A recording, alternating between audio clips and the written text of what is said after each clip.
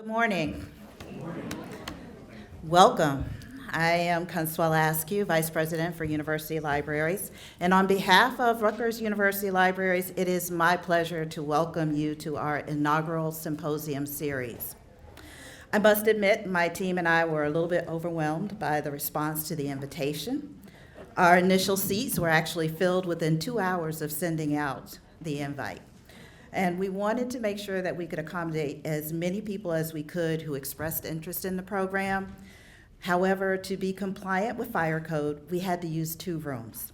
So part of the audience, you all, are sitting here in the Teleconference Lecture Hall room, and the other group is sitting in the Panay room. But looking around this room, if these seats continue to remain empty, then we will move folks up from the Panay room into TLH, again, being mindful of fire codes. But there will still be opportunities for all of us to come together during lunch and breaks, and I hope that you will take advantage of these and other opportunities to network today as they present themselves. The University Librarian Symposium series was created to engage the entire Rutgers community on timely topics in higher education, each series focusing on a different theme. As you know, this year's theme is artificial intelligence in higher education. And judging by the response to today's event, a dialogue on this subject is very much needed across the university. The Rutgers University Libraries, we consider ourselves the intellectual hub of the university. We have an important role in learning, teaching, research, and publishing activities of this institution. We are the place of discovery, access to vast knowledge, the impetus for inspiration, innovation, and exploration.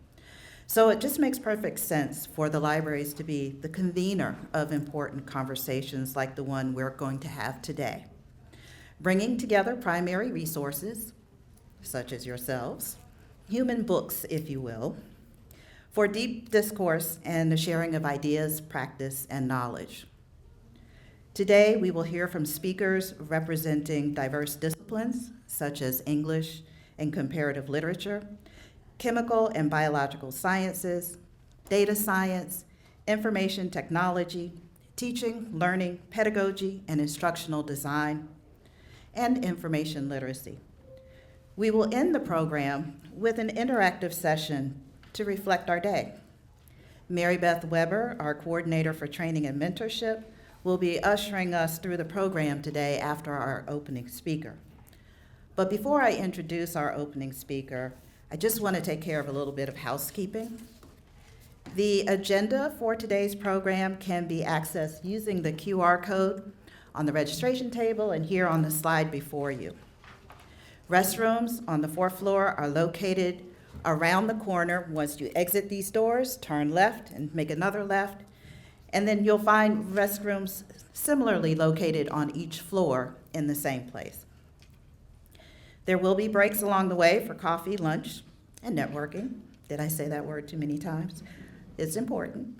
Our breaks will take place outside of the lecture hall, and we encourage everyone from the Panay room to come upstairs during these breaks. Come upstairs and have conversations.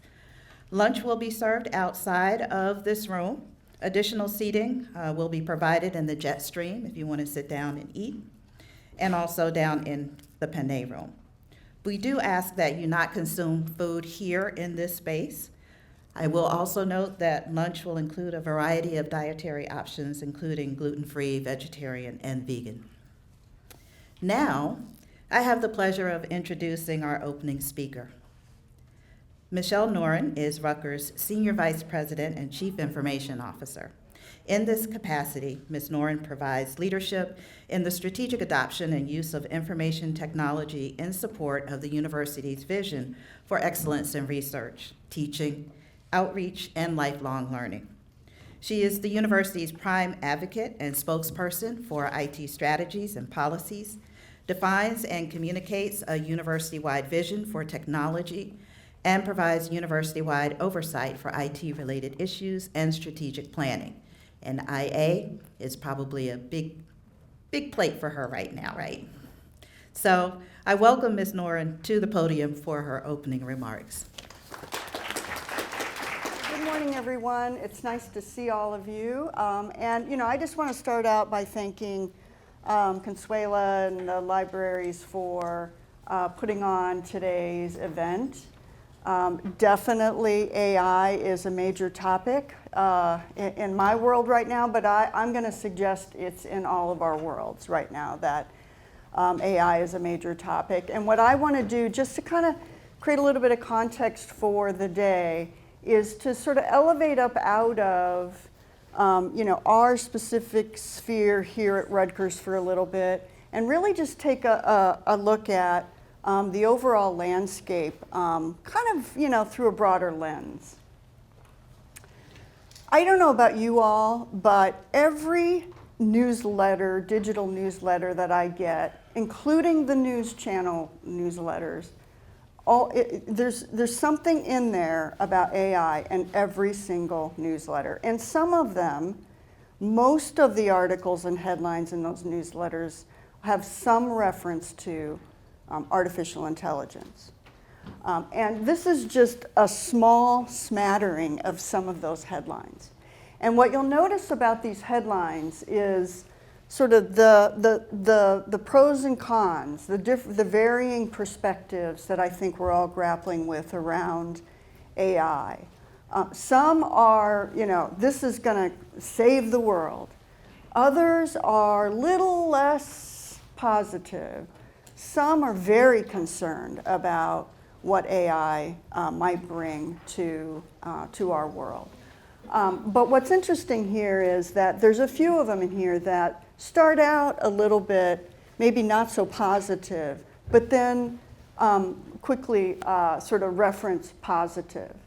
For example, AI was enemy number one during Hollywood strikes. Now it's in Oscar-winning films. Maybe that's positive or not, I don't know, but right? Viral AI made art trends are making artists even more worried about their futures. Some roles are, feeling a little bit more pressure than others. I will say in the IT space, we're feeling the same pressure, right? Some will say AI, can write code now. So why do I need coders? And I'm a coder, so I was anyway. So it's definitely affecting all of us.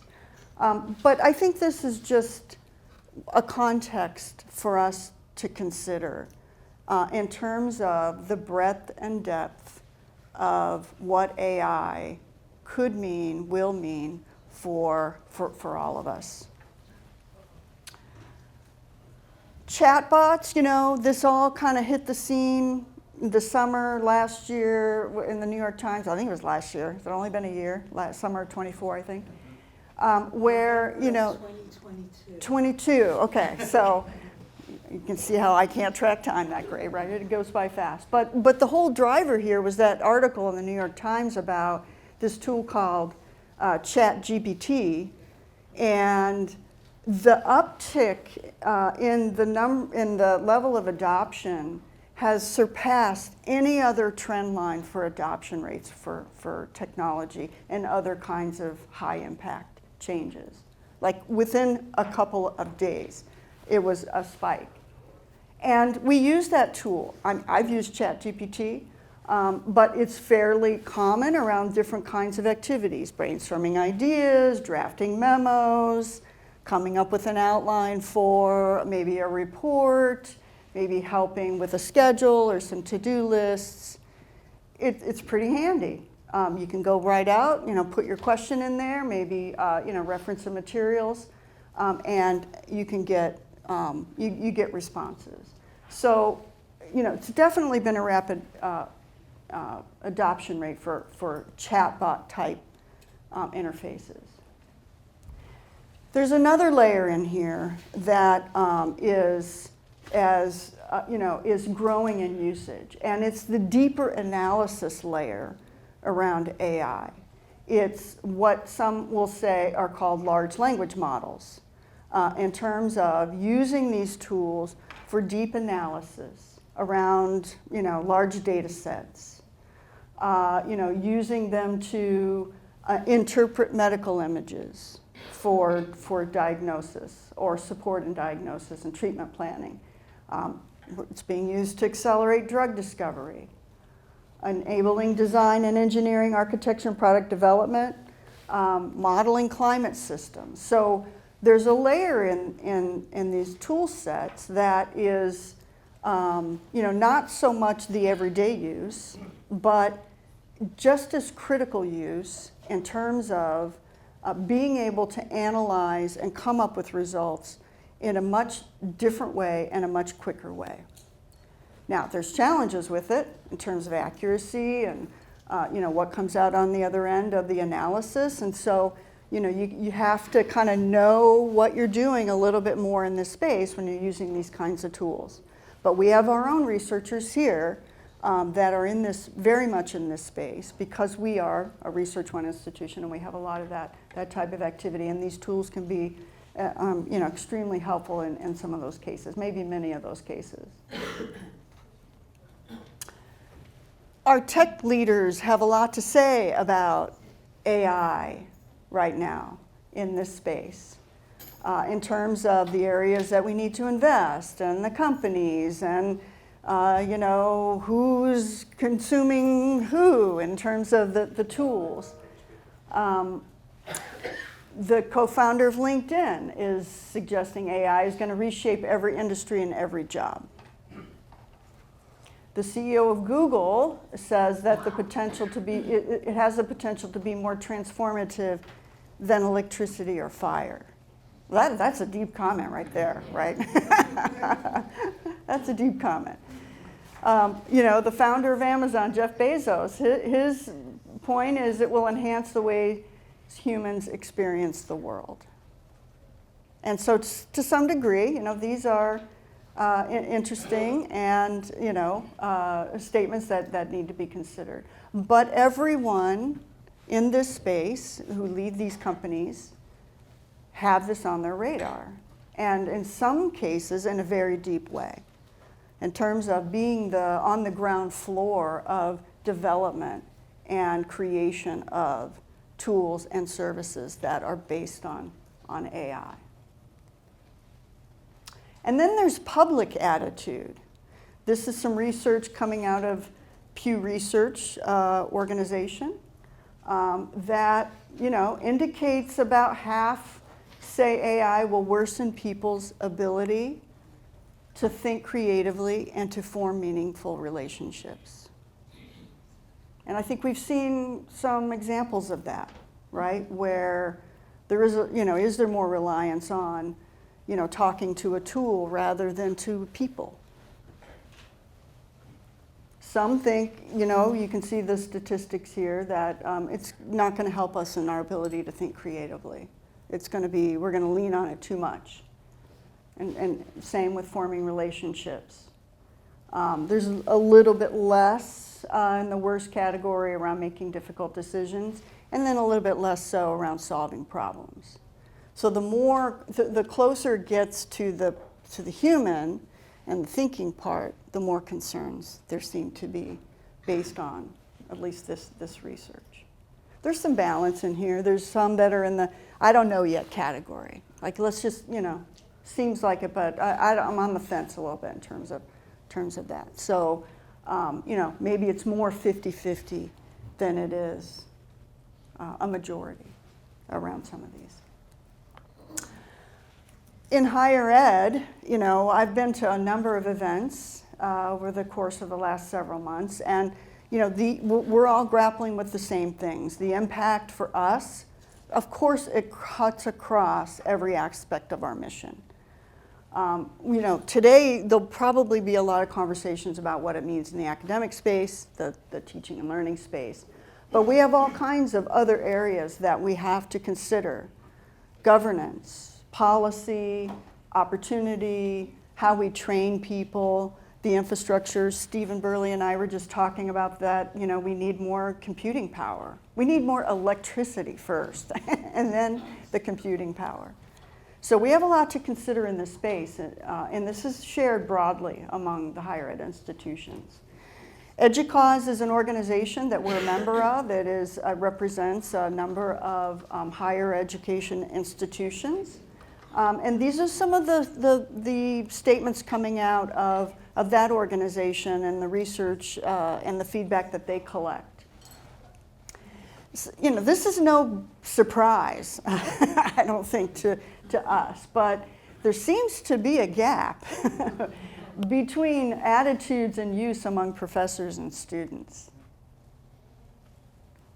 93%, according to their statistics, for example, at one of the institutions that provided feedback, 93% of the students use ChatGPT, while 43% of professors actually even encourage it.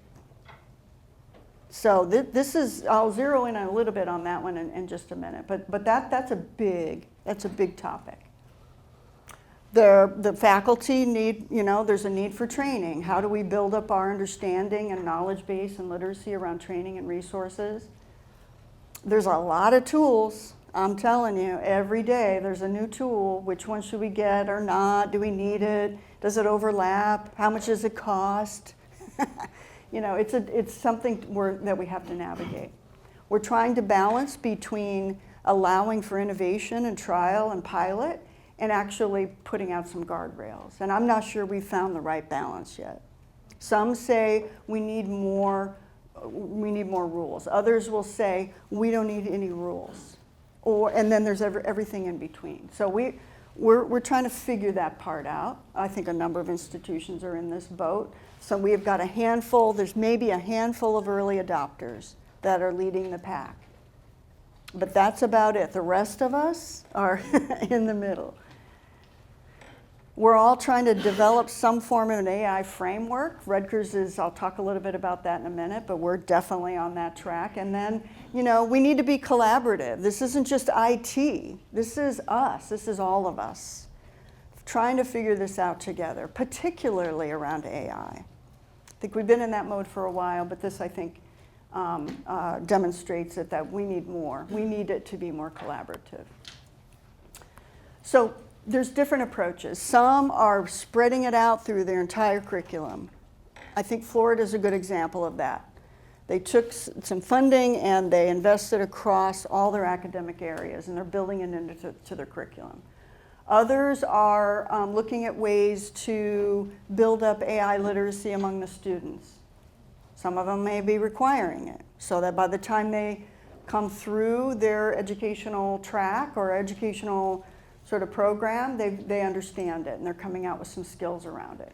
Should AI be introduced gradually? Do we ease our way in, or do we jump in the deep end and sort of incorporate it everywhere? And how do you balance the need to innovate, again, with careful, responsible adoption? These are some of the questions, and you know, institutions are coming at this in different ways. For Rutgers, you know, we've got a lot going on in this space. You know, shortly after, you know, we realized that there was a huge uptick in the use of ChatGPT. We decided that our approach would be to form up some working groups to help us think this through. And so we put together a series of groups to look at that. But we also have a number of academic institutes and centers that are very focused on this in different ways. And now those groups are coming together as well to collaborate around this. So we have, you know, sort of our own landscape now in terms of how we're thinking about this. Our vision is that, you know, AI is thoughtfully integrated university-wide to create a more personalized, efficient, engaging environment, but really around preparing our students, our faculty, our staff to thrive in an increasingly AI world.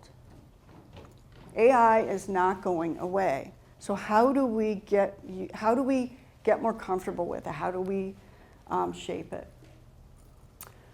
You know, I talked a little bit about this. We're making good progress. The working groups, I was just looking at a report last week, a draft set of recommendations on things that we need to consider institutionally in terms of structure, governance, resources, personnel, you know, policy, things like that. So we have over 100 people involved across the institution in these working groups. faculty, staff, researchers, students, practitioners, subject matter experts. So it's been very, very good from an engagement perspective.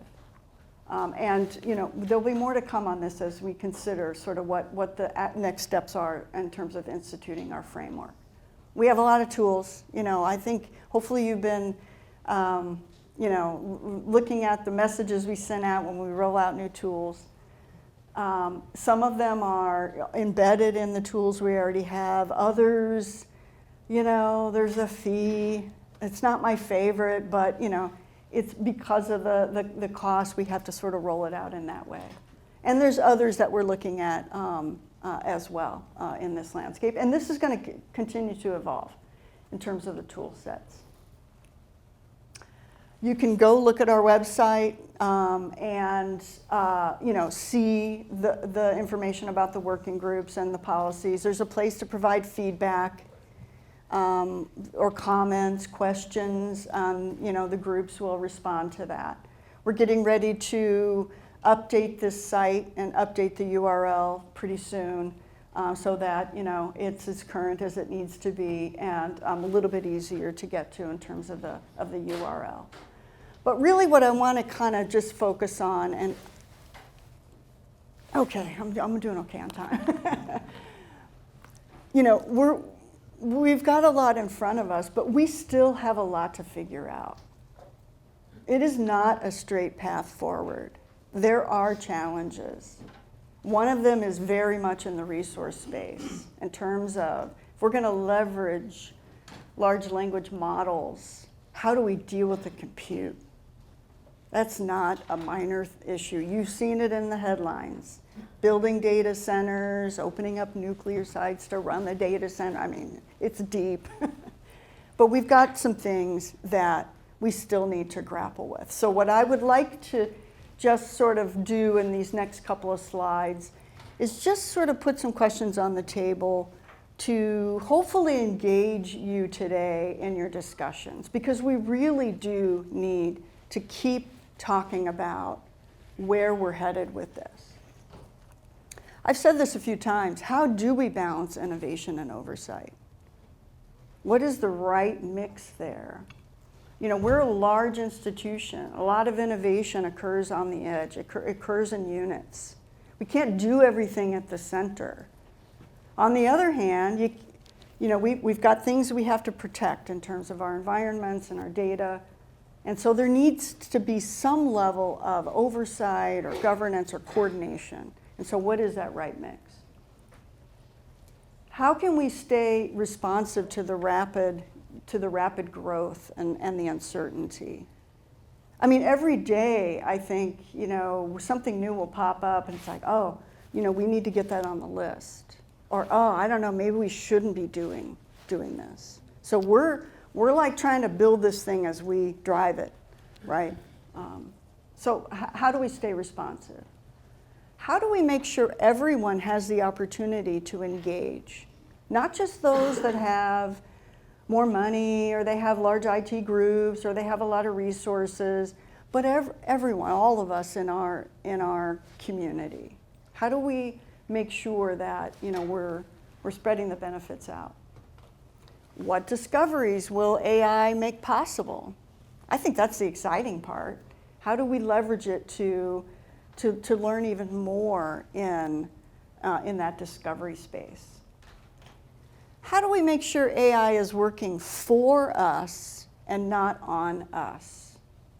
How do we stay cognizant of the effects and the reality side of AI? And how do we foster a culture that's open to AI but guided by human judgment and values? That is a big question. How do we keep the human side in the equation? Very specific to the academic space, the learning and teaching space.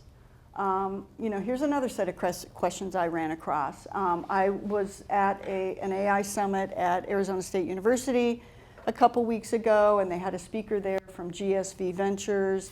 They look at this educational landscape and, talk about futures. And these are some questions that I just thought, I got to bring these back to my community here. These are some meaty questions. Maybe some would even say, well, what kind of question is that?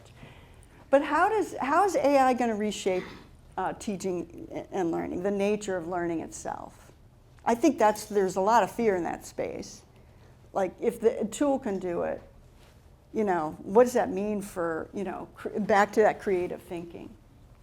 One of the questions that came through, and then this is where, it might be, a little bit on the edge here, but if ChatGPT can earn an A on an assignment, well, what was that task really measuring in the first place? Right? I mean, how do we deal with assessing competency, learning, the outcomes of learning? If the core purpose of university is to cultivate judgment and curiosity and human connection, how do our current assessments help or hinder that mission? What evidence will we trust to gauge a student's capabilities? That's back to that judging outcomes. In an AI-saturated world, is it portfolios? Is it oral defenses? Is it real-world projects? I understand the blue books are coming back popular, right? How do we do that now? How do we change the assessment?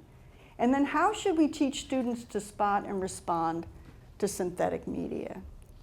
How do you know and be able to evaluate the tool that you're interacting with, or the outcomes of the tool that you're interacting with? These are not easy questions. I think that whole classroom space, we need a lot of discussion around that, both from an instruction perspective and a learning perspective. Because our students are going to view it one way, and our instructors may be viewing it a different way.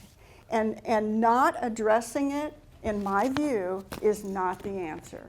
You can't ignore it and think it's going to go away, because it is not. So how do we lean into it a little more? How do we inform ourselves? How do we figure out different ground there? And that is how we need to do that collectively. So I'm going to stop there. I think today is a fantastic opportunity to wrestle with these questions. There's a lot of good speakers on the docket today. And, I wish I could be with you all day, but I cannot.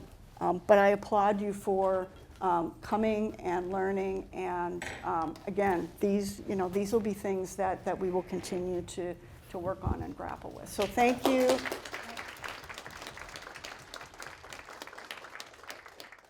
Dr. Goodlett she's a distinguished professor of English and comparative literature at the School of Arts and Sciences. She's the editor of Critical AI Journal and chair of the Interdisciplinary Critical AI Initiative at Rutgers. And she is going to address teaching critical AI literacies and new frontier in higher education. And I thank her for being here, and welcome, Lauren.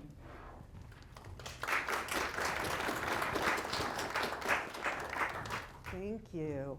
So again, I was apologizing for being kind of slow in getting my slides in because I'm always updating them because, as Michelle said, something new every day. Is Michelle still here? No, she had to leave. She had to leave. Oh, too bad.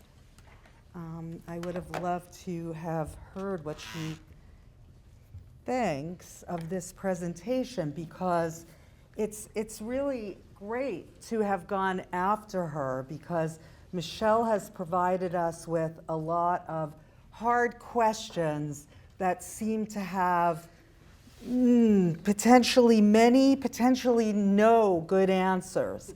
And what I'm going to try to persuade you of is that one really rewarding,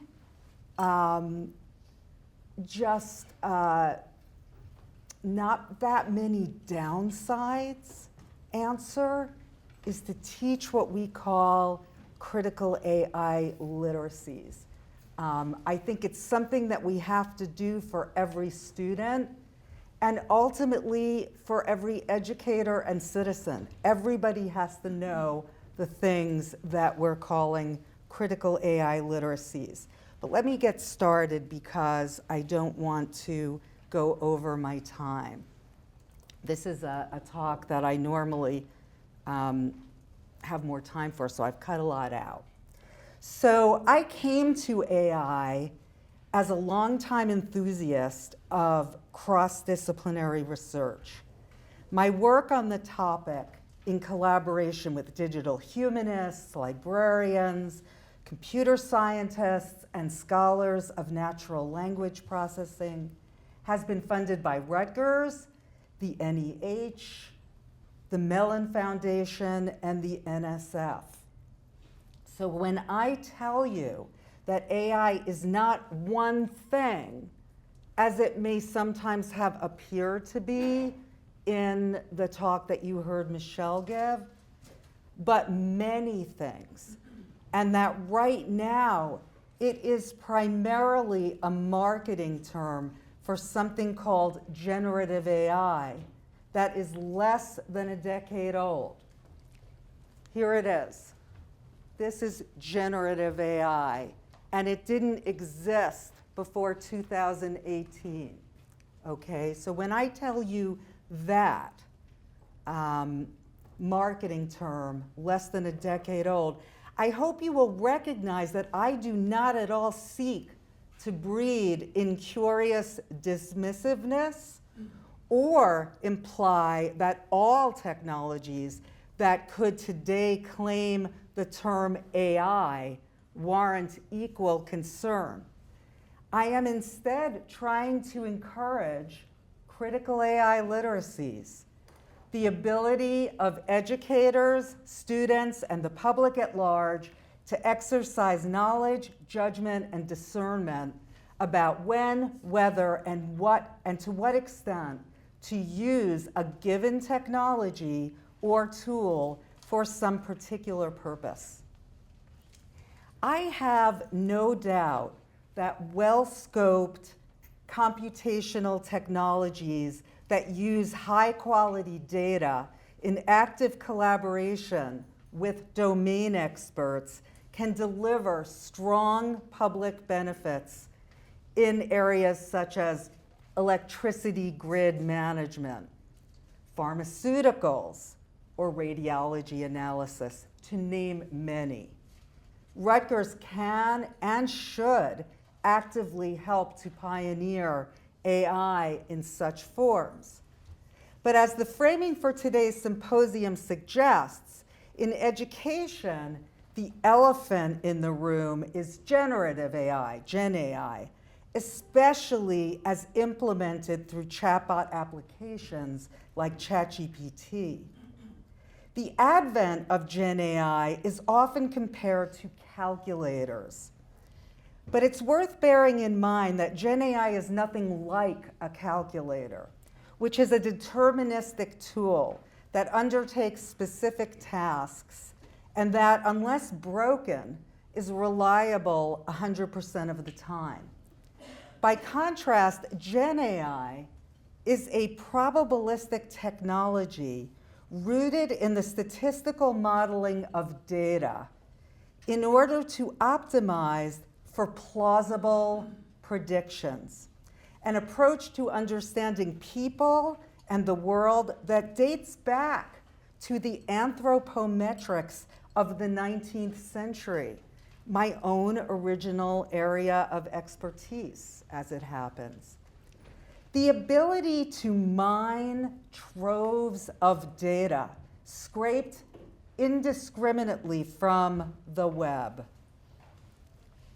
in order to discern the patterns that enable a multi-layered statistical architecture to predict what might come after a user's prompt is both the core strength and the core weakness of Gen AI. Its superpower and its kryptonite rolled into one. To wit, the outputs of Gen AI are plausible, but not necessarily true or appropriate.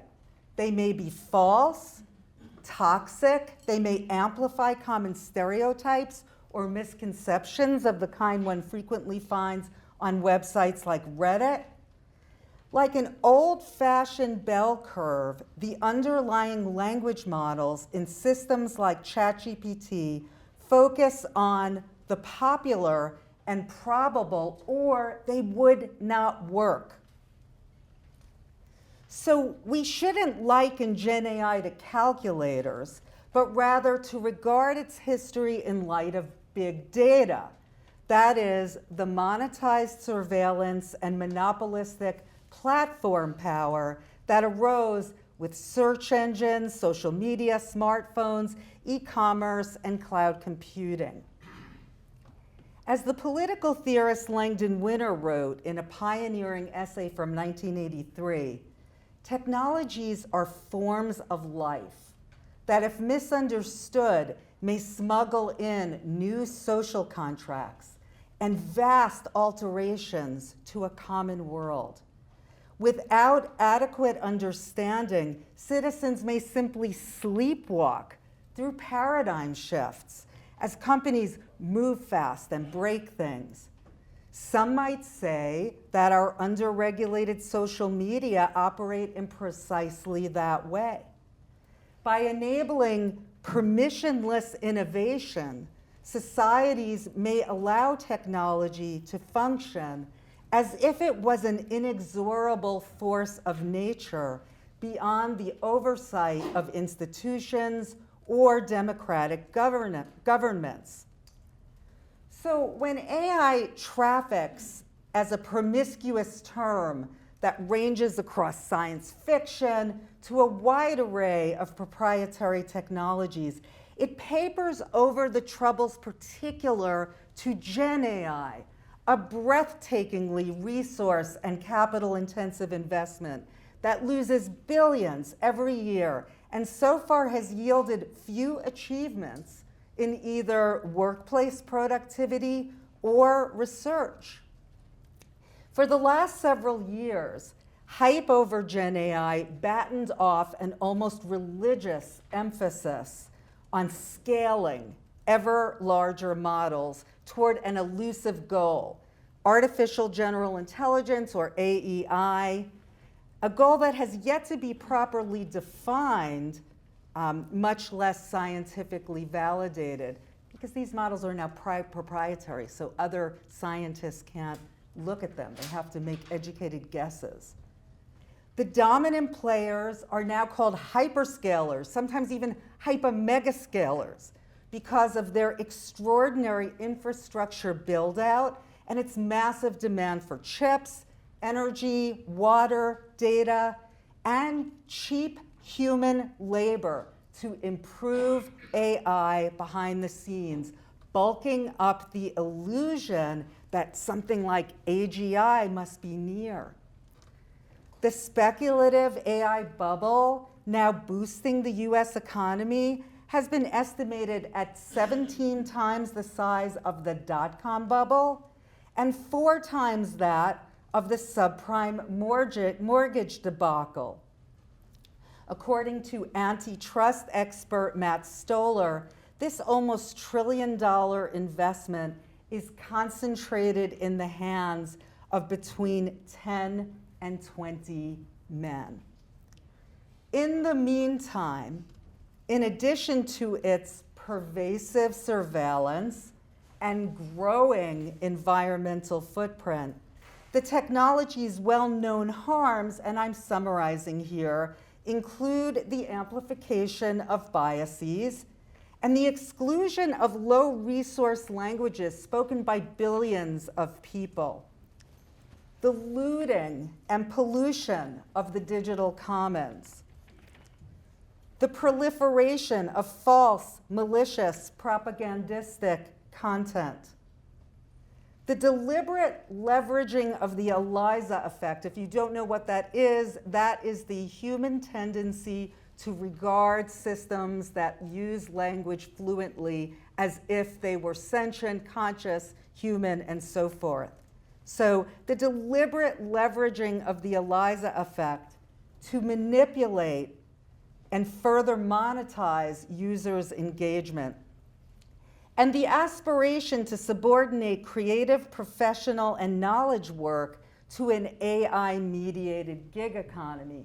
The idea here is that if you strip out middle management and turn your employees into skills providers, that AI can just task out skills as if your employees were Uber drivers. That's Jeffrey Hinton on the bottom, and he says a lot of interesting things.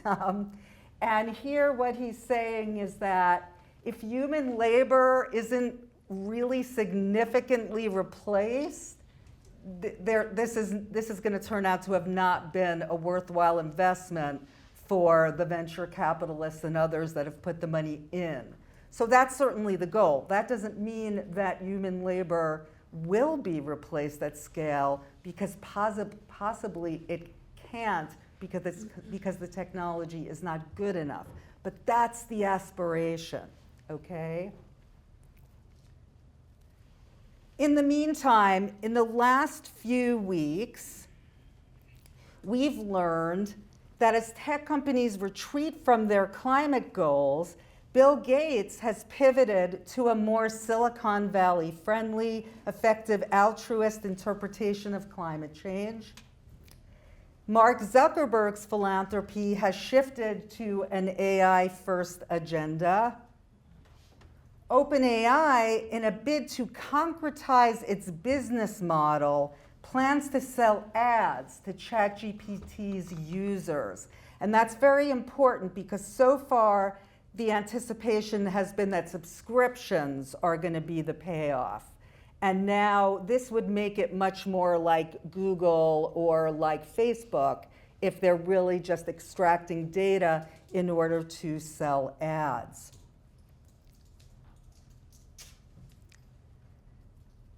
Now, OpenAI has said it's going to allow erotic conversations with the bot, competing with companies like Replica AI that used to be sort of shady, but now they're going full on into that. Meta, meanwhile, was ready to greenlight sexual conversations with a self-identified 8-year-old. And OpenAI's new browser will complete quizzes, possibly not very well, on a learning management system in what the industry euphemistically calls homework help. In other words, burning cash, and with their main plan so far for reducing costs consisting in endless rounds of firing their own highly educated workers and demanding more productivity for them, the leaders in this so-called arms race are looking for growth in the most dubious commercial use cases: peddling addiction, mental instability, student learning loss, and a willingness to support authoritarian politics in exchange for a favorably anti-regulatory agenda. One can hardly be surprised that the public, is not convinced that AI is going to be good for human well-being. Michelle showed you some of those slides. If teachers are particularly disenchanted, that's because they are well aware of the persistent unreliability of generative AI, which almost by definition is more obvious to teachers than to the young learners now using it. As many of you may know, according to a famous 2021 paper, the large language models underlying chatbots are stochastic parrots, or as I prefer, probabilistic mimics, because parrots are actually very smart animals. That's because a language model's mimicry is a statistically likely guess, not a programmed instruction or a retrieval from a special purpose database. As so-called godfather Yann LeCun, Meta's chief AI scientist, puts it, today's chatbots lack the intelligence of cats. To fear that the technology will soon grow so powerful as to pose a hazard to humans, he avers, is complete BS. That's his his words.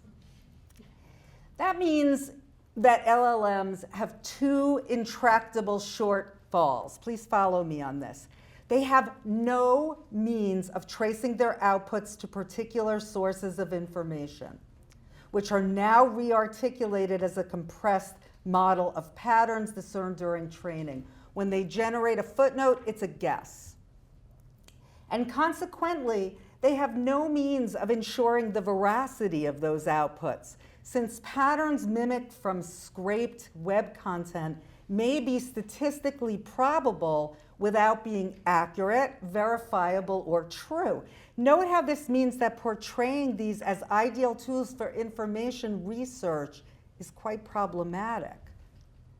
If chatbots seem smarter than that, it's not only because they have been implemented as chatbots that refer to themselves in the first person and even describe their passions, but also because their supposedly human-like intelligence has benefited from the labor of millions of usually low-paid and exploited human data workers who make these systems seem smarter than they are. They're upvoting the best answers. They're often writing the answers.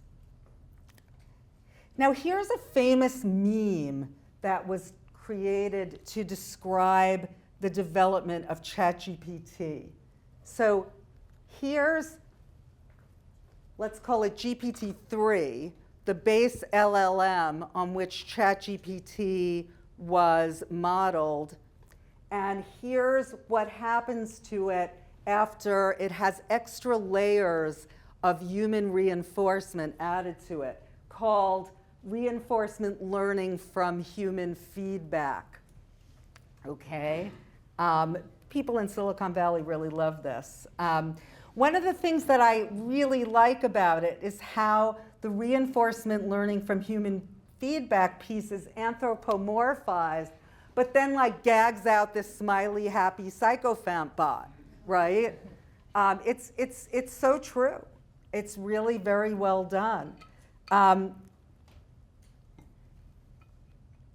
As you can read at length in a critical AI essay written by my colleague Matthew Stone in computer science here at Rutgers, me and another computer scientist, OpenAI used the preferences of human data workers to detoxify and improve the reliability of the underlying LLM. And they're doing that all the time. And of course, what you vote up or vote down also eventually gets incorporated through that kind of layering. The inspiration for reinforcement learning, by the way, that's used to upweight those human-generated choices was B.F. Skinner's research on pigeons. When OpenAI mitigated the myriad problems of GPT-3, it did so with the determination to market a chatbot that could be portrayed as a tutor, co-pilot, companion, therapist, etc., overturning a long history during which researchers regarded such implementations as morally troubling and technologically deceptive. As the New York Times' Natasha Singer explains, OpenAI's current campaign for campus business is part of an escalating AI arms race among tech giants to win over universities and their students. Google and Microsoft have for years pushed to get their computers and software into schools and court students as future customers. The tech industry's current push to AIify college education, she notes, amounts to a national experiment on millions of students. The use of these chatbots in schools is so new that their potential long-term educational benefits and possible side effects are not yet established, though we are beginning to learn a lot of things, and the news is mainly what you'd expect. It's not active learning, it harms creativity, it harms self-efficacy, and so forth. The engineers who designed Siri in 2011 knew that it was dangerous to overly anthropomorphize robots, which is why they made clear that Siri was programmed to search the web. By contrast, today's developers seem almost to relish the fact that probabilistic mimics reinforced to treat users in the form of sycophantic smiley faces are triggering the ELIZA effect. And the result is a host of dangers that researchers have only begun to document. I think we have barely scraped the surface of this. From chatbot addictions that undermine critical thinking and active learning to thousands and perhaps millions of people in various stages of addiction to chatbots and types of mental illness that are triggered by chatbot use. And for complicated reasons I don't have time to explain, the longer you're in conversation with a chatbot, the more likely that it will allow you to go off the rails because it's further and further away from its instructions not to do those things.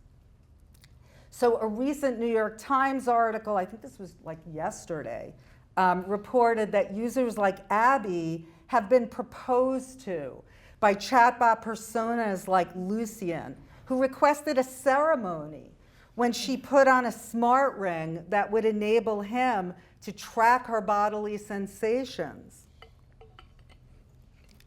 Now, if one side of chatbot commercialization is the widespread monetization of the ELIZA effect, another is the homogenization of a probabilistic technology that reproduces the norming of bell curve-like structures, focusing on the probable. This is a mentality that Kath Bode and I call data positivism, the assumption that everything that can be known can be predicted if you just have enough data, and that you don't even have to be an expert in anything. And in fact, that's why a lot of generative AI developers don't want to work with experts. They just want data. One of the issues with the bell curve-like structure is that LLMs at bottom are going to focus on the probable. And this is a study that is basically showing you that if you train a new LLM on the outputs of a previous LLM, it's going to get narrower and narrower and narrower until it eventually collapses. Probable events will be overestimated. Improbable events will be underestimated because probable events poison reality, and the tails, which is all the variety in the world, shrink. So I have a feeling that this was not feeling like an upbeat talk to you so far.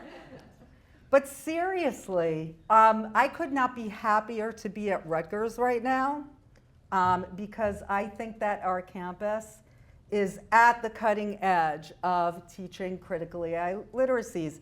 Of course, I would say that, having been involved with it, but I go all over the place and talk to people that are interested in the Rutgers approach. For example, Oberlin College is introducing a new critical AI studies minor. And Syracuse and Buffalo both want to have critical AI literacies tracks. And these are often, by the way, information schools, not just the humanities, that are interested in these things. And by the way, computer scientists, if you want to get a really on-the-nose account of whether these models are, on the verge of sentience or something like that, talk to someone in natural language processing. They're very unlikely to give you that kind of story. So in the months and years ahead, colleges and universities are going to need to proactively teach these critical AI literacies, perhaps by incorporating that pedagogy into student orientations, or by designing required modules on the topic. And I don't have time to read all 5 literacies, but it's basically know how the technology works, know what the difference between science fiction AI and actually existing technologies is, know about the harms, and learn how to think about this technology the way that a researcher does. And that is, remember when I said that it's a win-win? Here's why I think it's a win-win. If you teach your students how to encounter chatbots the way that researchers do, by probing them and studying their behaviors, then you've got somebody who thinks of this as a researcher actively rather than as a user, which is what the industry, of course, would prefer. But researchers know how to use these models really, really well. So if you can imagine a job interview where perhaps a student is asked, what about AI? Have you used it? Oh yes, I've actually published research on its strengths and limitations in this domain. This may sound like a tall order to you, but actually these things are as easy to probe and document their behaviors as they are to use. And a lot of people are actually just doing probe-like activities without even knowing it. You know, you put something in, you don't like what you get, you iterate. That's a kind of probe. And students actually feel really good about this approach.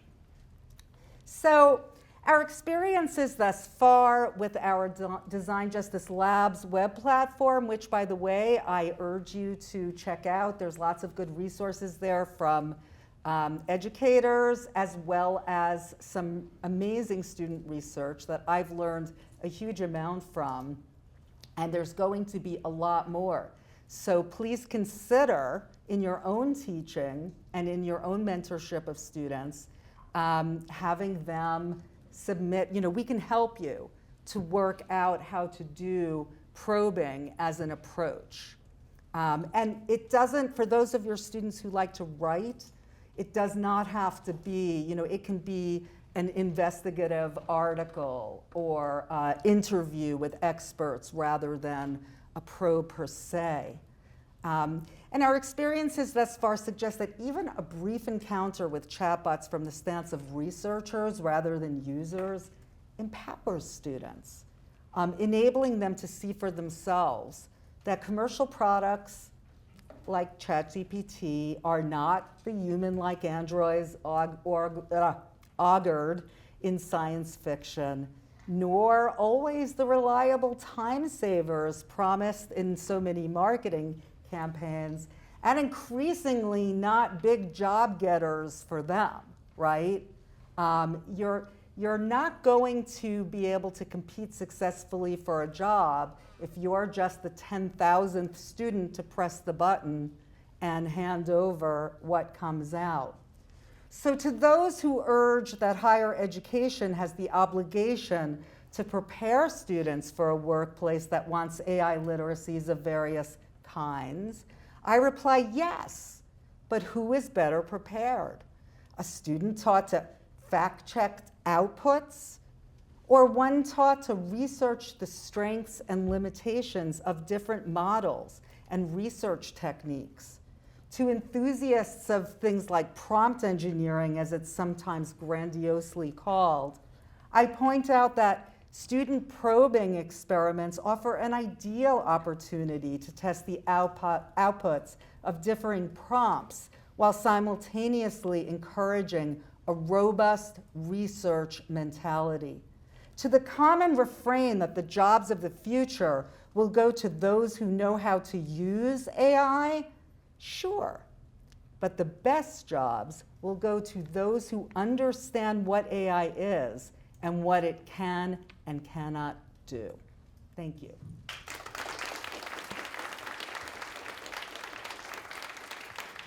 Lauren, thank you so much, and I feel like you've set up the tone of the day. Our next portion is going to be on AI and data initiatives at Rutgers. The first speaker in this segment is Dr. Stephen Burley. He's the Henry Rutgers Chair in the Department of Chemistry and Chemical Biology in the School of Arts and Sciences. He's also the interim director of the Rutgers Artificial Intelligence and Data Science Collaboratory, better known as RAD.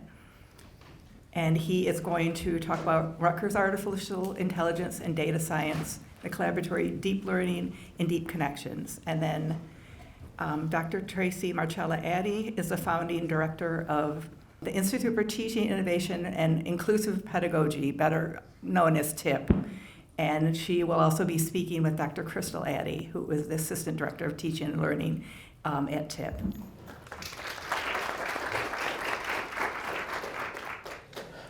So thank you very much. It's a pleasure to be here, Mary Beth, and I thank you for this opportunity to speak in the University Librarian Symposium. I'm also grateful for the opportunity to introduce the Rutgers AI and Data Science Collaboratory to this audience. So I want to thank Chancellor Conway for the privilege of leading the RAD Collaboratory, which began operations in January of this year in earnest. And by way of introduction, I'll describe myself as a recovering physicist, now a physician scientist.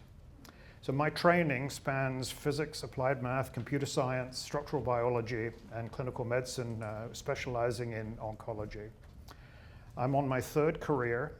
I spent a dozen very productive years at the Rockefeller University as a Howard Hughes Medical Institute investigator, followed by a rewarding decade in the biopharmaceutical industry, leading structure-guided drug discovery in a startup biotech company, which I sold to Eli Lilly and Company and served in for 4 years. At the beginning of 2013, after a failed retirement that lasted only 9 months, Rutgers came to the rescue, and I came here to lead the Protein Data Bank, which will be to which I'll devote most of my talk. As Mary Beth said, my tenure home is in the Department of Chemistry and Chemical Biology, and along the way I've been entrusted with a variety of leadership opportunities that I'm most grateful for. Funded by the New Brunswick Chancellor and the Office of the Executive Vice President for Academic Affairs Roadmaps Initiative, the Rutgers AI and Data Science RAD Collaboratory is the New Brunswick Chancellor's Signature Initiative, overseen by the Office of the Vice Provost for Research. It was established to serve as a hub fostering collaborative data science and artificial intelligence, machine learning, AI, ML, from now on, research, student programming, and community engagement in partnership with related initiatives across the entire Rutgers system.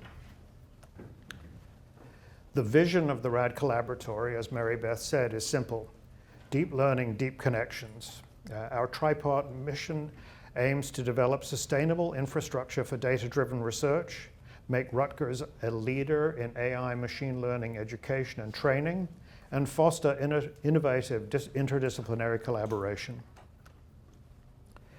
This slide lists the 3 research areas that are currently supported by the RAD Collaboratory. And before describing the Protein Data Bank in some detail, I'm going to introduce our AI for Society efforts. The AI Grand Challenge is under construction and should be released in the spring of 2026. We currently support 3 initiatives under the AI for Society banner, and these include Critical AI at Rutgers, and you've just heard about that from Lauren Goodlad, who provided us with a very stimulating and provocative start to the day. Socially cognizant robotics for a technology-enhanced society. This is known as Socrates. It's run out of the School of Engineering with a lot of involvement from the computer science department. Robotics is largely about computer vision, as you'll find out if you go to the Socrates website. And then finally, cyber infrastructure for AI and for science and society, known as CAS, which is a collaboration between the Department of Physics and Astronomy and the School of Engineering. So I'm going to talk about the third area, research area for the collaboratory. It's the Protein Data Bank. This is the jewel in the Rutgers data science crown. It was established as the first open access digital data resource in all of biology It was founded in 1971 with just 7 X-ray crystal structures of proteins, and it's been continuously funded by the United States government ever since. Since its inception, the archive has grown more than 30,000-fold to become the single global resource for experimentally determined atomic-level 3D biostructure information. At present, the PDB, as I'll refer to it, houses more than 245,000 structures of proteins, nucleic acids, viruses, and macromolecular machines. So recognizing the global importance of these data, it's been managed jointly since 2003 by a worldwide protein data bank partnership or consortium, which includes data centers in the US.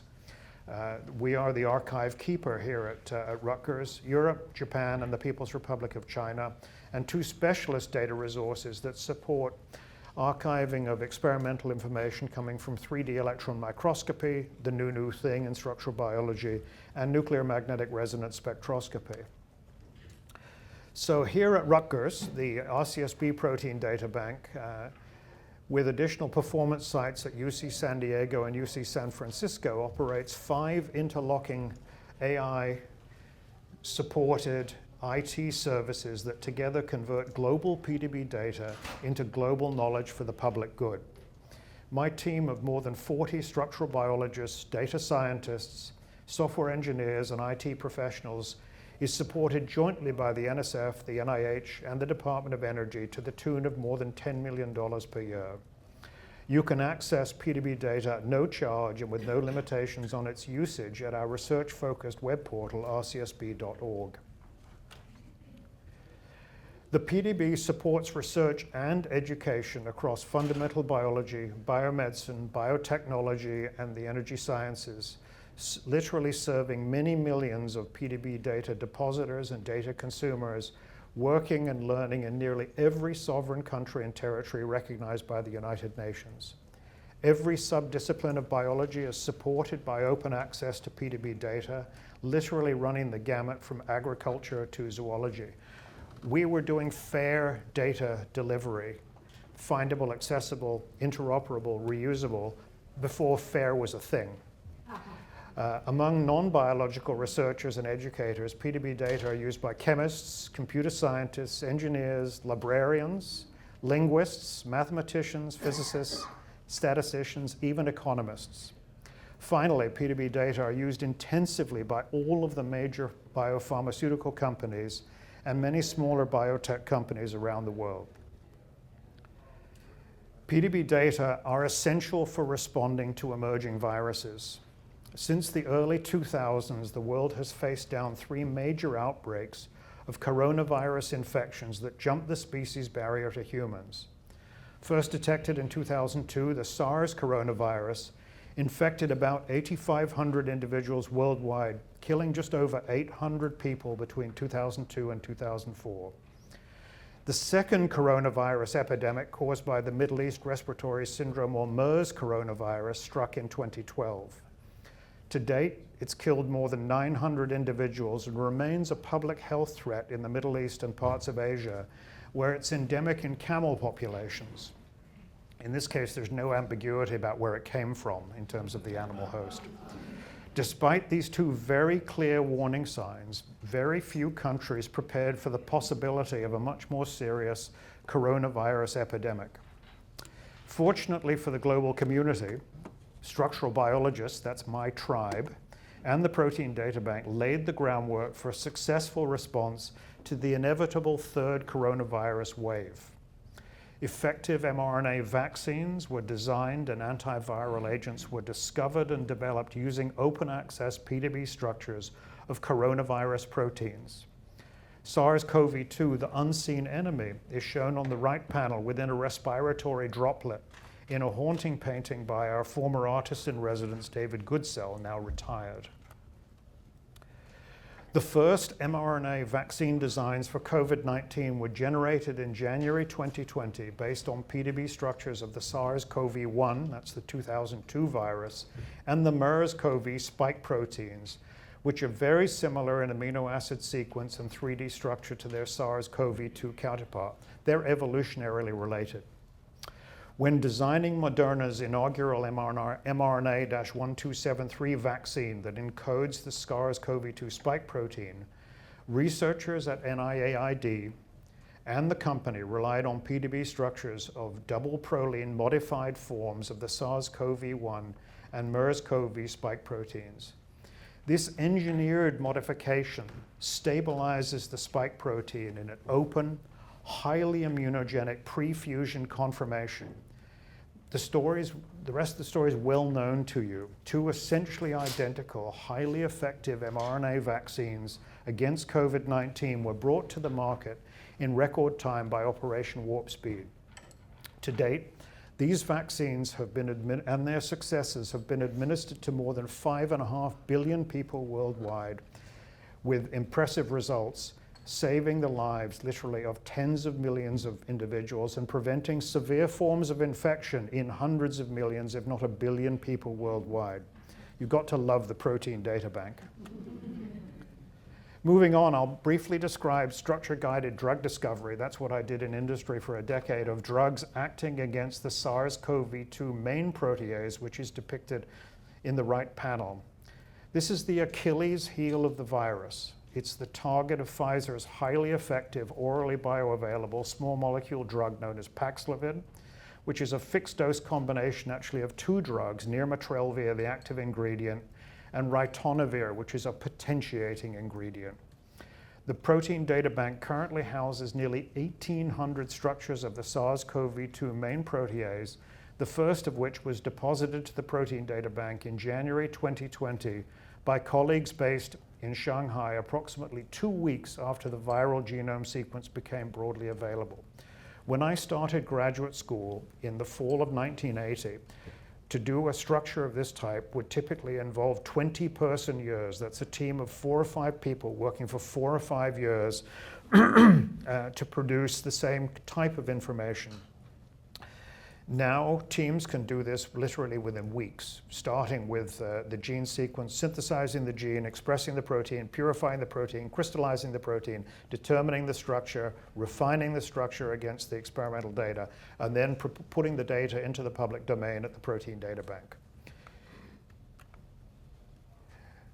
During the ensuing months after the team in Shanghai put these data into the protein data bank and relying on other information that I and others put there for SARS-CoV-1 and MERS, Pfizer used this information to facilitate discovery of a new drug targeting the Achilles heel of the virus. And the result, as I said, was the active ingredient of Paxlovid, nirmatrelvir.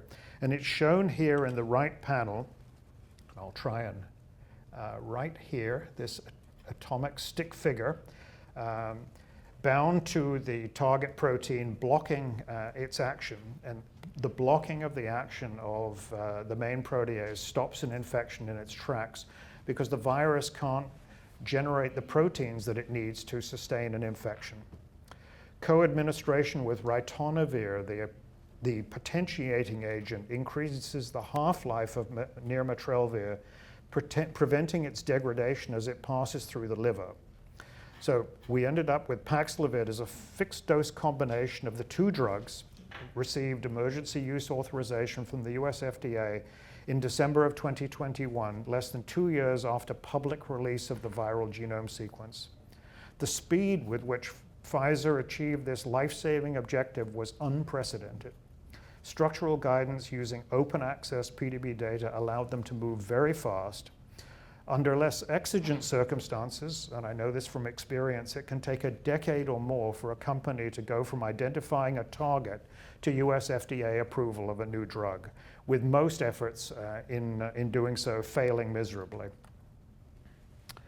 So I'm pleased to report to you today that we're in a much better position with respect to the most likely next global pandemic.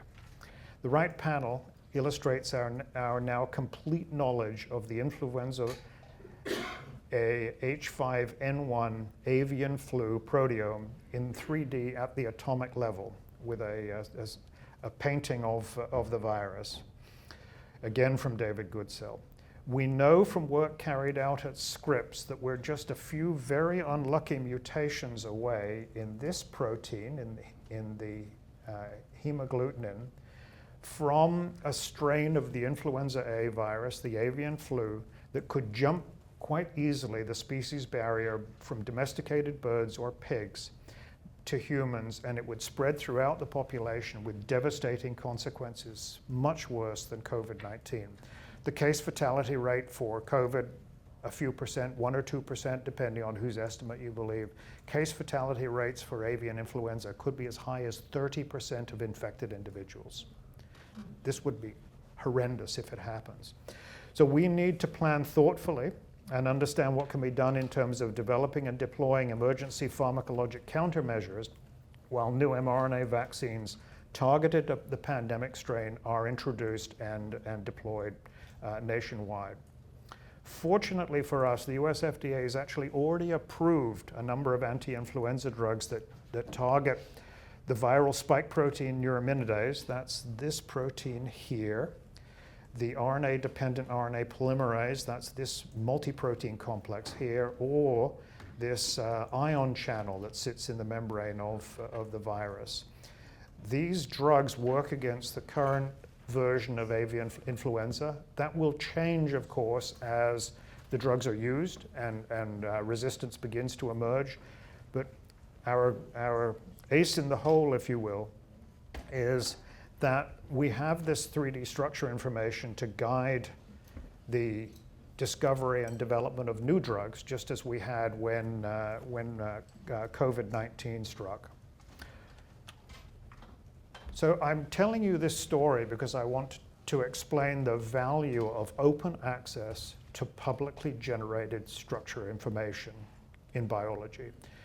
The same story is true of open access to publicly generated scientific findings wherever they are.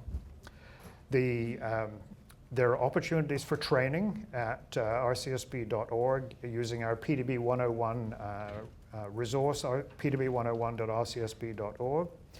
You can even visit the PDB headquarters, which is in the proteomics building on the Bush Science campus, if you can believe it.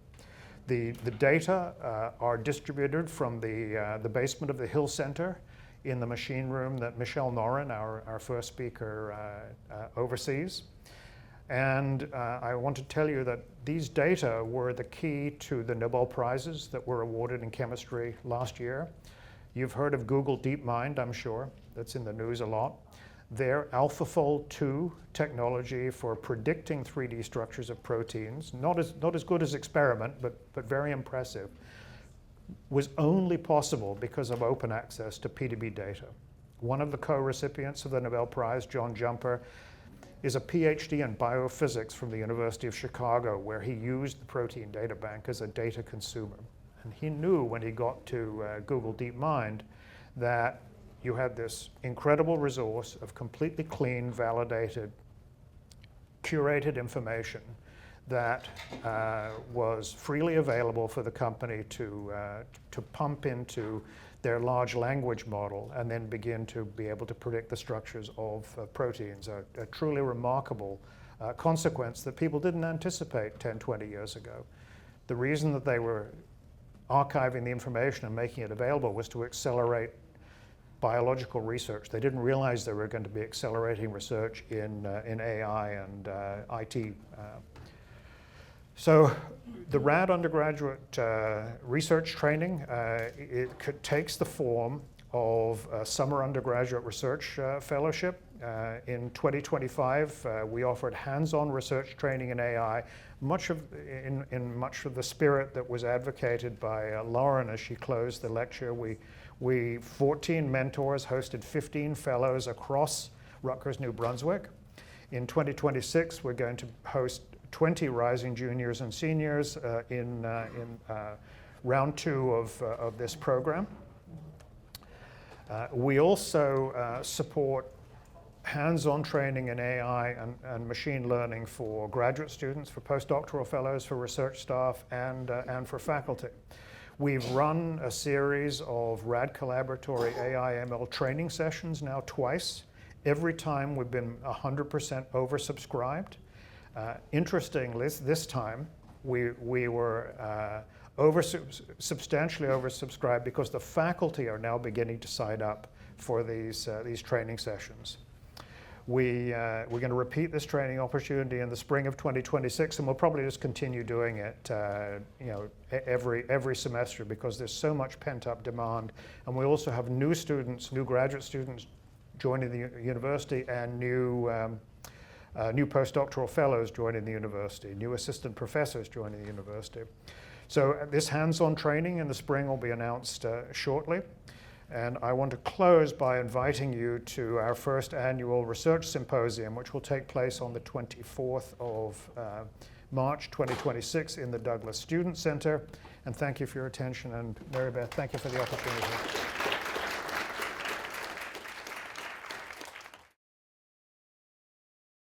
Good morning, everybody. Thank you, everybody, for just being here today. I really appreciate the libraries for also inviting us as well. My name is Dr. Tracy Addy. I'm the founding director of our new Institute for Teaching and Learning. So it basically started in May of 2024 with my hire, and then I have a wonderful staff member also with me, Crystal, who also, Dr. Quillen, who also does a lot of work around generative AI. So what we were invited to talk about today was one of our programs that we have that's focused on teaching and generative AI. As we know, this is a big deal in the classroom. Students are using AI. This has come up in a lot of different conversations today. It's a reality. And so we really wanted to have a mechanism in which we could provide, support to faculty, to also staff. Staff also attend our sessions as well, and also graduate students, postdocs. Our mission is broad, where anybody who teaches absolutely can come to our institute or supports teaching as well. So I'm going to talk to you a little bit about this program. The QR code is up there, so you can feel free to access it. And I'm going to start off with one little note of disclaimer. You can absolutely attend any of our sessions. I'm just going to tell you about a Pathways program that is a connected series, because we know those can be more effective if you can kind of engage multiple times. But you can attend any one-off session that we offer as well. Okay, so just keep that in mind as I'm sharing today. So what's our goal? Well, we are always learning. I mean, I'm an educational developer. If you think about our backgrounds, we're kind of an interesting group. We're very agile, and we have to be now, from COVID to AI. Whatever's happening in the classroom, we're learning along with our instructors. We're also supporting them. We're focusing on the evidence, research-based, what works, what does not, right? So we're really spending a lot of time thinking about teaching. In fact, even my doctorate is in teaching and learning. I love this stuff. I love doing it, right? This is the stuff that we really enjoy. So why are we doing this? It's because we know that teaching is an ongoing process. Even without AI, we're always going to be learning in our teaching, no matter if we've been teaching for 30 years or 1 year, or not at all, right? If we're new teachers. And generative AI, I mean, absolutely, because it's evolving so rapidly, it's impacting the classroom, we're gonna always have to be learning about it. So what we're trying to do at our institute, among many other programs, I'm presenting on generative AI today, we do all things teaching, just so that you know that too. We're not only doing generative AI, but it is a big thing right now. So we developed a program that you can achieve basically competency-based milestones, so you can also get recognition for it. We do have a variety of partners for this Pathways, and you have heard from Dr. Goodland, great presentation today. One of our partners is Critical AI, so other units will actually run initiatives for this Pathways program. And we have University Online Education Services, our colleagues over there, and I know some of them will also speak today. And also the School of Arts and Sciences teaching team has also come in. We can also absolutely have other partners. Those are just some that we knew were doing a lot of interesting work around generative AI that made a lot of sense. So if you want to partner with us, just let us know. So this Pathways program has two distinct pathways. So as Lauren talked about earlier, there's critical AI, and we absolutely think that's critical critical AI, critical, right? So there's the traditional pathway, and then there's the Design Justice Labs pathway. So we've partnered with our colleague to actually, she holds a number of various sessions around the Design Justice Labs, and she talked about that approach a little bit this morning. You can actually choose either pathway. And you can, if you want to put them together, you could, potentially as well. And then we also have the traditional pathway. These are sessions that we hold, that other campus partners hold, et cetera. They're just not necessarily within the framework, although they might overlap, right, with the Design Justice Labs as well. So I'm going to talk about some of these competencies, and this one looks like it's kind of coming across off the screen. I don't know if I can fix that. But basically, the first milestone, and which is what we want everybody hopefully to achieve here, is to really think about generative AI technologies. We want you to know, how do they work, right? We want you to know, and as Lauren talked about before, that it's based on these algorithms that are probabilistic, right? They're predicting, these generative AI models, these large language models are predicting the next word, okay, et cetera, what's coming next. So we want you to know some basics around that, but also their possibilities and their limitations. We're not a group that's going to say everything is great, generative AI. We know we have the whole range of perspectives. We see the goods, we see the challenges. It's really about us teaching our students and doing what's best, right, in the end, to support student learning. We also have another competency in this milestone that really gets at guidelines. We do feel that we need to be transparent with our students about what we expect of them around generative AI. And even if you're a staff member and have a department, we should be really clear about what our colleagues are doing around generative AI. In fact, we just finished off our generative AI guidelines as a unit. So this is just really important for us to define and have those conversations as well in the classroom and beyond. We also are thinking about our students and fostering their literacy. Lauren talks a lot about the critical literacies, which are wonderful, but also thinking about how do they use it ethically and responsibly in our classes, in our disciplines. So this milestone kind of gets into all of that. And what happens is that you'll see sessions run by us, run by our campus partners, that actually get into various competencies in these milestones. So it'll be, kind of indicated which competencies those particular sessions will get into. And we offer a whole variety, and Crystal's going to explain some of them. So the second one, and this is kind of moving up, is implementation. So no matter your stance on generative AI, and we work with faculty across the board, this is not, something I really want my students to do in my context. This is something that I do, and and everything in between. Like, we work with everybody, right, in terms of perspectives. So for this competency and keeping that in mind, we're really thinking about our assignment design, because today, and it came up earlier, you can't ignore generative AI in teaching. You absolutely should not ignore it at all. And you're going to have to really think about your courses and your assignments around it. So this milestone gets into, well, I'm really intentionally thinking about my milestone, my assignments, and I'm thinking about how can I still design them in ways that support student learning. So again, in the end, we want our students to learn, right? Like, this is critical here.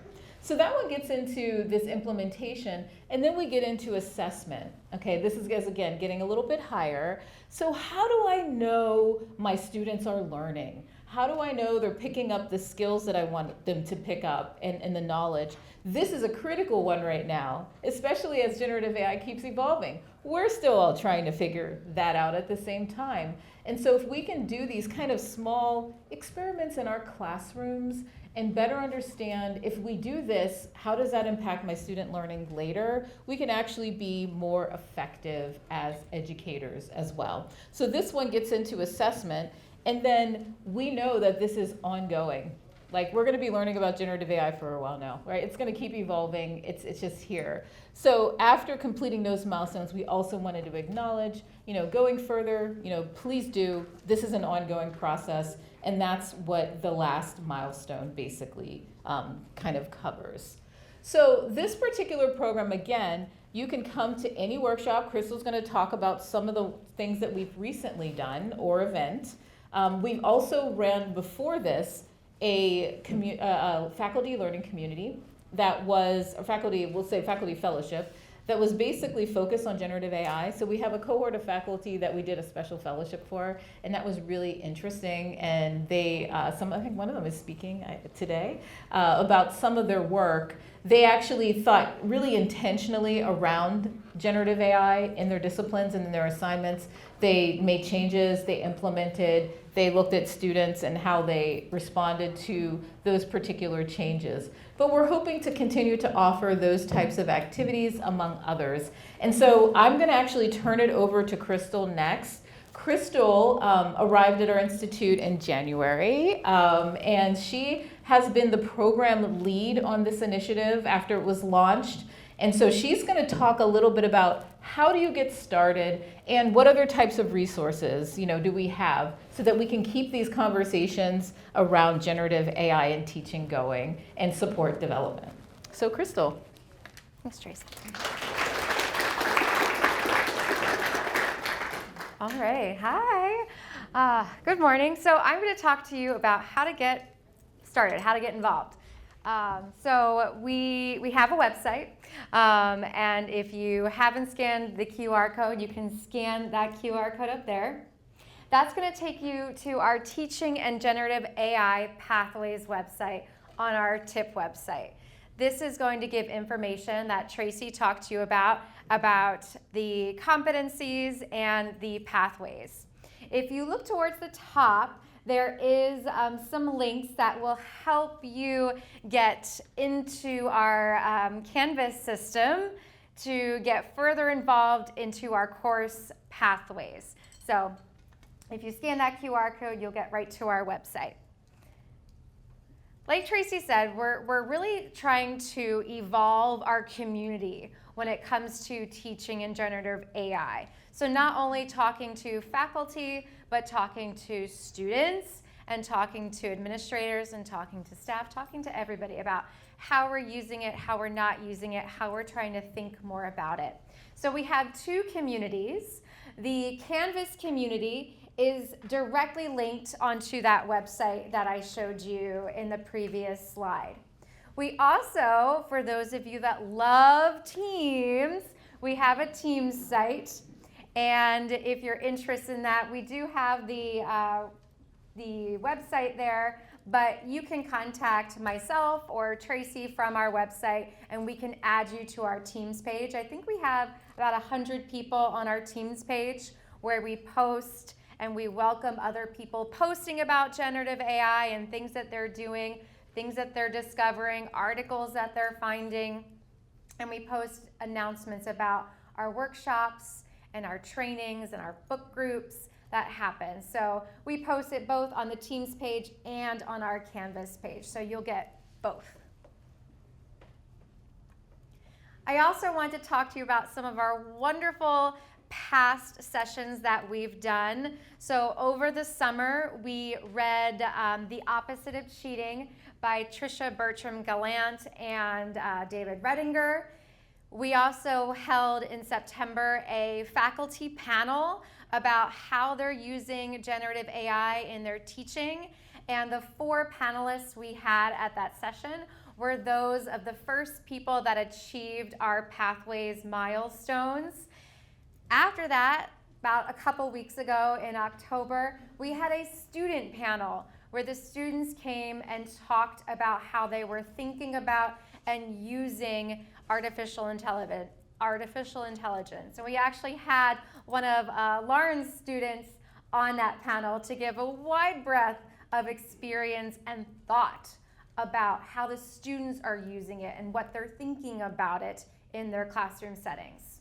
Finally, we had the pleasure of welcoming Tricia and David from The Opposite of Cheating, and they gave a wonderful session and talk about what they've been learning about academic integrity since their book was published. And they were wonderful to have, and we were excited to kind of end our experience with them.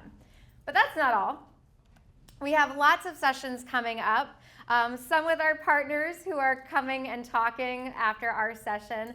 So UOES is giving some great talks about scaffolding assignments and how to be more diverse in our instruction with AI. And so those are coming up at the end of this week and beginning next week. There's also, a little bit out of order, but there's also some sessions from our teaching and learning team at SAS. They're doing some sessions next week with writing, and Genevieve's Tea in Teaching is also working on generative AI this semester. We're also looking ahead to see what is coming next. So I always like to bring people together in thinking about how they're using generative AI for our Pathways program. So if you're someone that is very close to achieving our first milestones, I interact with you a whole lot to get you to the place where you're writing and submitting your reflection assignments. So I'll probably be doing that again with you in December. And now we're thinking ahead to spring and what's happening after. So in the spring semester, like I said, we want to have a richer community involving faculty, staff, students, talking about how we're thinking about and how we're working on generative AI. I think if we're having a bigger community talking about this, involving our students, it can allow for some problem solving and some programming to move further on. UOES also has some wonderful sessions happening for us in the spring semester. And because there aren't books being published right this very second to plan a book group, we're hoping to welcome a book group in maybe the summer or the fall. So I just wanted to thank you so much for listening to us and thinking about your work in your classrooms or with your staff. We would love to know what you want in future sessions when it comes to teaching in generative AI. So that first QR code I have for you on the left will take you to a Qualtrics survey where you can give us some feedback on what you would like to see, how you would like to think about teaching in generative AI, because without your feedback, we don't know what sessions you want. We don't know what sessions you want to develop. So we'd love to hear from you. And if you have not received our newsletter or you are not receiving our newsletter from TIP, that QR code on the right-hand side will take you to sign up for our newsletter. Our newsletter goes out twice a month. The next one will come out this week. So it's perfect timing for you to sign up for our newsletter. Thank you so much. I hope you enjoy the rest of the sessions, and thank you for your attention.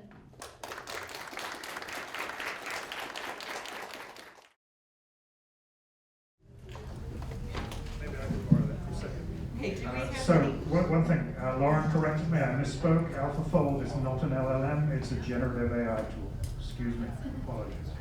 All right, we're all here to learn. Okay, so do we have any questions from the audience? My name is Bill Fernikes. I teach at the Grad School of Education. I'm very specifically focused on one thing that Dr. Goodlad talked about, which was the reference to Francis Galton and the idea that there was, of course, a problematic nature of eugenics and things of that sort. Can you make the connection between that intellectual moment and the idea of generative AI? I can, and many people have done so. I've done it, but so too Timnit Gebru and Emile Torres have a very detailed article in a journal called First Monday. Sabelo Mulambi has a great article on the topic from an Africanist tradition, and Wendy Chun has a book called Discriminating Data that takes you all the way back to the confluence between imperialism, eugenics, white supremacy, and the rise of the notion of IQ in the 1920s during the height of the segregationist and anti-immigration movement in the US. So these things were all, they arose together. Scholars of Galton try very hard to hive off his quite useful statistical innovations. He is sort of the first person to work out what we today call linear regression, but he called it reversion to mediocrity, which is a eugenicist term.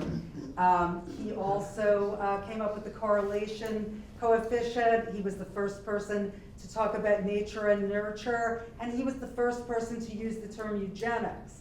So what's interesting about Galton is you have the statistical scholars and then the eugenicist scholars, and they almost don't talk to each other. But in a way, generative AI has brought that back out to the fore, because I wouldn't take the time to go into it, but as you may know, there are some eugenicist ideas in the movement for transhumanism and other ways that AI is supposedly going to perfect and augment intelligence for some people, but some people are valued more than others.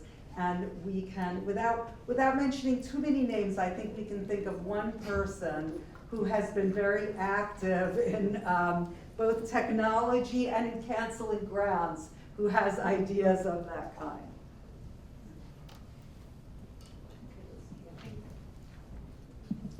Thank you very much. I'm a physician. I'm 83 years old, and I need some personal help in designing an application or a method for evaluating applications of students going into residency from medical schools.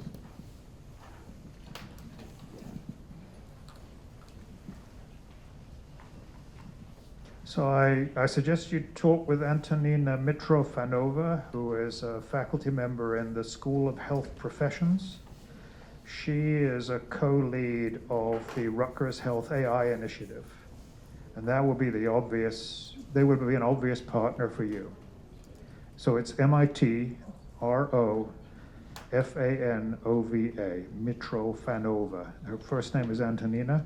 Very approachable. And a good resource. If she can't put her finger on it directly, she'll put you in touch with the people who can. Okay, so I think, Sorry. yeah, he was next, and then, okay, Rich, I'm sorry, I didn't see your person, so we're going to take the lady on this side and then the center side, I'm sorry. Thank you, I'll be quick. Lauren Kelly, I'm also in the Graduate School of Education. I have a question for Dr. Addy. I'm sure you've experienced this as well.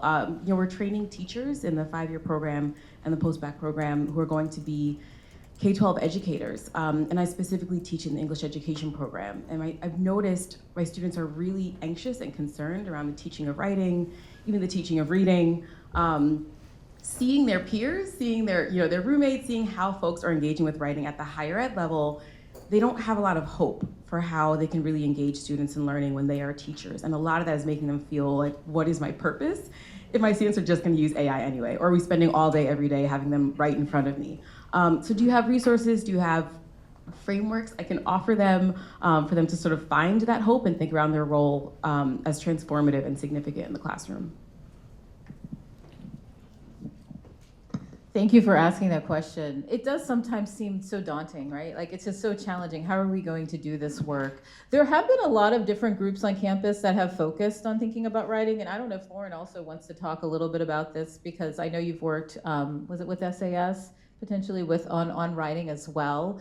So there are a lot of different, kind of strategies we've supported in supporting kind of writing practice, and it also has to align with the philosophy of the instructor and also overall the learning goal. So what are we trying to have students be able to do? What skills are they developing, especially as writers as well?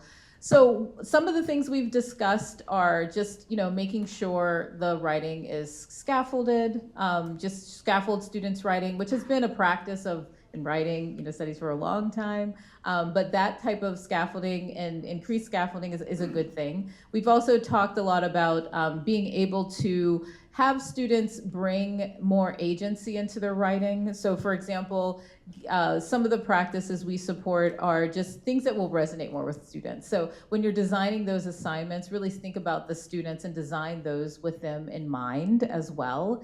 And there's a whole bunch of other kinds of practices around writing that I think are important. Now, we see and we work with faculty on all sides of the writing thing. So some of them are okay with the fact that I'll have my students write and then they can use generative AI to refine. So just being really clear about like how you want students to use AI.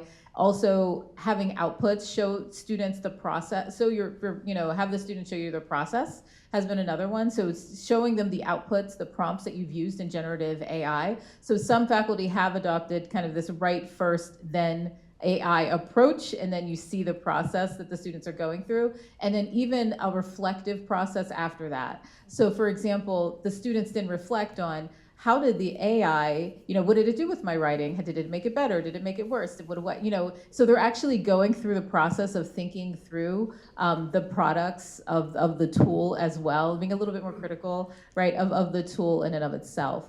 And there's a lot of variety of other ways to kind of manage this. It also, like I said, depends largely on your goals with your students as well. But we can absolutely also do like one-on-ones too with any instructors too. But thinking about those types of strategies, none of them are absolute like foolproof strategies, I'll tell you that. But they're gonna help you better know if your students are learning or are able to kind of scaffold it, to kind of see their process, to kind of see what they're getting out of it, to ultimately kind of align, we call this backward design of instruction, with the learning goal, right? You're probably familiar with that, but with what you actually want to achieve. So there is some hope, and we also, thinking about talking to pre-service teachers, those who are going to be teachers, I think those types of strategies are going to be really important for the students. And also just being able to have students take a little bit more, interest in writing. Again, engaging them as, we like to say like this co-creation process where students are also co-creating or co-designing some of our assignments also with us, right? And in the same process, and they feel like they have more agency in them and more choice. They can have more choice also in some of those assignments. That's also another good, thing. But we could talk about that probably for a while. Thank you for that great question. That's a great answer. I have nothing to add other than that. Feel free to take a look at our website, and there's lots of links to our Teaching Critical AI Literacies document. And I do have some assignments that are not on the web because I don't want them to be fed into Gen AI models. But I can hand them to you. Hi, this is Murli from School of Management, Labor Relations. So clearly in the world there are two schools of thoughts. One is strongly advocating the use of AI in higher education and so to say in every aspect of our life. Second is they have a serious apprehension on the development of cognitive capability in the students, and you would have, I think few of you have seen the MIT article on the two scan of the brain. One scan of brain is green, one is slightly brown or grayish, and that probably depicts the stage of development of cognitive capability in the students. Now, also I heard that the blue books are back, and I also experienced that few professors love using blue books in the exam today. And when you look at and compare the assignments, one is class assignment and another is assignment from home, you see a distinct difference in the quality of submissions, which is now, as a community, as Rutgers community, where we have drawn a common ground to start working on, where that we should focus on, and how we navigate with the brown scan of the brain and the green scan of the brain, and how we are going to grow in that area.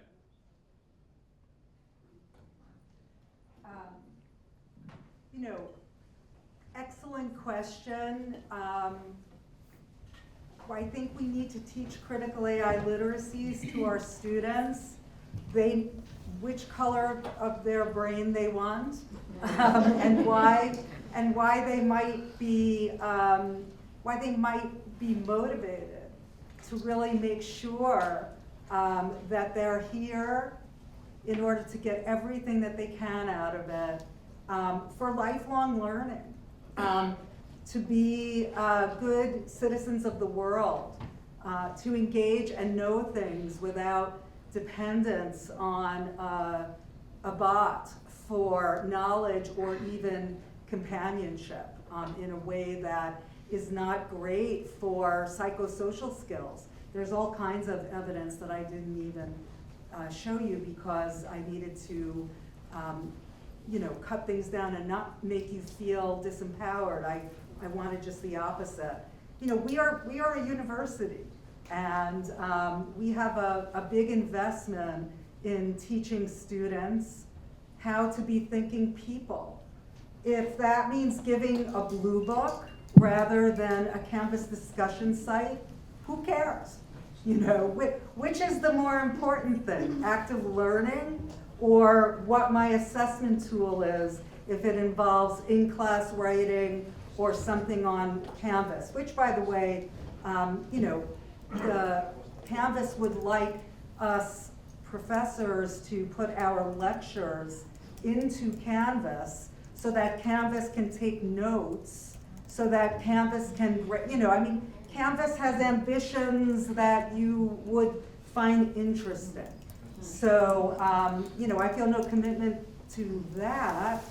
And the last thing I'll say is that I really like Arvind Narayanan and Sayesh Kapoor's idea that we should think of AI as a normal technology, right? We should set aside all of this, in many instances, absurd hype that we have been given over it. Yes, it's been disruptive on purpose.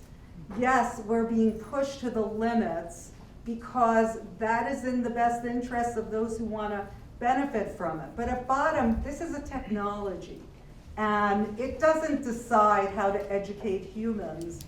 We do. And that's not to say that students won't use it. That's not to say that it won't go away, that it will go away. That's not to say that you may not want to use it, right? All of those things can be true. They're true of all technologies. But it doesn't mean that you cannot still say, I teach my learning goals. I teach active learning. I teach my students to feel motivated and to be here for a reason. It's what makes them feel good and get something good out of it, too.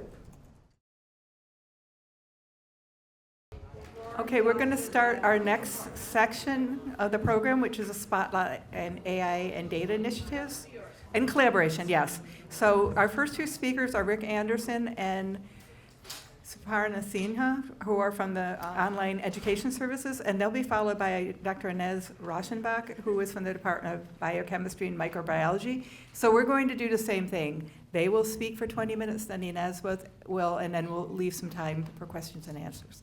Thank you. All right. So I'm mic'd here, and then this is the room sound. All right. Anyway, cool. This is great. So we're going to talk about, we're University Online Educational Services, and Suparna and I are working together on the AI initiatives. So we'll be talking about AI, emerging tech, and collaborating with our new office.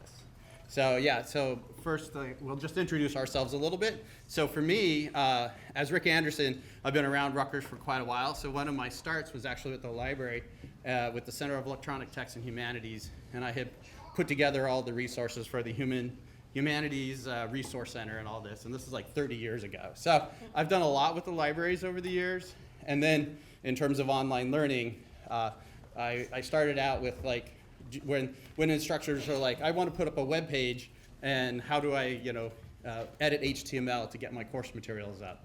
So I've seen this from the beginning and watched a lot of new and old come together and a lot of fun changes and all of that. So anyway, I'm excited to share that element with you guys today. And Suparna. Hi, good morning, everybody. My name is Suparna Sinha. My connection with, the field of education and technology is long. I did my master's in education technology, and my doctoral dissertation actually looked at how students use different kinds of technologies in the classroom, like simulations and modeling tools to make sense of complex systems. So I'm very intrigued by how this AI is being used in the classrooms for teaching and learning. And as a learning scientist, I'm really interested in looking at how do you design environments that make use of these technologies as a buddy, not as a substitute for learning. All right. So we are UOES, and the acronym is University Online Education Services. We were recently minted from the Teaching and Learning Technology Unit. We report to the University Academic Affairs. And we are a team of instructional designers. Some of us are here today. I'm so happy that we have our team. And we have media specialists at the back, and we also have our team for emerging technologies, which is Rick. Yep, and people in the audience too. And people in the audience too, yes. And we report to Will Pagan, who is the Associate Vice President of University Online Education Services. So basically our goal is to ensure that we have high quality and high impactful of online education services. We are in the process of helping faculty develop courses and programs that support online education. So in terms of instructional design, we offer services such as course design, where we work with faculty to help align their learning goals to high quality content. We are providing support for the curriculum instruction, and we also review courses by following the Quality Matters rubric to ensure that the content is highly accessible, it meets the standards of the QM rubric, and also that it is aligned to your course goals. Our media production team makes sure that your courses look fancy and they have a lot of engaging aspects of it in terms of audio, visual engagements. They work in pre-production where they gather information about what you need in your course. Then they try to make sure that they develop scripts that they help you develop scripts that are helpful to communicate to the students what you would like to share with them in terms of aligning the course goals. They then go into production where they will help you record audio and video either at the site, and we also have a studio where you can come in. We did have a studio where you could come in and record. Right now we're in the process of transition, so we are going to move to a new space. But we have the facility to be able to have a studio where you can create content. And then finally, they put it all together and they help integrate that into your online classes. All right. Okay, so now emergent technologies, that's like my area of the group. So everything is that engagement across the board. Everything from the content that you're looking for, the impact, the immersive design, internal versus external motivations. We take all of that material in and engage the entire project to sort of pull it together. So essentially, we're trying to create these student engagements that are relatively authentic, or the intrinsic value where the student gets something out of it, that's their motivation. And the fact that it's online versus in person, we have to have the same motivation in either of those locations. So my team works hard to take the technologies available and then bring that into that, because you might want to tell a story, but you need certain elements and certain technology to tell that story. That's what we're here for. So, all right, let's get a little more into things. So I've been collaborating, like I said, with the university and the libraries for a while. So a couple of the things that we did, just kind of emerging technology, because not everything is AI.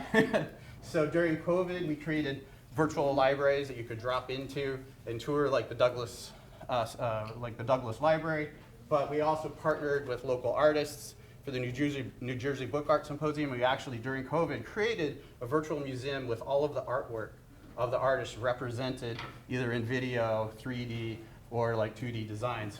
And people are able to just use the web and drop in, walk around and talk to each other and experience that, so that during a time when you couldn't be together, you could actually have a virtual together event and explore these cool things. And it's been online for quite a while, but because of the time and change, the technology moved on, so I've sort of archived it. But that's the challenge of this, is you do amazing things and then they get archived with the tech change. And it's really a real thing. And I think that's another part, is we build around technology, like these large language models, and if they change, that shifts the ground that we're standing on. So these are the challenges that I try to talk with people about and explore. So the other is we also, well, again, many projects, but those are really interesting because they were emerging technologies at the time. And I find as some emerging technologies continue to stay emerging.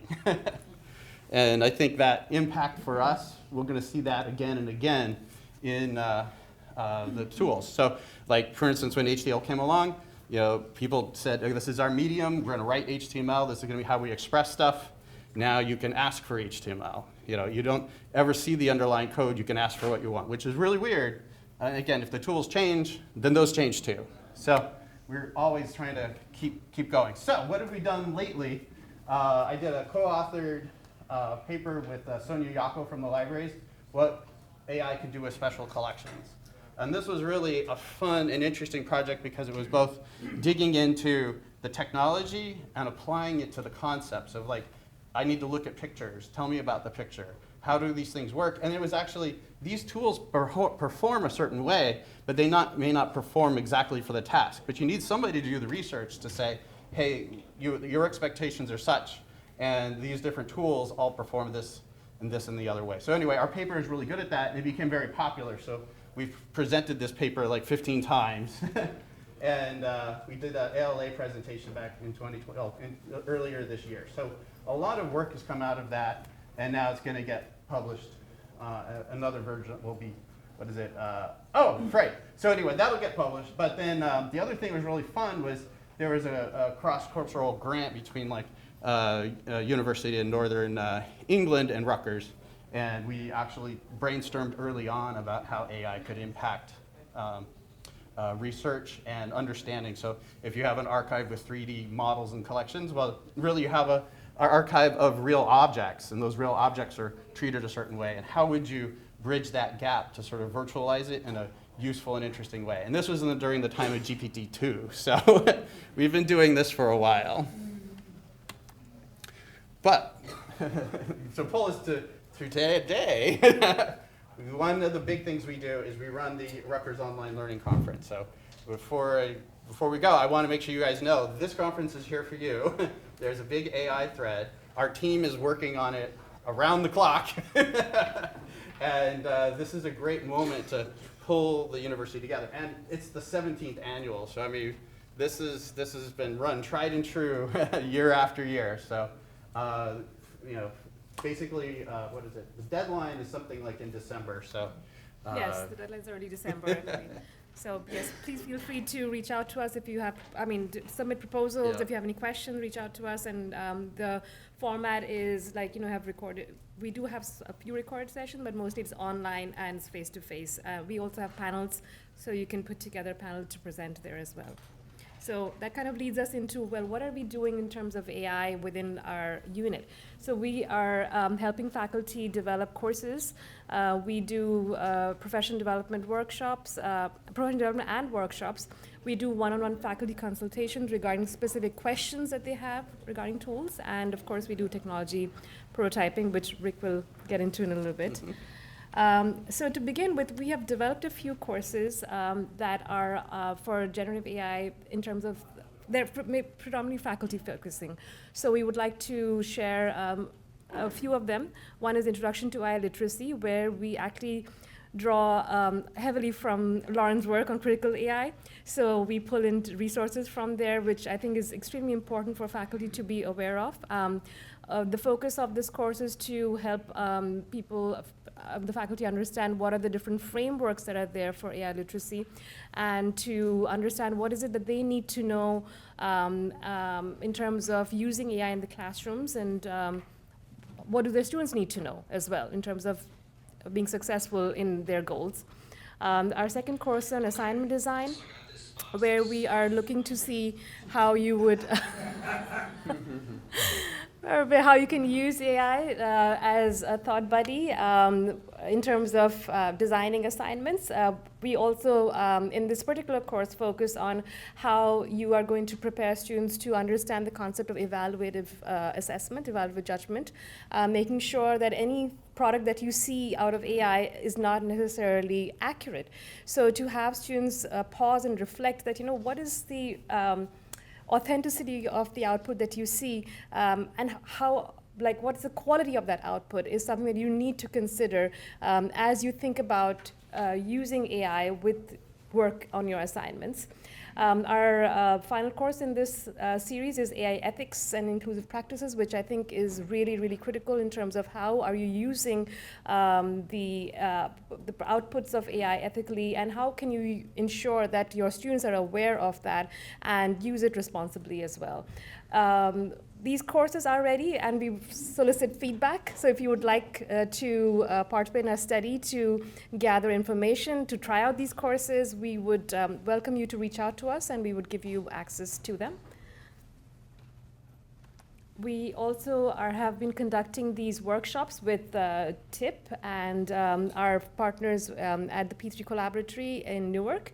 They're for assignment planning, picking the right AI tools, making sure that you have the right tools for accessible images.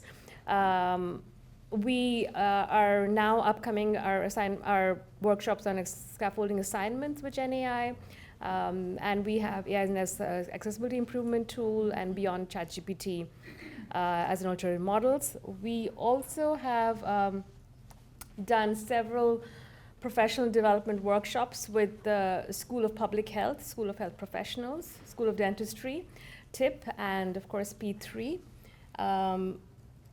We actually also, now that I go back for a little bit, I think we missed one workshop here, or maybe we'll have it later on, a slide on AI with this differentiated instruction. That's coming up next week as well, and that's a part of that we're offering with TIP. So do sign up for that if you're interested in knowing. All right, Rick. Yeah, okay, so these are the things that we do in conjunction and partnered and work together, and also part of our mission is cross-university. So we have like the chancellor-led units and where they're going, but our unit works across all of those particular areas. So I wanted to talk a little bit about the part where we engage not just in the instructional space, but also the technology that you might be using in your instruction. I would say that one of the elements here is AI is on the scene, but faculty are starting to make research and AI go together. So for instance, in the humanities, this is an open area, new material is happening, there's a lot to write about, a lot to understand, and people are engaging that. And my job is to sort of help support that and make the connections between the technology that's actually emerging. So these are some examples of that kind of conversation that I have with people across the university. So I worked with Dr. Siobhan Corbett to put together an Askew diagnostic simulation. So the idea there is you've got role play for a diagnosis, and usually it's in person, it's like you've got the hospital room, all of this material that's like hundreds of dollars an hour to run. You have actors, and those things aren't going away. What we're trying to do is provide realistic practices, simulated practices experience that comes in at $1, per, like, say, test, as opposed to, $1,000+ for the thing. So the student needs to be able to practice with like low consequence, high return, and get that feedback about how they're going to then approach the real Askew. So anyway, that process has actually worked out quite well, and we've engaged the technology, put that together, hosted the environment, and set it up a grading as well as a data system where it actually analyzes how well did it work in real life when they were doing it, and how is it working as preparation? Is it providing them confidence that's meaningful to do a real Askew? So those are the engagements we do, but we enable the technology layer to support the intellectual effort. SHP, very similar.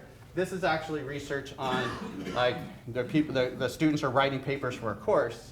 Can we have something that takes the prompts and the context of the instructor? Then when the student, say, uploads a paper, it provides information only in that context and prompt back to the student. So that feedback is guided by the initial prompts of the student and the initial of the instructor. And the idea is to measure, is that feedback going to improve the paper such that when it's turned in, they have confidence they're turning in the right paper, as well as that would be a good grade. And then we're also studying and collecting the data set that says, did that confidence and did that actually turn into an actual higher grade? Right? Is that alignment? So we create a data set of that, so then now that is in the research space so that you can leverage comparisons. And if you change the LLM, you swap out the different parts and pieces, you can re-evaluate the data based on the tools that are giving you feedback. So these are conversations I want to have with people to help them sort of match make the technology. So some of it is the underlying physical, like, hey, the physical, virtual, like, IT layer, and then all of the sort of like the programmatic experiential layer. And then also with multilingual stuff, this is another major factor. These LLMs support multiple languages, but how well do they perform? How do, how do they translate gender, right? With Dr. Carmela Scala, we've worked on those papers, actually with Jim Samuel as well, to sort of study that, and we're continuing to try to find grants in the space, but trying to find grants with like the word gender in them is like becoming a little harder. So it's very interesting. And then we're also just engaging the technology. People are talking about LM Notebook and these kinds of things. So we're actually engaged with you. How does that work? What are the parts and pieces? And I'll be able to say, well, it's basically a retrieval augmented generated system where you're making a database of stuff, and then you're asking people, these virtual people to talk about it. And it's a very powerful technique which can derive information, but you should know how it really works. So my goal is to sort of make sure that the technology layer is understandable so that we get to have the right experience, or the right experience being the experience you as faculty are wanting to have with your student. So anyway, long story short on that. But that's the kind of engagements I'm looking for, and then I do matchmaking, trying to find the right technology people, the people at the university who are the right ones to speak to. If you need AWS infrastructure and cloud computing, who do you talk to? I matchmake all of that. So let's see, we are running out of our timepiece. Wow, okay, we actually didn't design this with like 1,000 slides. So we'll just say that this is sort of my vision of partnering and working with everybody, is to have those conversations, figure out what the technology parts or fits are, and working beyond the chatbot, working beyond the Gemini gems and things. Because there's a lot of material that can be customized in your own context, and I want faculty here to be able to use their own knowledge to do more. So that is our upcoming workshop this Friday. And the other thing is I'm hosting a Rutgers Emerging Tech meetup with Sonia Yako at the libraries here, and it's cross university. So if you know somebody who's like, I'm interested in this sort of research, and I want to learn more about what other people are doing, and actually have a conversation and share that and do the networking for it. December 2nd, 10 a.m. is going to be the first of these series, and I'll be doing one of these per semester for a while, and then that should lead to other more fun things for everyone. So I think we may have hit it. So feel free to contact Suparna, all right? And I think this is really wonderful. Thank you all. Thank you.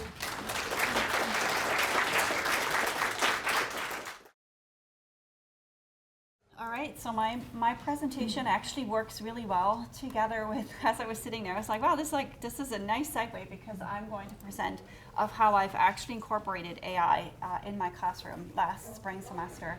And I'm also going to give you a little bit of an overview about sort of the, how does this work? Go here. Yeah. Oh, where do you go? I got you. Just get you over here. Ah, this one. Okay, perfect. All right, and also give you a little bit of an overview on some data that I actually found that I thought was really interesting. So a little bit about me. I've been a teaching professor at Rutgers since 2012, but I also got my graduate degree here. So next year I've actually been at Rutgers for 20 years. So I guess my husband always says when you're somewhere for 10 years, you're a lifer. So I guess I'm a lifer. I'm not going anywhere anytime soon. And I think I'm also having just too much fun, kind of trying new things and being there for the students and incorporating some novel ideas, which sometimes they work and sometimes they don't, and sometimes they're also very, very surprising. So overall, AI has really been in the classroom for many years. For learning management tools, Google Classroom, Canvas, Turnitin. So this is really nothing really new, but I think sometimes we don't realize that how often and how much AI is really in our life. If you go to the airport, I mean, these airplanes don't just fly off. There is actual scheduling right behind it, and that's something also that I was thinking about. AI seems to be this sort of forbidden fruit that students are like secretly using, and so my goal for my project was to actually openly use it and talk about it and make them really use it in an ethical and sort of responsible manner. And so this is, hopefully you can see that, but this is 2 studies that I found. One was they interviewed young people between 14 and 22, and then on the right side you actually see teachers reporting of how much they've used AI. And if you really look into the data, there isn't really much difference in terms of who doesn't. So this is from 2024. So last year, I don't know how much it changes. I'm sure it's increasing. But overall, 41% never used any AI tools. Very interesting. And this is very similar also to the teaching folks. I think this is more of a K-12 teaching situation. I couldn't really find too much about college professors. But overall, I think it's pretty much, I think it's very, very similar. Also, young people wanted to know, like, would you use it? And some of them say AI is future. AI is very creepy. AI concerns me. The world is changing. I think that, again, I saw that also in my students. So very kind of interesting of how different their opinions are. And what do we use AI for? Mostly getting information, helping with schoolwork, brainstorming ideas. That's actually what I use my AI for, is to brainstorming ideas. And to be honest, AI really sometimes comes up with some really good stuff. I'm openly saying I use AI to make assignments and to create new things that sometimes would have taken much longer, way back. But now I'm actually liking it. And then for 1 of 3 young people, they don't think that AI would be helpful. And then you can also see that a really big portion is also saying that AI is sort of associated with cheating, which I think as faculty, that's what we're always concerned about, right? Is not only that our students are doing honest work, but also that they're going to use their critical thinking skills, because AI is great to get information, but the information and synthesizing what does that information actually tell you and how does it apply is, I think, where some people are a little nervous about sort of the connections that students actually make. And then here is also what students or teachers use it for, mostly supporting students with learning differences, which I think is a really great application, generating quizzes and assessments. I have actually made some multiple choice questions. And then I told my students after, I'm like, some of those questions were generated by AI, and they were like, oh my gosh, how dare you? But it was a really great question. I mean, I do use it, and then the output, I do think about it. Is it something we talked about? Is it appropriate in terms of level? But AI does generate some nice multiple choice questions. And then in terms of teachers who reported a barrier to future use of AI, I think this goes really great in what you two talked about before, is that there's workshops and seminars and trainings available, because AI is not just ChatGPT or Gemini, which is also really great. But there's so many things out there that we can actually use and apply in our classroom. And so advantages of using AI in the classroom, certainly I always tell my students you can use it as a study tool. So if you are typing notes, you can plug them into your chat bot, and it actually gives you sort of a study outline. It gives you study questions. Again, if you're synthesizing the questions and putting them on Quizlet or some of those other things, certainly it will be a little bit more, I think a little bit more value, but if you're in a pinch, you can literally ask ChatGPT to go ask you quiz questions about your notes. Works really, really well.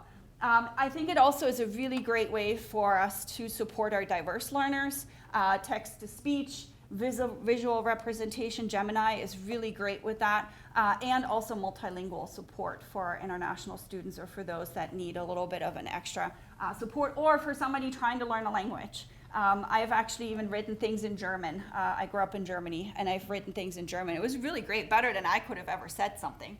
And certainly we want to prepare our students for our workforce, right? We want them to learn and have the facts, but we also want them to be prepared, and AI will be in their future. And I know that some companies require their employees to use AI for emails and things like that. So this is a really great sort of getting them ready for the future.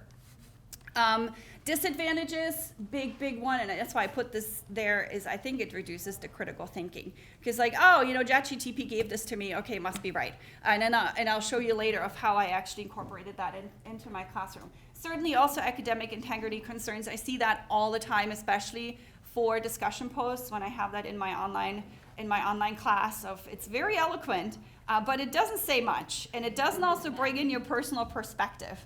And this is actually where my idea came from. The references that they have to provide for their discussion posts are garbage, literally. They're garbage, they're made up. And I know when a post is AI because of the garbage references that actually come with their posts. Certainly also biased information. There were studies out there where they asked ChatGPT to create a picture of a person working in the lab, and that person was a white person with a lab coat, and it was a male. So there's lots of biases that also come with ChatGPT. Certainly also access and equity issues, right? There's always something better that you have to pay for, right? And then our students that may not have all those means, they're gonna be disadvantaged. Less human interactions. I think there's even studies where people are talking to ChatGPT or they're dating through ChatGPT. So the human interaction is certainly, it's a concern, right? Because humans, we're social animals. You know, we want to interact, but some of that is taken away. And then certainly teacher workload can increase. I'm like, oh man, this person, you know, didn't do their honest work, and now I'm going to have to go and check it, and now I'm going to have to go and report it, right? So that would increase then, and then data privacy. Now, for how I did this in my classroom, and this was a presentation that Dr. Addy was presenting earlier. I was part of the Co-Intelligence Exploration Teaching Fellowship. And in that, I applied because I thought, like, oh, this is really great. I'm always up for really good, new ideas, and I always want to be creative and try something new. And so I became part of this community to explore how we can actually use AI in the classroom. So I applied this in my introduction to microbiology class, which is about 115 to 120 students in the spring semester. And very similar in terms of who takes the class, anywhere from freshman to senior, lots of different majors, and the prereq is one semester biology and chemistry. So it's very much, you know, freshmen always have sort of the little disadvantage that they can't get into all the classes they have to, and then oftentimes they end up in my class, and I get them sort of a little excited about how microbiology is really part of their life. And it's only a lecture class.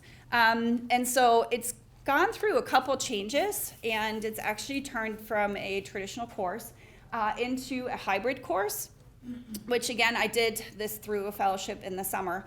Because during the semester, you're always like, oh, you want to do this? And sometimes I literally drive home and I'm like, oh man, I'm just doing. I'm like, I need to create. I need to be creative. I need to change things for my students.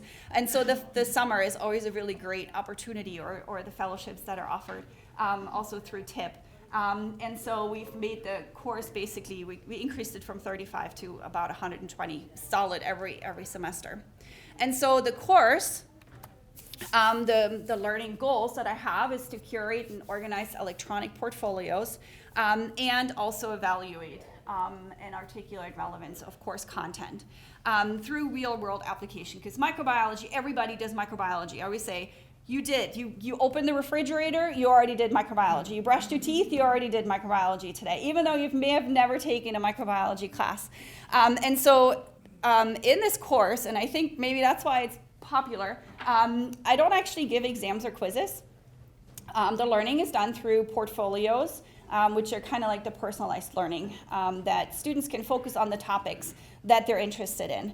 And so there are 3 check-ins throughout the semester, and for each unit, and one of that is now I did a AI summary. That's what I basically added as a new component of this portfolio. And for the final portfolio, they have to actually sort of combine everything, because again, learning is not just topics, right? I always say learning is not just taking a class and another class. Classes overlap, draw on all of the things that you've actually done throughout the semester. And so for this AI summary, it was really, when I first introduced it, the students were like, kind of like, wait, what? We're going to use AI? And it was actually very surprising of how hesitant students were. Because I think it's sort of like, oh, we're using it in sort of the shadows, right? We're not going to say it, we're using it, it's a bad thing. And it's not, right? We want to make sure that AI is something that students are familiar with and also know their limits and also know the implication of using it without coming forward of that they've actually used it. And so for this AI summary, so the way that the course is, it's a hybrid course, so we meet once a week. We do activities and we talk about some topics. And you have to be present in order to know what's going on in the classroom. So what I wanted to do is I wanted them to ask AI to write a summary about the topic. But AI is not in the classroom, right? AI doesn't come, and AI doesn't know the nuances and the details that we actually discuss. And so I had them, this is sort of it was a process. I had to refine it because it was the first time I actually used it. So I didn't give them any examples. I didn't really know sort of like the rubric I should make with it and where this would be going. And so for the summary, they had to ask AI, they had to give me their prompt, they had to give me the actual summary, and then they had to add into the text of how they actually edited based on what was discussed in the classroom. And that was much harder for the students and much more difficult than I thought it would be. And so I saw a big sort of increase in them understanding of what they were doing and how important it was that they're bringing in the knowledge from the classroom versus just letting it, oh yeah, it's fine. But I'm like, but this is not what we discussed. So they had to really be present in the classroom. And then of course the AI generated references, whether they were correct or whether they were not correct. And this came from, again, my discussion posts when for the first time I was teaching this online class and they were giving these great references and I clicked on them and I'm like, wait, the DOI is not available.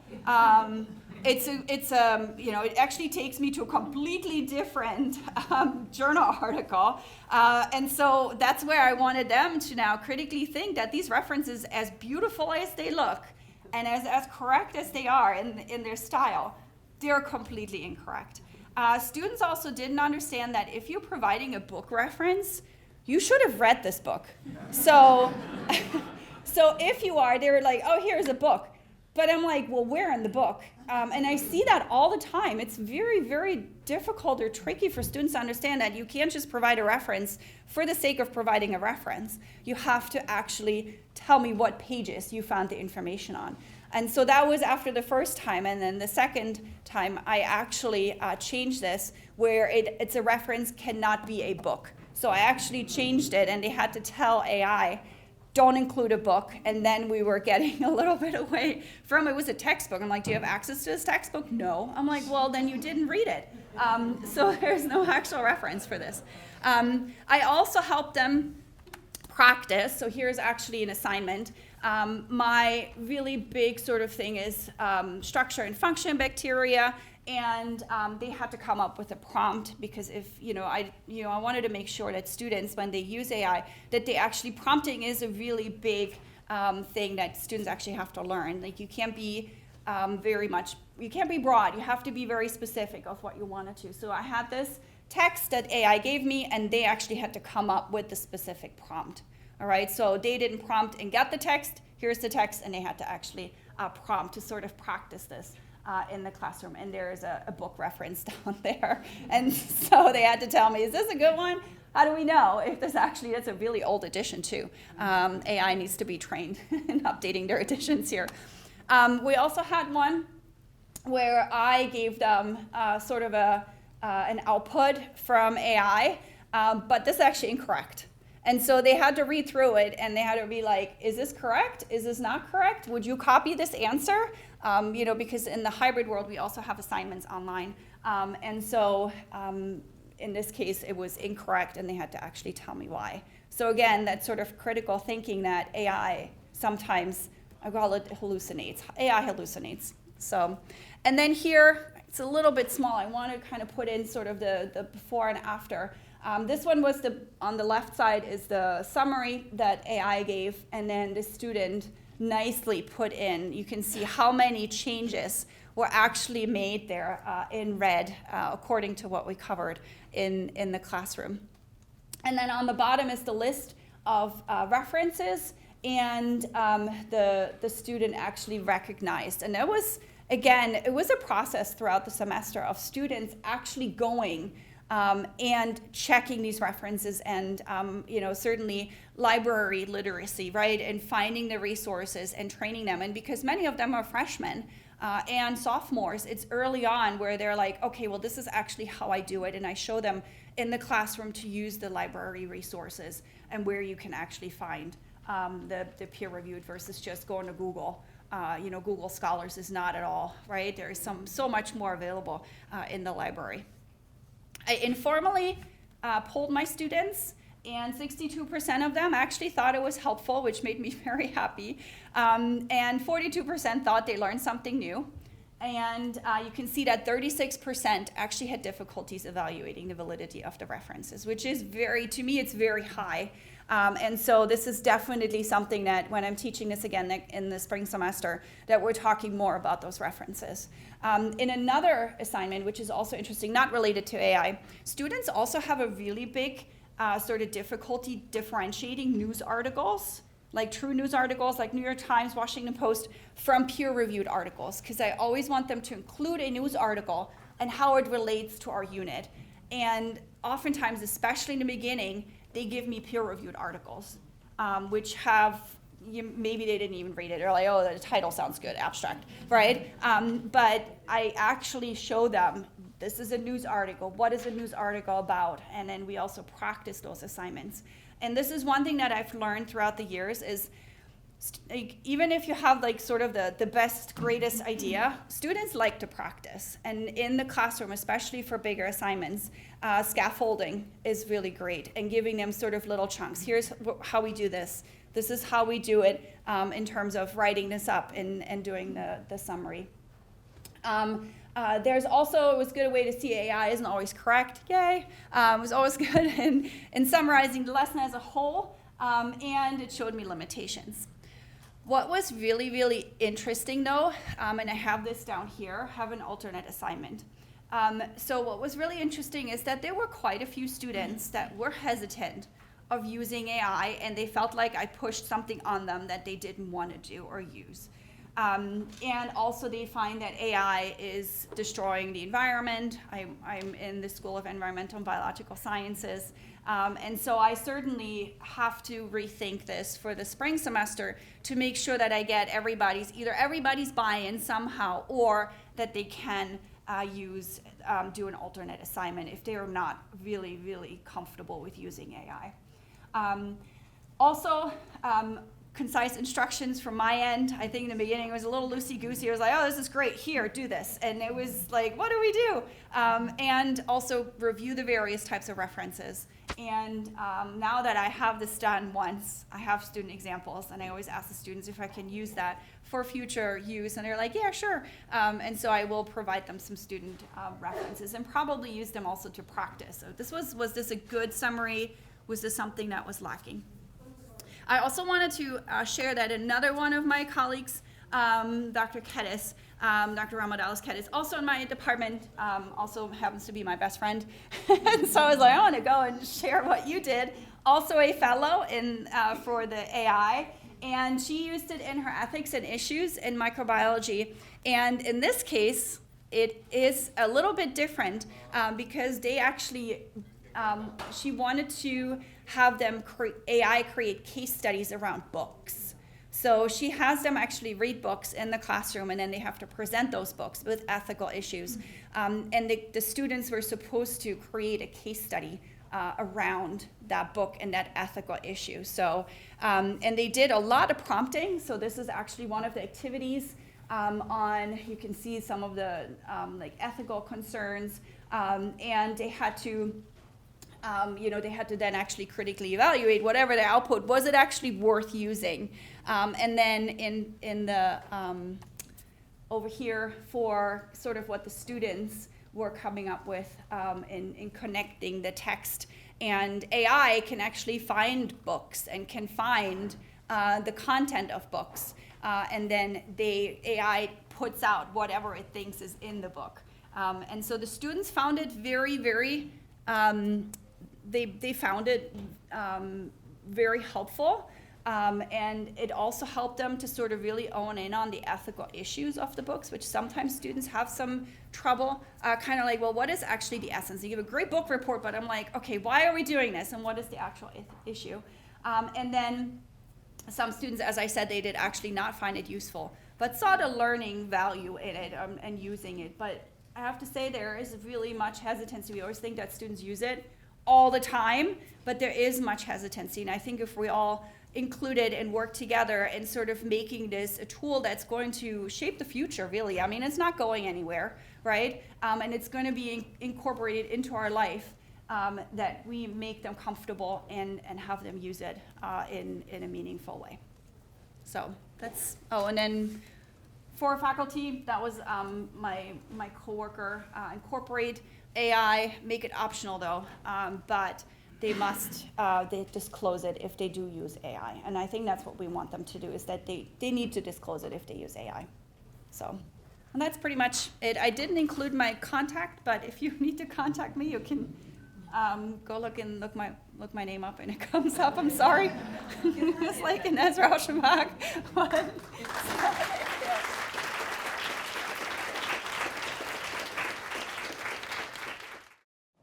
Thank you so much. We have about 15 minutes left for questions, if our other speakers would like to come up too.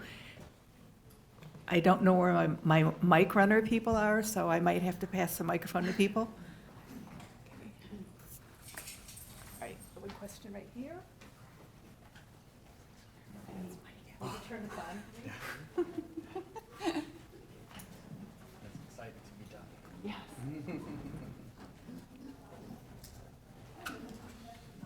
Thank you so much. My name is Sahar Aziz. I'm a professor of law at Rutgers, Newark. I have two questions, one for each group. I guess the first presentation is there a way for us to learn how to use AI based on a set of notes or articles or books? There was some reference to students, for example, giving their notes and then having prompts. My limited exposure is just going on ChatGPT and asking prompts.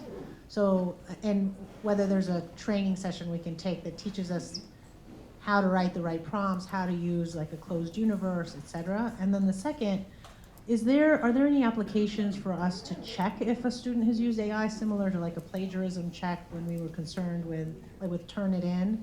Is there something similar? Because if they don't disclose it, or if we tell them specifically don't use it, but they use it, how do we check for that? So we do have, we've run some workshops on prompt engineering where we guide faculty on how to use it to, develop prompts for their assignments and assessments. And but if you would like, to consult with us, we'd be happy to work with you as well. Yeah, we also, the workshops we can do can be requested on demand as well. So, because we're Newark and Camden as well, it's like we would want to make that connection. We were with P3 Collaboratory. But if we could do more and do it targeted, that would be wonderful. So follow up, and then we can make that connection. Because this is that thing where the campuses have their different solutions, and we do need to work together to do it, because we're sometimes answering the same question but just different ways. And so anyway, but the answer is yes, and definitely contact us. So for plagiarism, I'm a little worried about that, because I don't think that they're really 100%. And there's been, I've actually went to a talk where the professor had students write things in person in the classroom without computers. Then they also wrote something using AI and changing it like I did, and then they completely did the summary. And so what he was using, I don't remember, it's an online tool. And what he was using is, it actually did show that if somebody used AI and doctored it and put their own words in, it actually did accurately find it. I just have to, it's, don't remember, it's, if you go, I guess if you go to Google and if you look for that, and there's also a tool with Turnitin that is actually AI, detecting AI. So Turnitin has that ability too, but they were able to find the AI sort of foundation, and then the students changing it. And he did that based on them watching them. Yeah. It's actually one of the guidelines. Yeah. And so when I see that a student is 100%, or if I'm thinking it, I never want to accuse a student of something that they may have not done. I actually have a conversation with them about, you need to use your own words. And the reason we use our own words is to learn to critically think and apply. And certainly if the references are incorrect, that's a really big sort of flag. I have conversations, and usually that stops it. If not, I mean, I think it's really hard to really 100% prove that somebody used AI. I guess the main concern I have is take-home exams, whether that now is no longer an option. So you can change the wording, and I also like to include a lot of personal reflection on those assignments, because AI can't. They cannot apply, or specifically ask them what was discussed in the classroom based on what was discussed in the classroom, because that takes out the AI opportunity, because they have to really talk about what was done in the classroom. So that's how I sort of get around it. Yeah. One of the things I want to underscore is sort of like, we've talked about prompt engineering a lot, but what's become the way to talk about prompt engineering is context engineering, where you're engineering the context of which these prompts are like happening. So when you say in the classroom, right, those are the contexts of the answers that you're looking for. So there are some ways to use the context of your classroom and the things that you're working and say, this is the world I want you to have answers for. The zero-shot knowledge is all over the place. So anyway, so it's tough, but that's one of the things to do, is get that organized, just making sure that you, even in your assignment, specify the context, that it's the material that we're teaching you that's important. Or you can even have it in your reflection card that, if you use AI, please specify how you used it, and have that as a part of the final reflection, that we would like to know what are the ways that you used it, and did it help you, did it deter your learning process? Yeah, so being aware. But yeah, there's no official sort of guidelines. So I think it's a struggle for now, and we'll do our best to help each other. So. Just continue to struggle. Slav Dushenko from School of Environmental Biological Science. I have two questions, and you can answer in either way and any order you want to. First, what's your experience with other systems beyond ChatGPT and the Gemini in terms of using for education? And second, what's your experience in using prompting AI to create a prompt for AI? Yeah. Well, I mean, I look at a lot of this technically as opposed to, so there's a few things technically, which is all of the major models have much larger windows now. So it used to be like whoever had the biggest model made the sense for longer or could handle more text. So right now, all of the models, Gemini included, are 128K, which is quite a bit of space for a conversation. But one of the reasons it would go off the rails is if you talk too long with it. You fed it too much information. It couldn't really answer. So for a while, Gemini was doing that, but everybody's upgrading to the same thing. But they'll have different characteristics, and they have different ways as a tool they work. But that number will keep going up to a certain point. But whether or not it's, anyway, technically, whether it's reliable at the edge is another question. But it's bigger, so you can do a little bit more of the 5-page papers and stuff like that. Things fit better. So you get pretty reliable results. Even Gemini 2.5 is like an okay tool. And then what is it? The Gemini 3 will come out at some point. So these are all upgrading. So they're going to change on you. If you remember ChatGPT first version versus today, very different. All right, they actually do know what citations are. They still may not do them very well, but there's this like thing where it actually tries to cite. Now it's the distinction technically is it should be citing its actual atomic sources down inside the LLM for what the source was there, but it's citing the connection it's making to the article instead. So, and that's the hallucination. That's why it's susceptible. So anyway, there's those things going on as well. But let's see, what else? Anything else on that one? I did actually. I did ask ChatGPT to make it AI proof on an assignment, and it was so silly. I'm like, oh man! But I did ask AI, who's like, please make it AI proof, and it was just very not helpful. Yeah. And also, yeah. do questions like that as a diagnostics. Like ask a question the same way to each one, and make it kind of like an interesting question where if they respond a certain way, it gives you an idea of just sort of general trend. Because I also evaluate local models. They're smaller. They try to fit on your computer. If you have a Mac, you can fit a bigger one. The local models are getting very, very good, which is really nice. But you still have to do the sanity checking. You have to ask those questions and make sure each one is going to do the thing you want. If I could just add to these questions, when I talk to people, academic integrity for some people is like the #1 issue, and I don't want to take away time from these wonderful presenters, but let me just say that this is a battle you cannot win through detection. Right. Just give that up. Right. What you can do, though, is get yourself a baseline. Have the student write something in class, give a multiple choice test, have multiple baselines so that you can have a good sense of what's going on. Then, if your suspicion is that a student has impermissibly used AI for a take-home assignment, then it's up to you. You bring them in and have a chat with them about it. The only way that you can actually, and I don't really recommend it, go to a situation where you bring them to a dean is if they're willing to admit it. Because otherwise, even with a confabulated citation, there could, in theory, be students picking up confabulated citations from some web search or something of that nature, and some students will just deny it. Deny. So it may not be worth your time. A better thing is to write your grading rubric in a way that even a very high-powered chatbot with a good prompt is not going to be able to answer well. And then you give this suspicious result the grade it deserves. Right?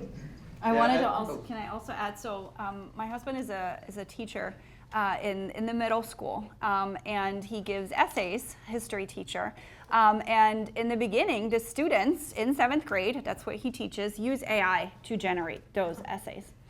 But he also gives that same question in the exam. And the students realize that at some point, it's just way easier to write the essay without AI, because then they can actually answer the question in the exam than generate it, because again, no critical thinking, right, and original thought. And now, oh my gosh, I can't answer this question on the exam. And so that's why he's like, I'm not worried about it, because the way that his assignments are structured, they at some point are like, it's much easier if I actually do it. Versus like AI, just hand very eloquently. He's like, I can tell a 7th grader is not going to use these big words. Oh, yeah. But they learn basically by doing that. Oh man, I'm actually going to be quizzed on this. So. And I think the other part is that in terms of when we design assessments, I think students kind of feel pressured to perform very well in high stakes testing. So just don't put emphasis on those those 3 big assignments that you have to submit, and that'll determine your grade. If you take the pressure off, there's no need to do all these kind of stunts, Focus on the process, not on the product. Yeah. I'm sorry, you didn't answer my question, because you sort of, again, start to compare Gemini with ChatGPT. Perplexity recently moved to the campuses very, very fast. And some other, as was mentioned, companies trying to push their hands into the campus life and make sure that they're using the AI. So the question is whether you had this experience with Perplexity or any other companies trying to push it on campus? Yeah, I mean, they're not even concerned about our campus. They're pushing their product, and they don't really care. But there's a big motivation to use these because they're reliable. And as students go, they can pick what they want. As instructors or faculty, we have Gemini and Copilot, right? There are so many more tools out there, and you create this intellectual property issue of, and data risk, information risk that going outside to Perplexity is still not a university endorsed tool, and how it complies with HIPAA or any of these data compliances. We still have those questions, but we have some tools with guidance on them. So I found it.rutgers.edu/AI as a good starting point to just sort of see what does Rutgers have officially. Just one more? Okay, yeah, we'll take one more because we've got a break for lunch in a minute. Thank you so much. Responding to the last presentation we heard, I'm very curious to know how many students choose the alternative assignment. And you gave us one of the reasons for the alternative assignment, the environmental impact of AI. I don't know whether any of the people on the panel can answer this, but is Rutgers tracking energy usage as a result of AI and how that's trending? This might be useful information for us to know and for students to know. So I did not give an alternate assignment last semester because I thought that I assumed, and you know what happens when you assume, but I assumed everybody was going to be on board and everybody was going to be so excited about using AI. So based on that, what I've learned, I'm going to allow for anybody that is concerned to use an alternate way to still achieve the same, the same output. So I'm going to. I don't know anything about the energy usage. Do you know any? Well, I would say in research space, the amount of compute you use could be measured because you're using an API or a variety of things. And in there, it is really important to have the energy cost as well as other costs factored in. Because it's simply an efficiency as a thing. So it might be $1 per exam of compute for every student for some thing you design or do with them. But that also represents an amount of energy as well as a dollar amount. So we should be doing that. I don't necessarily know, you can't, if you go into Gemini and go into these other tools, as a proprietary model, can you really get that energy usage value as well? With Claude and some other tools, I can actually measure how much money I'm spending on the AI when I'm outside a subscription plan. So when I pay transactionally, I can find out, well, I just spent $12 trying to learn this thing. Whereas on a subscription plan, I spent $20 this month to learn this thing. So again, it's distinctly not measuring energy, but they know you could request, as a thing, they know the energy usage very well because they're scaling the stuff to use even more. Yeah, so I don't have a great answer. This is just a back of the envelope type calculation offered by Sasha Lucioni, who is an environmental AI researcher at Hugging Face. She estimates that when you use generative AI to answer a simple question that could have been answered with a conventional search engine, between 10 and 30 times the energy use. And you can tell your students that if they want to use Google, when they put the prompt in, to put -AI, and it will leave out the AI synthesis.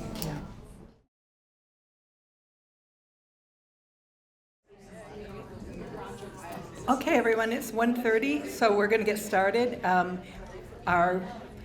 We're going to have a panel on Rutgers University Librarians share their perspectives on AI and information literacy, instruction and research. And I am very glad to introduce my colleagues. I'm going to start with Katie Anderson, who is on the far end right near me. She's a reference and instruction librarian at Paul Robeson Library in Camden. Next to her is Leslyn Charles. She's our instructional design librarian and liaison to the Graduate School of Education. She works at the James Dickinson Carr Library on Livingston campus. Seated next to her is Francesca Gianetti, our digital humanities librarian, and she works here at Alexander. And on the very end is Mei Ling Lo. She's our science research librarian, excuse me, and she is at the Library of Science and Medicine on Bush campus. So what we're going to do is I'm going to ask them some questions and they're going to respond. We're going to do this kind of free form, but they did get the questions ahead of time, so they won't be caught off guard. Okay, so I'm going to start with, what do you feel are the key competencies students need to develop when engaging with Gen AI tools? And I should back up and say, when we're talking about this, we're talking about Gen AI. We know that there are other forms of AI, but Gen AI right now is so prevalent that we're all facing the fact that it's here and we can't get rid of it, or we have to deal with it. So I'll repeat the question, I'm sorry. What do you feel are the key competencies students need to develop when engaging with Gen AI tools? Who would like to go first? So we talked about AI literacy, and so, and I'm just going to put this out there as we're moving forward. I am an AI skeptic. I do a lot of work that is similar to the critical AI. So for my definition of AI literacy, the students need to understand and evaluate, but not necessarily use, because I feel like we need to give the students the agency to opt out because of all the different ethical reasons that they might. So for me, it's mostly understanding and evaluating how they work, and just having that ethical background. Did anyone else want to I'll address go. it? Why don't we just go down the table? Fabulous. Okay, so for me, well, ACRL, the Association of College and Research Libraries, they recently came out with their own definition, so I'm just going to read that one. It is the ability, AI literacy is the ability to understand, use, and think critically about AI technologies and their impact on society, ethics, and everyday life. And the one that I had been using, which I think I'm going to just have a mashup of the two, is from Long, from 2020, which says that it's a set of competencies that enables individuals to critically evaluate AI technologies, communicate and collaborate effectively with AI, and use AI as a tool online, at home, and in the workplace. So this one has a broader context in terms of like lifelong learning.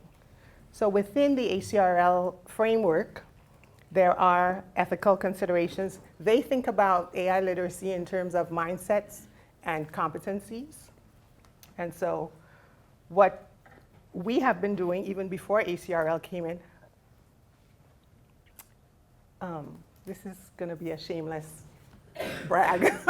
The libraries came together and we were charged with getting competencies that we think users as well as library workers should have. And ACRL, the task force, was still working on theirs, and ours came out and are as good. So we are aligned with them very well, so that's shameless. So we were looking at, and for us, especially with me and with my teaching, I want students to be curious, I want them to have skepticism, and I want them to exercise judgment when they're using these tools. So those are the main competencies, and within those, of course, we have the ethical concerns. We have them having to understand publicly available versus public domain information. Ownership of outputs is one of the things that they also need to consider. So those are some of the things that I think are absolutely critical for students. Oh, and one last thing. Cultural competency, I think, is something that really needs to be brought out in this context, because students need to understand diverse perspectives and seek out those diverse perspectives. They need to seek them out, understand, and they need to recognize that their biases may be amplified by, or they might get confirmation bias through utilizing these tools, which we know tend to be biased.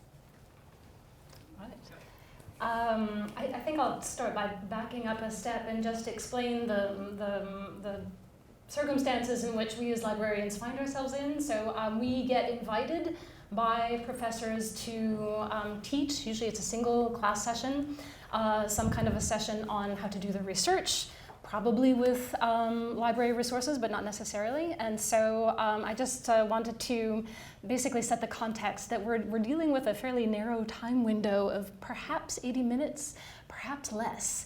So it's not a lot of time to get across some of the scaffolding that we want to achieve.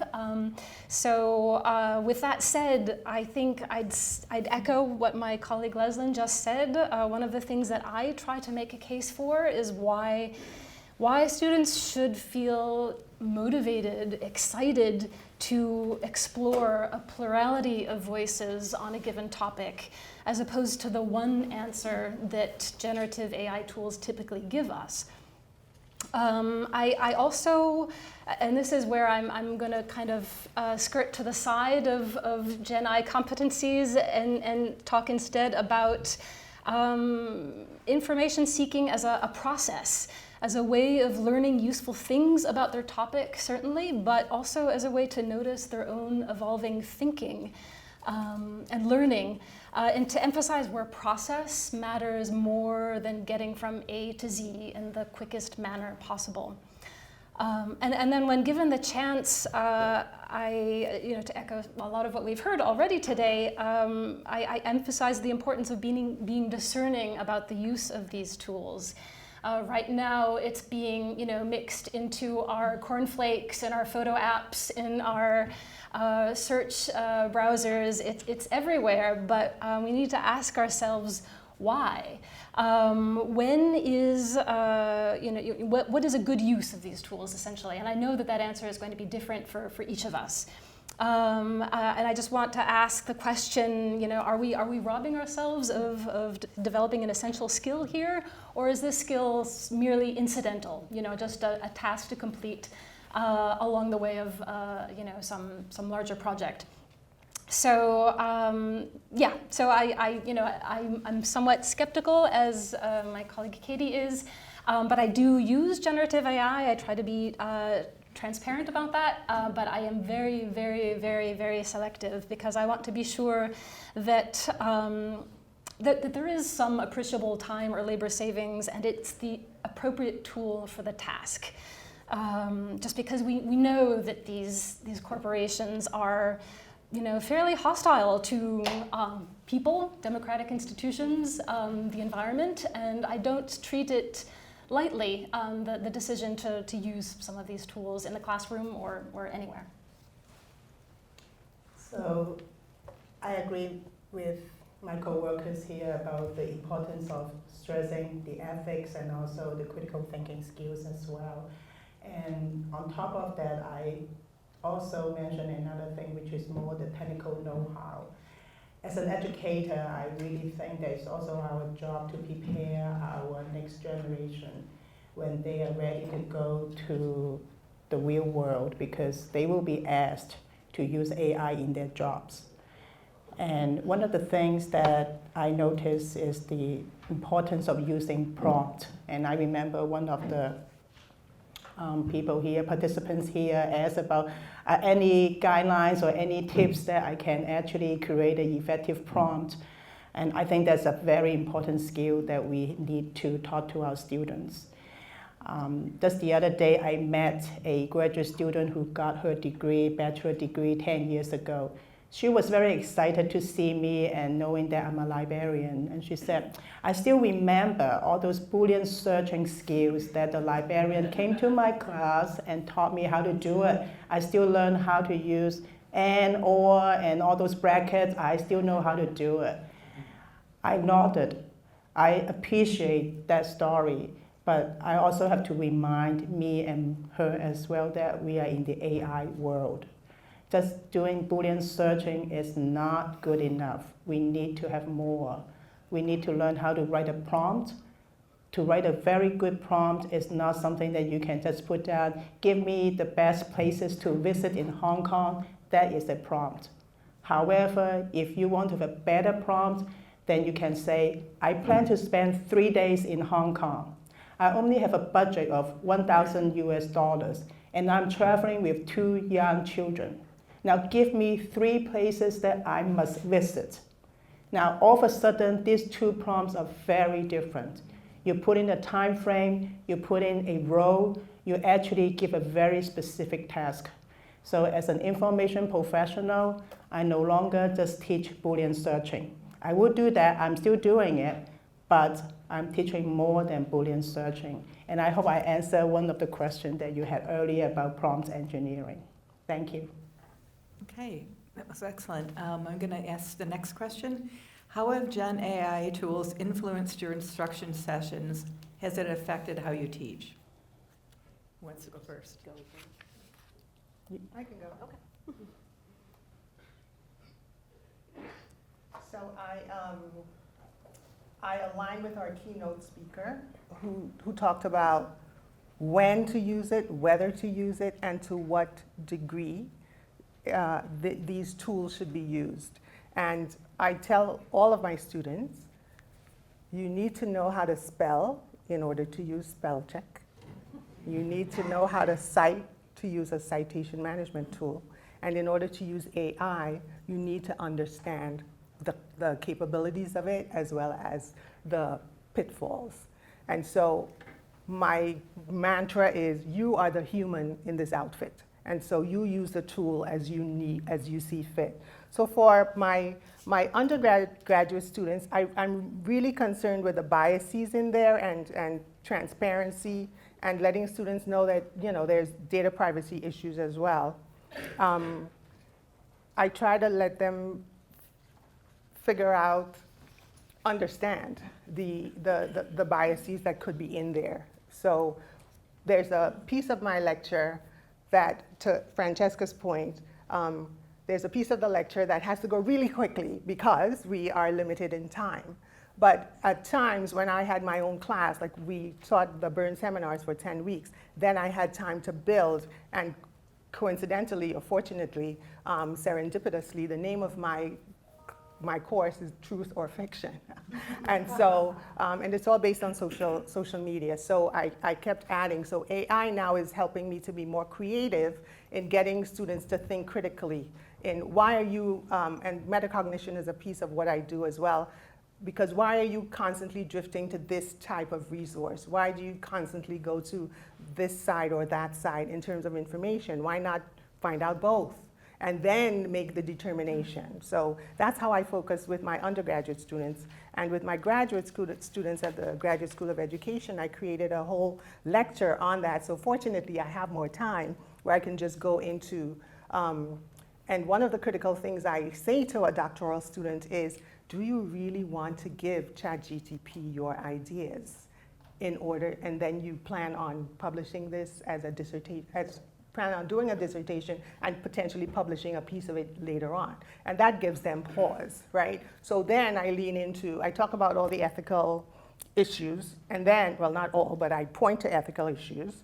And to Mailing's point, we go into prompt engineering. And so Dr. Leo Lowe, who is one of the architects of the competencies, actually has a model called CLAIRE for prompt engineering. And so it must be concise, it's got to be logical, it's got to be explicit, adaptive, and reflective. So it's iterative, and so whatever you get now, you interact in a more intentional way rather than just like, give me this.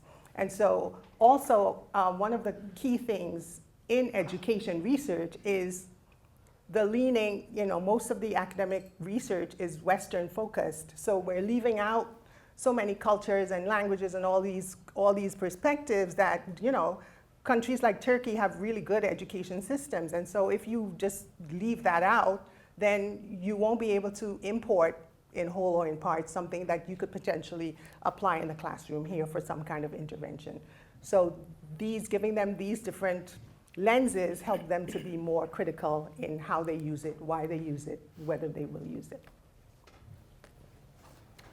I guess I would, I'd like to build on something that we heard earlier today relating to the ELIZA effect and talk a little bit about why generative AI tools like chatbots are different than previous technological innovations, because it feels like we're in a relationship with our AI. It delivers information in a way that feels relational, and we're led to trust it in the way that we might trust a teacher or a similar authority. But I'd like to emphasize that it cannot earn that trust. This is something that Tracy McMillan-Cottom has talked about, because it's still an unaccountable machine at the end of the day. And so, so my attitude is actually that generative AI doesn't have much place in the introductory research and writing courses that we're involved in. And my response to it in the classroom is basically to recenter the authentically human aspects of learning, which involves things like emotion, you know, the good ones like pride of accomplishment, but also fear, you know, of being wrong, impatience, frustration. That's all okay. That's all tolerated. Generally speaking, I try to get students off of their screens as soon as I can and talking to each other. I use, you know, active learning exercises, discussion-based activities. This has become more critical now for me than ever before. I use pen and paper. And I like to try to model the recursive process by which a topic becomes a research question through engagement with sources, with other human beings. So on the one hand, I want to show that research is a conversation. Sometimes we talk about that in the ACRL framework, scholarship is conversation. But it is a conversation between actual accountable human beings. And then on the other, I want to create space for sense making and bringing iterative refinements to source evaluation. You want to go first? So when an instructor has asked me to address AI, it's usually to address why students shouldn't use it. And of course, you know, just saying don't use it is not helpful to especially your undergrads. And so when I do my instruction now, I do include sort of, you know, again, that critical thinking, questioning, why is it here? Did anybody ask for this? Privacy issues, copyright, plagiarism, consent, again, who asked for this? The environmental issues, which we've talked about, and then just AI as a labor issue as well. Just sort of, you know, and again, in the short time period we have, because at the same time we're also teaching them how to use resources, emphasizing evaluation and evaluating those resources. Also, again, sort of that agency, letting the students know that it's okay to be skeptical and critical, and that a lot of this is the way I see it, a lot of the reasons for this massive, you know, embrace of it is this sort of fear of missing out, where folks think that, you know, if we don't do this, you know, we'll get left behind. And this is not a technology, in my humble opinion, that that needs that, because it is dangerous when we don't question it critically. And a lot of it as well, I kind of try to back up, and again, nobody asked for this, is, you know, sort of understanding that it's actually the tech industry that seems to be giving this to us, you know, whether we want it or not. I also kind of, I'm gonna get in trouble for this one, but when I show them like our library databases, they're inserting AI into those. So I'm actually showing them how to hide them, how to avoid them. You know, because the tech industry should not be deciding how we teach, think, and define knowledge. And I'm a little mad that they're actually like going out of their way to make me change the way I'm teaching students how to find good information and how to use the library resources. So Katie is trying to hide the AI features. I actually try to bring them out, bring them to the surface so that people can see them. As you know, there are many other AI databases or AI services out there, Consensus, Elixir, Perplexity. I'm sure many of you have heard of it or at least use them as well. So in my class, I usually will show them how to use those resources. Some of them are free, or at least they have some free features that you can use. So a lot of graduate students, I would say they benefit from it, because some of the tools actually using the AI function can tell you whether a citation actually was cited because it is valid or it's being criticized. So a lot of these resources are out there, and I think they are very important for our graduate students.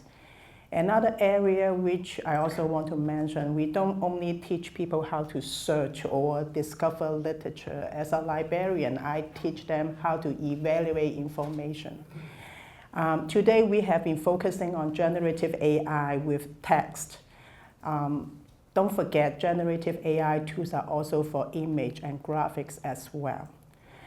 Just the other day, one of my relatives, a very close relative, shared with me a video. It has to do with Warren Buffett, who is talking about all these retirement suggestion tips and all that. I looked at it within the first 30 seconds. I could tell it was generated by AI. So I pointed out to her politely that this is a very interesting video. It has a lot of good advice, but it is generated by AI. She was like shocked. How do you know? Because this is definitely the face of Warren Buffett. And he definitely has all the credentials to give this type of advice. How do you know? I said, I know, because I know how to create it. In my class, I have asked my students to actually create a fake video. They enjoyed it. They could actually create a fake video in 5 minutes with a character, with the script that they wrote, and the next thing they know is they have a fake video right there. And why did I do that? Now they know. It's so easy to create this type of wrong information and put it out there on social media. Once they know how easy it is to create this type of information, now they are really on the alert. They know that. When they see something that their friends share with them, they know they have to think, they have to ask, is it legitimate? Is it created by AI or not? And a lot of these tools are freely available out there, so easily accessible. I have a class that the student actually created a video with someone dressed in doctor's white coat talking about the benefits of having pizza every day. So the student created it in 5 minutes. And if you just look at that video, you would not know that it was generated by AI unless you actually know all the features behind it. So thank you. Can I add something to that? Just kind of big. Go ahead. I know we've all, also one of the things, I know Leslie and I have worked together to discuss, and for years I've been teaching about misinformation, disinformation, propaganda. It's changed a lot in the past 10 years, and now, I mean, it is just more and more difficult with the AI. You know, a couple of years ago it was watch out for deep fakes, and now it's, you know, to your point, that it is incredibly difficult for the students and for even the professionals to, you know, make these determinations. And one thing that I saw recently, which is really very worrisome, is that somebody had observed that their class had actually sort of like gone to full skepticism, where she was in an art class and she was showing her students actual drawings, actual artwork that humans made, and they're so skeptical, they contend that everything is AI. So finding that balance, you know, and that's sad if people don't know that, you know, humans can create this. So that was just another sort of alarming antidote that I saw. But yeah, it's really causing us to have to revamp how we are addressing that misinformation that is out there everywhere. Okay, my next question to the panel is, how do you address academic integrity concerns related to AI-generated content?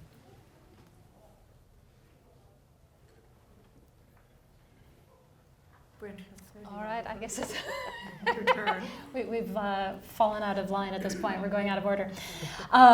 So I guess I would start by saying it's kind of a mixed message. On the one hand, to teach the importance of, you know, citing your sources and academic honesty, and then on the other, you know, use tools that have been trained on copyrighted text and images without permission.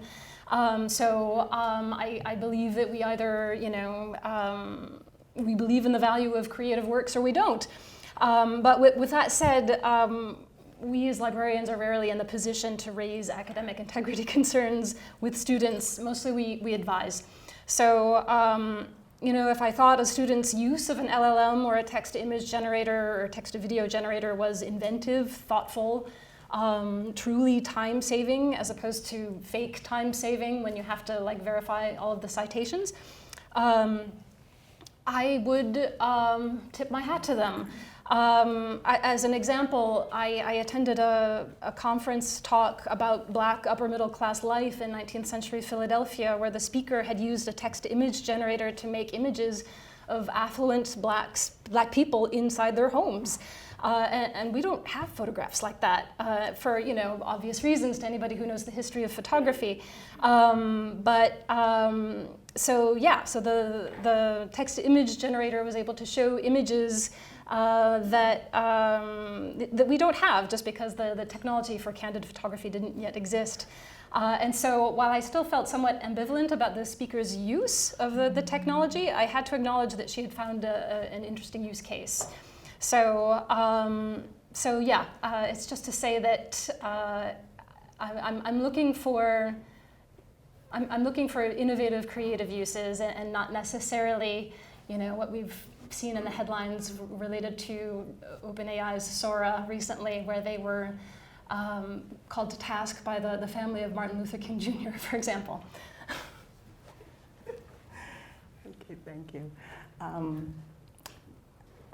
I just want to mention something about the AI detection, because Lauren this morning talked about, forget about all this AI detection, tool, because just come up with your assignment that will actually prevent students from just using AI all the time. That's not actually what I said. But the AI detection thing. I just want to share a story that my coworkers have heard that before. As you can probably tell by now that I'm not a native English speaker. And so I grew up in Hong Kong. I was born in Hong Kong, and Hong Kong was a British colony. So Chinese is my first language, and British English is probably my second language. And I can tell you, when I first find out all this GPT-0, all this AI detection tool, I just could not wait to try it, right? So I put my own writing and then put it there, upload it. Guess what? It was flagged as AI written. It turned out this is actually an issue, especially for lots of international students who do not have English as their first language. The reason I want to point this out is that academic integrity is really a difficult topic to discuss, because on one hand, we want to make sure that our students are honest and all that. On the other hand, we don't want to falsely accuse them either.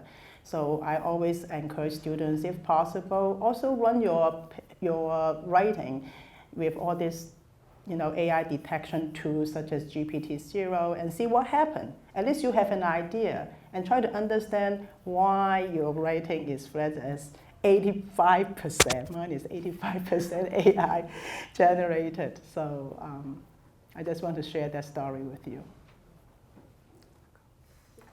So when I look at academic integrity, the way I look at it, there's no difference when we incorporate AI into it. And so I try to when I talk about academic integrity, I really focus on the plagiarism aspects and try to get the students to understand that scholarship is a conversation. And so you're building on this conversation. The reference is, that's a transcript of the conversation that the person had to get them. So I try to place it in a context. So I tell my students, all right, so Kanye West, he sang whatever song, Alicia Keys, dun, dun, dun, New York, right? That's a hook. They had to pay for that. The lyrics that Jay-Z was doing, some women from Brooklyn wrote that. So they had to pay for that too. So academic integrity, plagiarism, intellectual property, it's akin to economics, because it's linked to that, to get students to understand that. So American students can get that idea. When it comes to international students, which I've worked with, like with RU Fit, we got to get the students we understand that in different countries, plagiarism is not a thing. And so we get the students to think about what does attribution look like in their country, in their culture. And so then we take them from the known to the unknown. This is a Western perspective, so you're still giving homage. It's just a different way that we do it. And so when it comes to AI, I say, if you use AI, you better be incorporating that prompt into your narrative and then have the corresponding entry in your bibliography in the same way that you would be doing when you engage with actual scholarship. So there's no change. It's just getting the students to get into a mindset where they understand the whole import. Why are you even doing it? As opposed to, well, you know, it's academic integrity. So known to the unknown, basically. And I kind of expand the idea of academic integrity into explain to the students, you know, what AI does, which is essentially, you know, take things and property and copyright without people's consent. I think, you know, there's still multiple lawsuits going on with Anthropic and authors. And it's really, to me, no different than like we explain to students why they need to cite their sources. They're citing them so that you're giving credit to the scholar. And with AI, you're not able to do that because you don't know what scholars they've stolen from. So sort of just, again, emphasizing the fact that, you know, that AI is not practicing academic integrity in essence. So that would be my approach. I just want to clarify, and then when I say you should have the corresponding entry, I mean the entry of your chat in your bibliography. That's what I mean, not scholarship. Okay, all right, I'm going to ask another question. Discuss how you see the librarian's role and the role of the library evolving in response to Gen AI. You want me to start? I think there are two areas that I would like to point out. One is the instruction area, that we should continue to explore this area and also focus on some of the new resources out there. And the other thing that we talked about, that consistency, critical thinking skill, ethics, this is something that we have to include in our classes. Another area which has to do with the librarians, how we acquire our resources. For those of you who are not librarians, you probably don't know that we work mainly with a lot of traditional publishers. So Elsevier, Carrier, Progress, all these major publishers are our partners. But as you can see in this AI world, there are many other service providers out there that we have not worked very closely. So the databases or resources I told you earlier, Sites.ai, Consensus, Alessa, Perplexity, so far we have not really had a very active conversation with those companies because we always think that they are not the traditional library services providers. So I think this is something that down the road, the librarians or people who are in charge of acquisitions will need to really investigate and see how we can actually step out of so-called our comfort zone and maybe work with those companies, which is actually a very tricky situation because if we don't do that, I already see that many of our students are willing to pay some of these services themselves.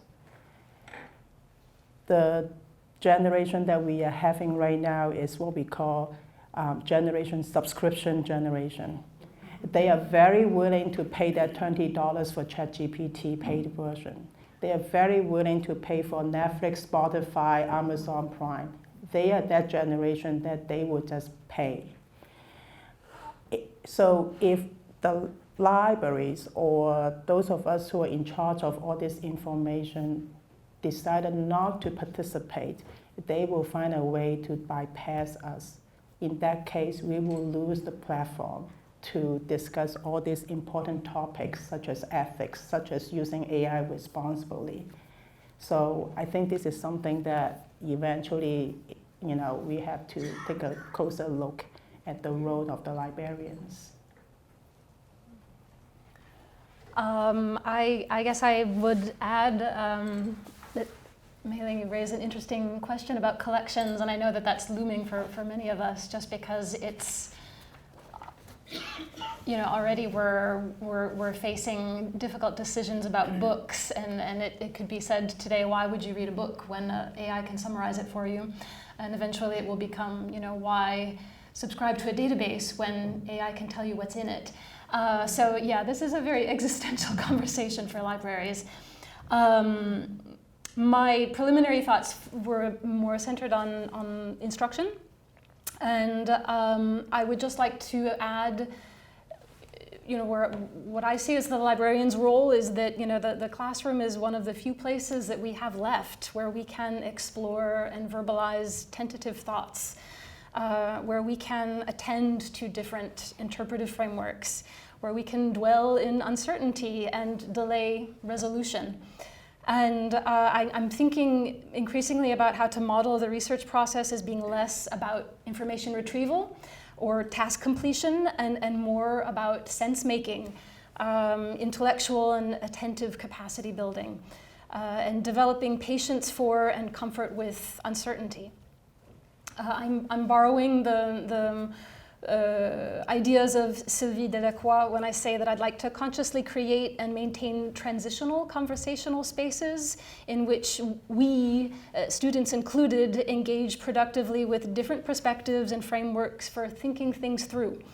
And we don't short-circuit dialogue to arrive at a predetermined conclusion. We know that our online communication environments, including social media as well as LLMs, reward certainty and punish tentativeness, and it's largely the reason why these environments have become so intolerable. And I think our role as librarians should be to do the opposite. To instead of asking ourselves, "Is this correct?" and moving on, we can ask ourselves, "Does this change what I thought I knew?" I see this effort as capacity building for participation in democratic and civil society, and that is a project that libraries have been involved in from the start.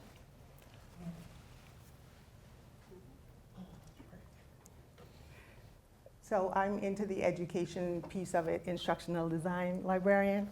And so one of the things that I think Rutgers University Libraries needs to do is create a course on how to evaluate information that you get using generative AI.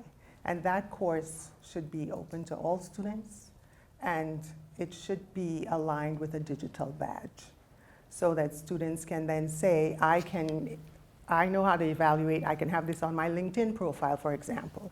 So I think that's one of the things that we can actually do that could really help faculty and really serve our constituents. And I think students will be students will want to take that course, I suspect. The other thing I would say is that the ACRL has a framework for information literacy competencies. And the intent, the spirit behind that document is for librarians to assist students to think about information in their discipline, be it dentistry, medicine, anthropology, whatever. So they need to see start thinking about information in that context, and then they can really be more critical about AI, because then they'll know, well, this really is a hallucination. This, this information is not old enough. My ChatGPT is not up to 2025 in terms of its content. At least they'll know stuff like that. So I think we can individually work with our departments. I work with the Graduate School of Education. We have departments that we work with, and so we can integrate things like that in courses like topics in or research in. There are courses in every discipline that allow students to find information, and so I think that's really critical for us.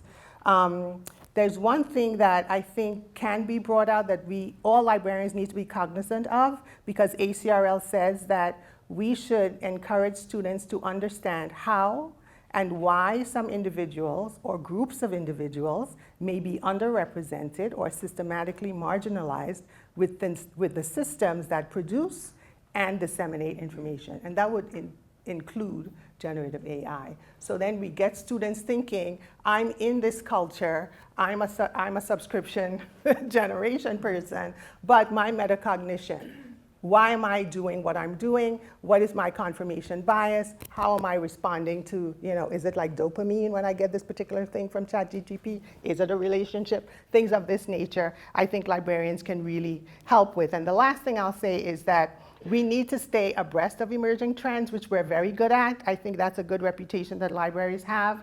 And as we keep abreast with these emerging trends, then we can, of course, help our constituents, but also we need to continue to align with our professional organizations like AACU.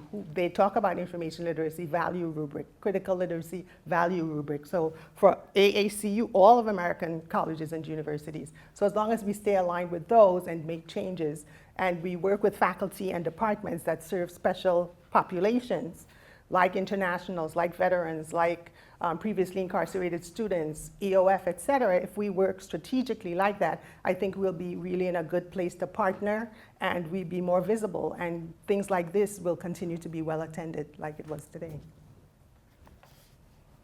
And just sort of, this is a good example of how libraries sort of are everywhere and doing everything. We all have different perspective on this approach, which is a wonderful thing about the library profession. So unsurprisingly, I'm going to say that I believe the role of the library. I think we have the space to actually push back against this narrative that it's inevitable. Dan McQuillan recently did. He wrote a blog post based on one of his lectures entitled "The Role of the University is to Resist AI." And I would say that one of the roles of the library is to resist AI because as we've heard, that AI is a marketing term. It's largely a corporate tool. It's really only, if you've been paying attention to sort of the bubble, it's increasing the capital and the power of Silicon Valley. It's not necessarily doing much for everybody else. And in fact, they are starting to seek out, they're starting this narrative of we might need a bailout. So our tax money is going to be going to bail them out when they overextended, guessing that we would respond to the hype, which I believe in a lot of cases we have. So I think that libraries are here to inform as well. Obviously, not make the decision for the students. You can see an example of everyone here is approaching it in a different way. But primarily, we are all talking about information and we're informing students how to best seek the usefulness or uselessness of these tools through all the various information. Okay, I had a list of a lot of questions, but I feel like, do you guys want to take questions from the audience? Are you okay with it?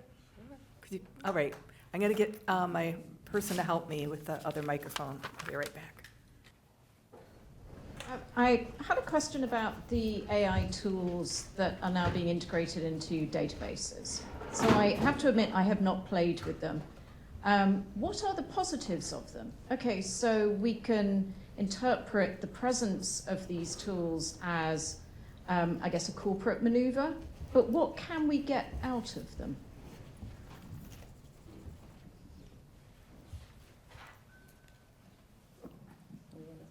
I mean, I would say nothing. I find them to be disruptive. I find them to have the very dangerous potential to confuse, especially novice users of these databases because it's right there, it's in their face. They don't know the difference between whether this is a chatbot, or if it's coming from an expertise. I don't know the history. I do view them as largely corporate. I don't know how many actual librarians were involved in creating this, whether the vendors have that representation. We have not had the opportunity to really question that much from the vendors. Again, it's just kind of showing up. Some of them allow us to mute them, some of them don't. different libraries are, have different approaches. Again, we should have it there so that students can learn it, or we should not have it at all. But I do find that they cause confusion, even when they're giving, like ProQuest recently, it puts up some keywords that are related to the one that you put in, right? So that's not as useful as showing a student to go into the subject headings and see how they can go more specific. But it's incredibly useful right there. It's right there, so everyone's going to click on it. So that's, unsurprisingly, again, my take. And coincidentally, that's what I tell students to use ChatGPT for, to generate some keywords, try to brainstorm and see how this is going to align with your work. So if I would point out those things, I would say keywords, because, and then we also go into the subject tags as well, so that there are different ways, because my lectures always start off with, let's brainstorm on this topic, and then, what's the demographic, et cetera, et cetera. And my last bullet is always, what are some synonyms that you can actually use? And, telling them the reasons why, different, in the UK, it's mobile phone, in America, it's cell phone. So things of that nature. So I point out those things to the students so they can get more tools in their toolbox. I have heard that for researchers that are in like a time crunch and who have identified a corpus of possibly relevant literature, that it could potentially help you to zero in on what you really need to read versus what you don't need to. That's maybe the extent of it. I mean, it does, unfortunately, ChatGPT is kind of the market leader for reasons. It's very easy to use, and it does have a lot of capability. But a lot of the AI research assistants that you're going to see in library databases are just not very good. My favorite is when they try to summarize edited volumes in like 3 sentences, and it's just like, ooh. Because they just don't have the resources that OpenAI does. So you're going to, unfortunately, just see a lot of junk with library databases. I totally agree, because, for example, EndNote, I don't know how many of you use EndNote here, but EndNote also has a feature that you put in your citation, it will get that article, summarize it for you. The thing is, if that's the case, why don't you just look at the abstract of that paper, written by the author? It's much more accurate, much more reliable. Why do you have to click that button to generate that summary, which is, I'm sorry, the quality is not that great in EndNote. But I think a lot of the library products are also had a situation that they also have to use AI as a way to promote their services. AI is a term, is a word that just gets so much attention. It's like if you don't say AI in their database, they are left behind. So in many ways, I think that's the reason, one of the reasons why they decided to have AI. I hope I'm not getting into trouble. But I would say just be very careful. Ask yourself, do you really need to have that summarize this article into PDF? Because the abstract is right there. I will add that a colleague of ours has done an excellent job of creating a guide that talks about all of the different tools within the different databases and just kind of explains their role. So that's something you can take a look at. And then the other thing I'll just kind of add, with the fact that, going back to it sort of being a labor issue as well, is my other concern is, we do a chat service 24 hours a day, 7 days a week. Anyone can chat with us. And more I am getting students who are just making the assumption that we are chatbots. They are consistently surprised that we are real people. And, I feel like AI's, again, going back to who's profiting from this, that it's in their best interest to undermine expertise. And that is something that I feel is happening with both, within the databases and then a chatbot. I just want to be, yes, I'm a real person. I'm here to answer your questions. Again, back to that labor. I had a student come on to chat and just typed in, "Prove you're not AI." Oh. And we had a nice dialogue.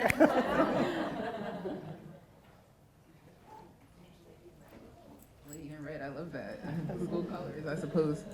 Hi, I'm Tiffany. This was a great conversation, and I've enjoyed being here. I'm currently mastering at Brown data sciences and generative AI, and I find that this symposium has a lot of like very basic questions, but this is specifically for the librarians. The level of literacy and competency and its dynamics impact prompt factorization. How will cultural attributions and publisher aggregation influence competency? Cultural attribution?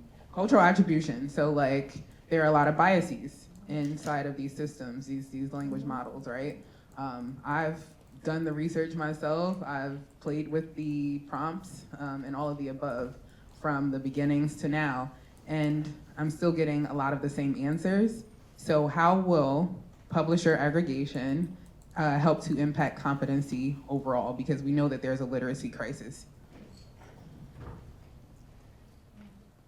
I think we're at the point where we have the hype. I think it was mentioned earlier about Wikipedia, and high schoolers would come, first years would come and say, we can't use Wikipedia, it's the devil, basically. And so, we taught them how to use that, and Wikipedia has now become acceptable as a starting point. It's a process. It's not an end in itself, it's a means to an end. And so I think getting students to understand, like I was talking about cultural competency, recognizing that there are biases in these things, and you may not see yourself in here. A lot of people won't, so it's kind of like exacerbating the situation that we currently have anyhow.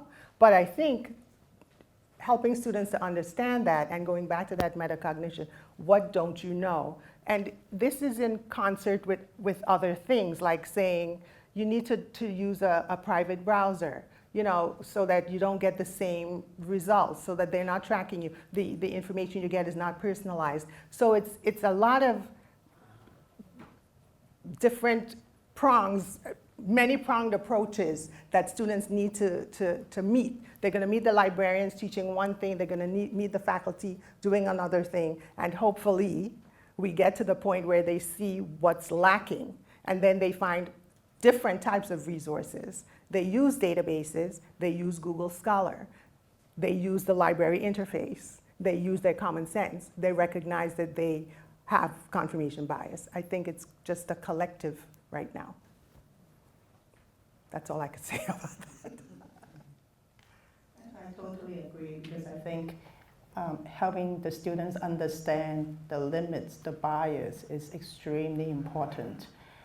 A lot of these generative AI tools tend to be people pleaser. So if you say something, they will try to agree with you. So if you're a student and your paper is due Wednesday and you say, I would like to write a 10-page long paper on global warming, trust me, ChatGPT will say that's a fantastic idea, because ChatGPT wants to make you happy.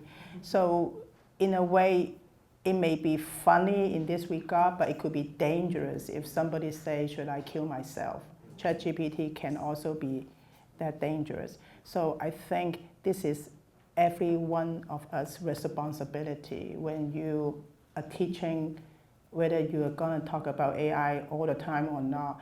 This could be something, a bias that need to be shared with your class, with your students.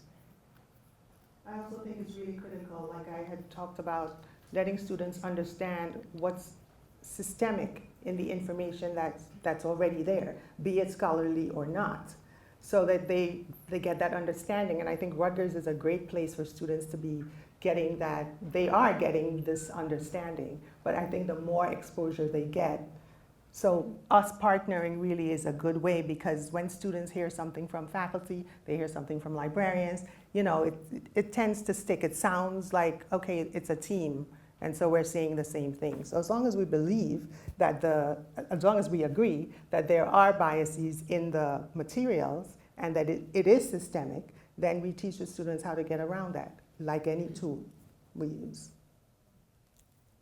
And I'll add that just another thought on the competency is the fact that, AI not only is biased, it's also, again, not having the perspectives, the different cultural competencies. It is narrow, and we know that it can be manipulated. I mean, if anyone has seen Grok, like that's generative AI, but we know it's being manipulated.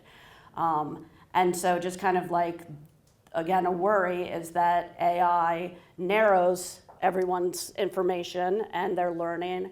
And what's also interesting is, as more AI is being generated, it's now showing up on the web, and now AI is training itself on that. And something which I love this is the author Jathan Sadowski calls it the Habsburg AI, because it's just sort of like learning from itself, and it's just going to narrow that focus even more. So I'd like to get back to the first question, right, about what are the competencies that students need to develop from a different angle. And I'm hoping you can talk to me about what are the competencies that faculty, if there's any refinement to your response, that faculty and staff need to take. And then tying that into one of the later points that was made about how we all are our own individual responsibility to this and learning. I just want to hear any advice you have. Like, listen, I don't even know half the platforms you just named. I'm like writing them down. I'm going to go check them out. What advice do you have for us who are like trying to learn along with our students in this regard?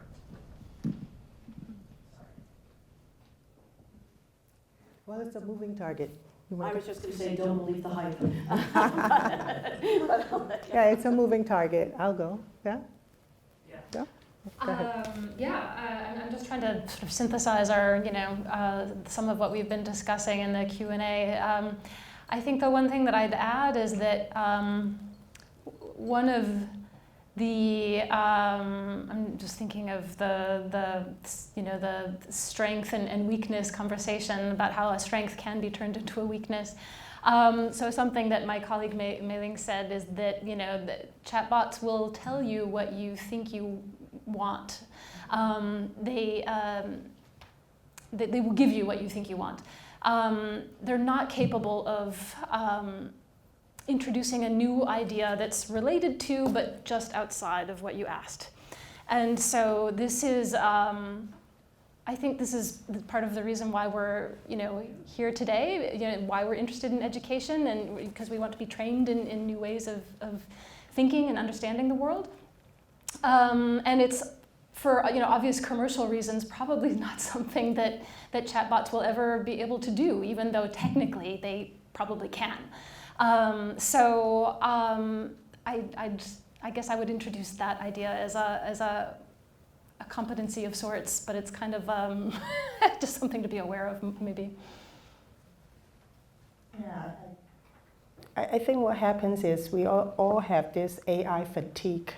I don't know about you, but I think every week I must have received at least 5 or 10 emails about AI news, AI webinars, AI this, AI that. I mean, at first I was so eager to register and attend, and then after a while I realized that I said, okay, I watched the recording, and then 3 weeks later I said, I never have time to watch that recording. So I think you make the right choice. First of all, you attend this section is already the best thing to do. And the second thing is, don't feel guilty if you're behind, and don't feel guilty if you don't know everything. It's okay. All of us are learning together. As long as you want to understand more, whether you're AI skeptic or not, you still are out there, even Katie, she's there understanding what the pros and cons of AI. I think that's the most important thing. So don't just try to hide in the dark, but try your best to really, if possible, attend a webinar once a month. Trust me, you won't miss a lot. You attend once a month, you will still be okay. We also, remember my shameless brag? We had an AI task force for education, and Mei Ling was on that with me. And we came up with those competencies, which align very well with the competencies from ACRL. But within those competencies that we recommend, there are certain competencies for faculty, for students, for library staff, library faculty. And so we hope to be coming out with workshops and different avenues where you can come and we can have a conversation, you can learn something, we can learn from each other. So the task force is about to be reconvened, FYI, mailing. Yeah, I just got that information last week, and so we will be revisiting, and so look out for more, and we'll be going through Mary Beth, of course. And I was only kind of half kidding when I said double. But I think, again, a lot of people feel pressured to sort of, keep up. And it is very difficult because, like I said, you're getting emails, there are so many webinars. And, some of those webinars are from organizations. Some of them are from other higher education institutes. Some of them are from the vendors, and so sort of deciding what's the perspective that you want, because they're all, just like here, going to give you that different perspective. Another thing is, don't feel left behind as long as you're informed. Just because you're not using it doesn't mean you don't know about it or you don't know what's happening. And then just finding community and connection. This obviously it was a great place for that to start.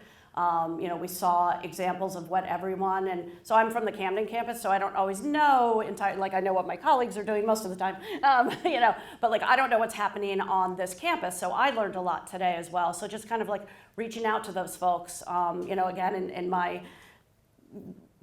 talking about sort of resisting it, the way, we're not going to resist these large, powerful companies in small ways, and so community, organization, and sort of reclaiming that power over our own agency or consent to decide whether we want this or not is really important. So we're going to, first I want to thank my colleagues for an excellent conversation.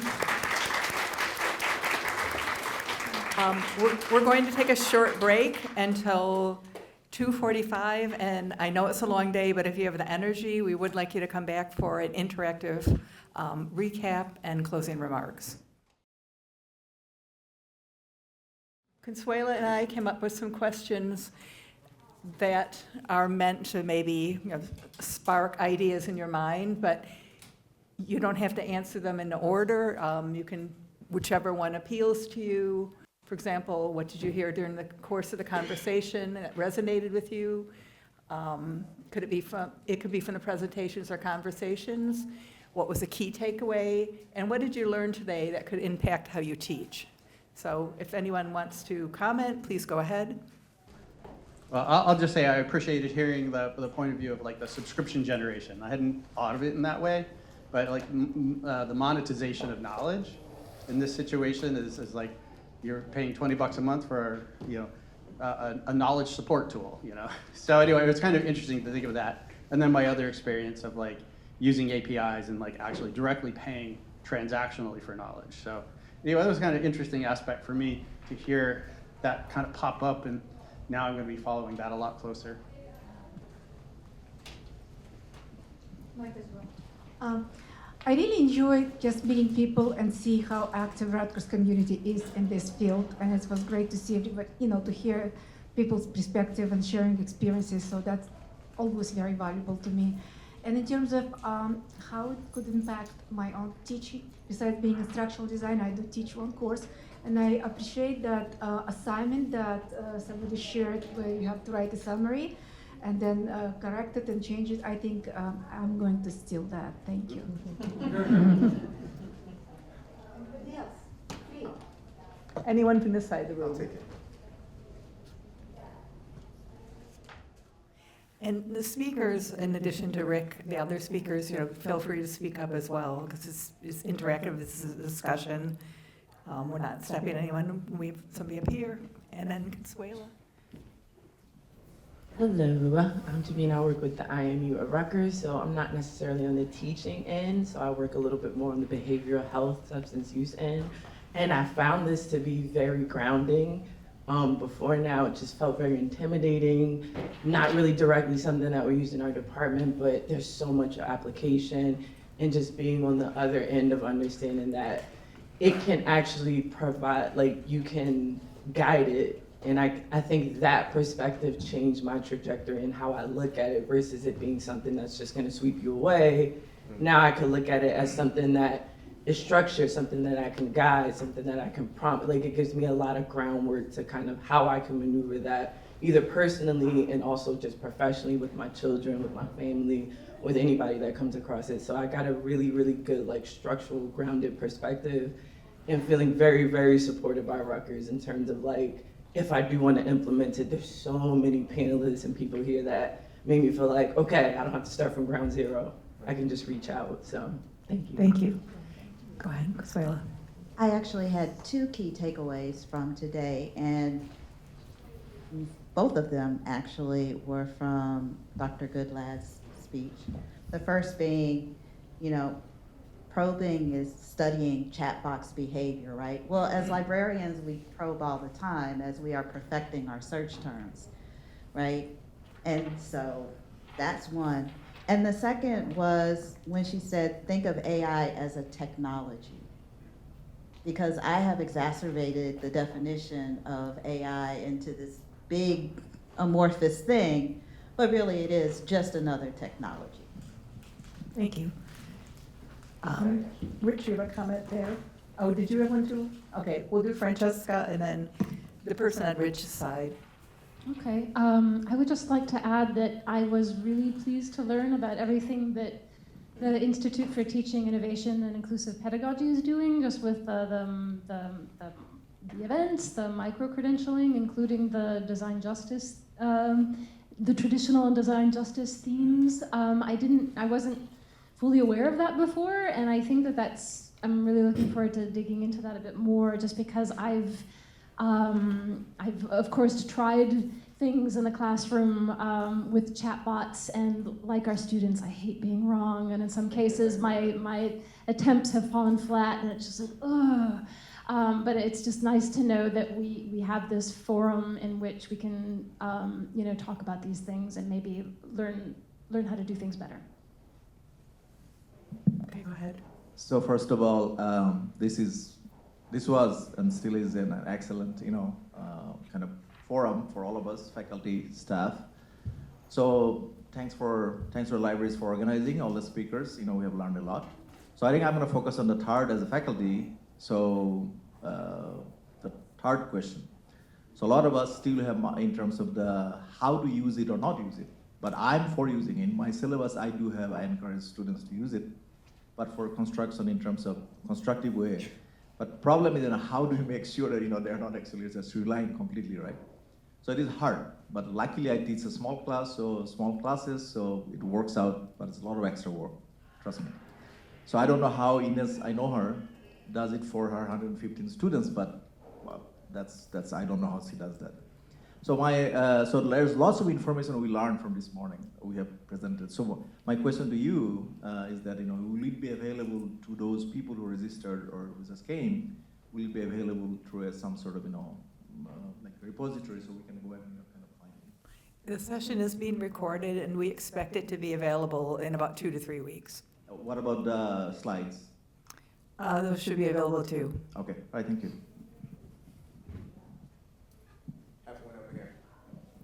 Hello, everyone. I think one of the things that resonated with me was just the diversity of perspectives and everyone's ability to engage in civic dialogue. So good job on that. But I think that, so I'm actually not in the teaching sphere either. I'm in student programming, student-facing administration. And so I came here just out of genuine curiosity to learn more about what is happening in the teaching sphere. But I mean, I have my students coming to me and talking about what they are doing with AI. I only graduated a few years ago, so it's very interesting to see the difference and also to contemplate what I would have done in their shoes. Because I was talking over lunch and was like, I might have taken the lazy way out a few times and would have had to grapple with that in different ways. But I think that going back to talking about the protein structuring and mapping, it's interesting to think that we are making technological advancements now in a month that took decades and years prior. And going back to, is it Mei Ling? I don't want to get sure. Yes, Mei. Yeah.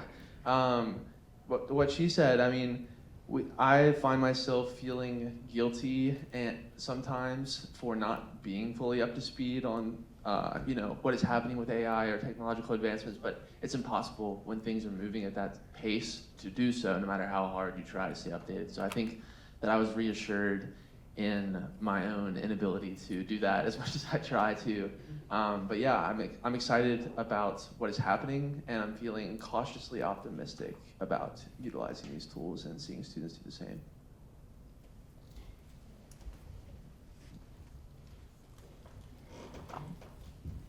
There's somebody on this side.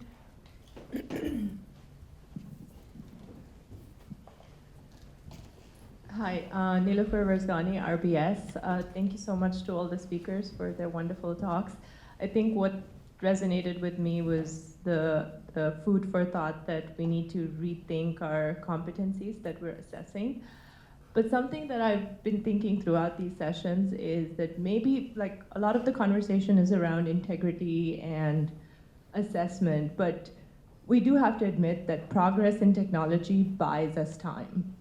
And so with AI, students are doing things faster. And so we as teachers need to use the free time that they now have to teach them further or deeper about the skills or like the disciplines that they're in. So maybe some of the conversation should be around what are we doing with that extra time that students now get because of the use of AI? What can we teach in that free space now? I was thinking about that and I don't know what the answer is, but yeah.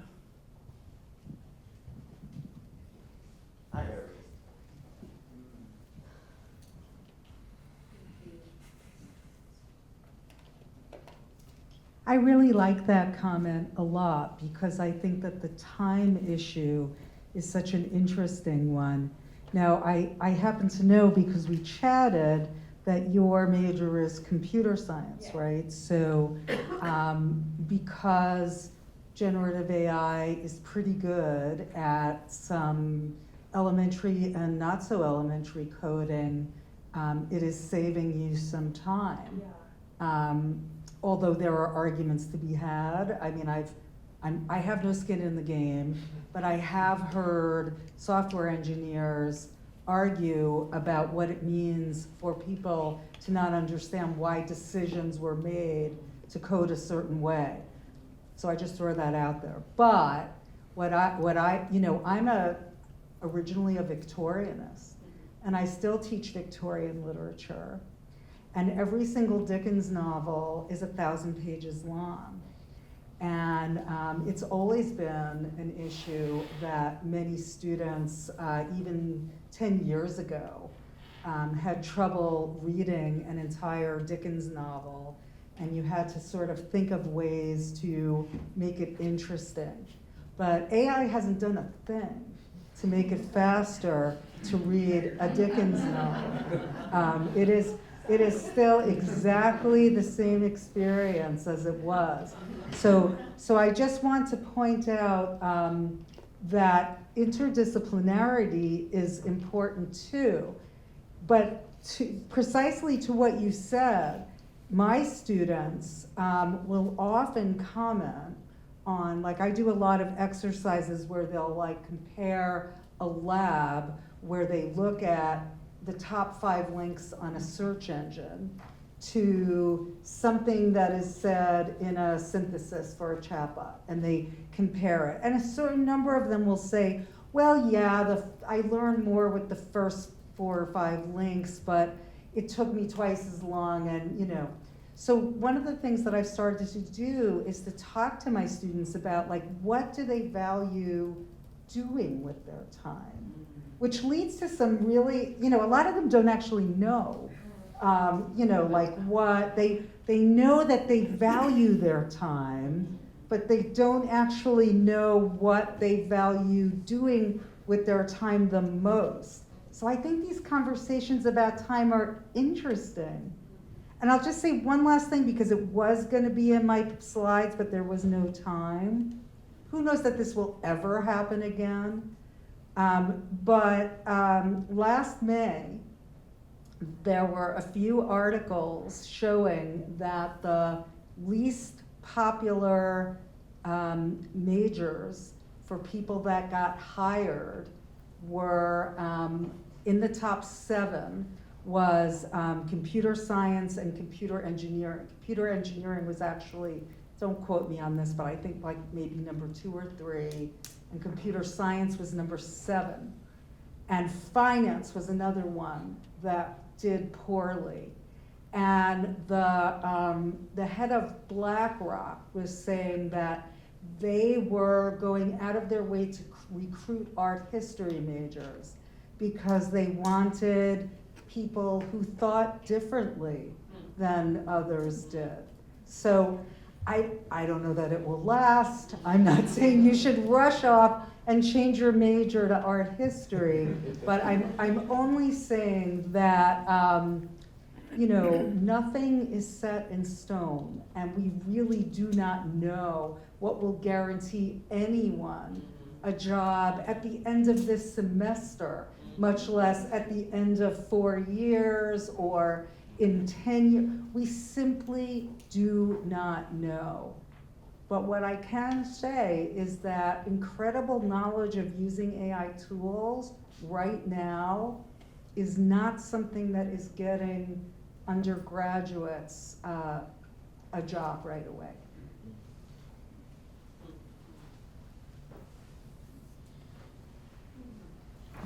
Trying to decide.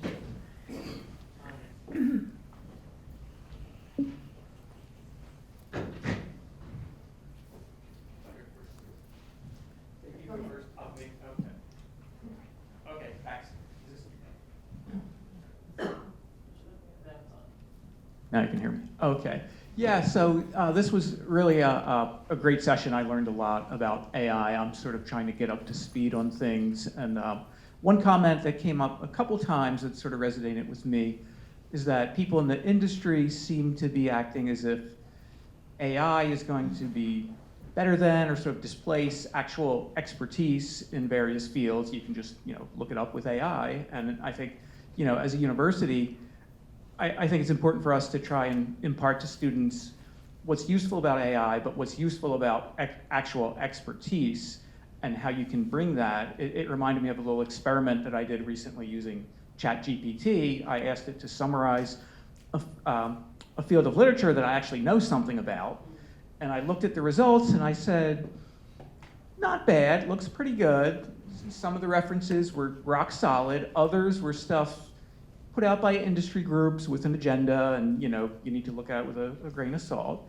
But the thing that amazed me is after I did that, I closed my browser, shut it off, came back later, opened up ChatGPT, did the same exact query, and got a slightly different result, which I think speaks to the idea that this is not deterministic, right? It's probabilistic. And I don't know if students realize that. 2 students on different machines could look up the same thing, but they're going to get slightly different answers. And I think that's important to communicate to people. So I wonder if there's another slide after this slide.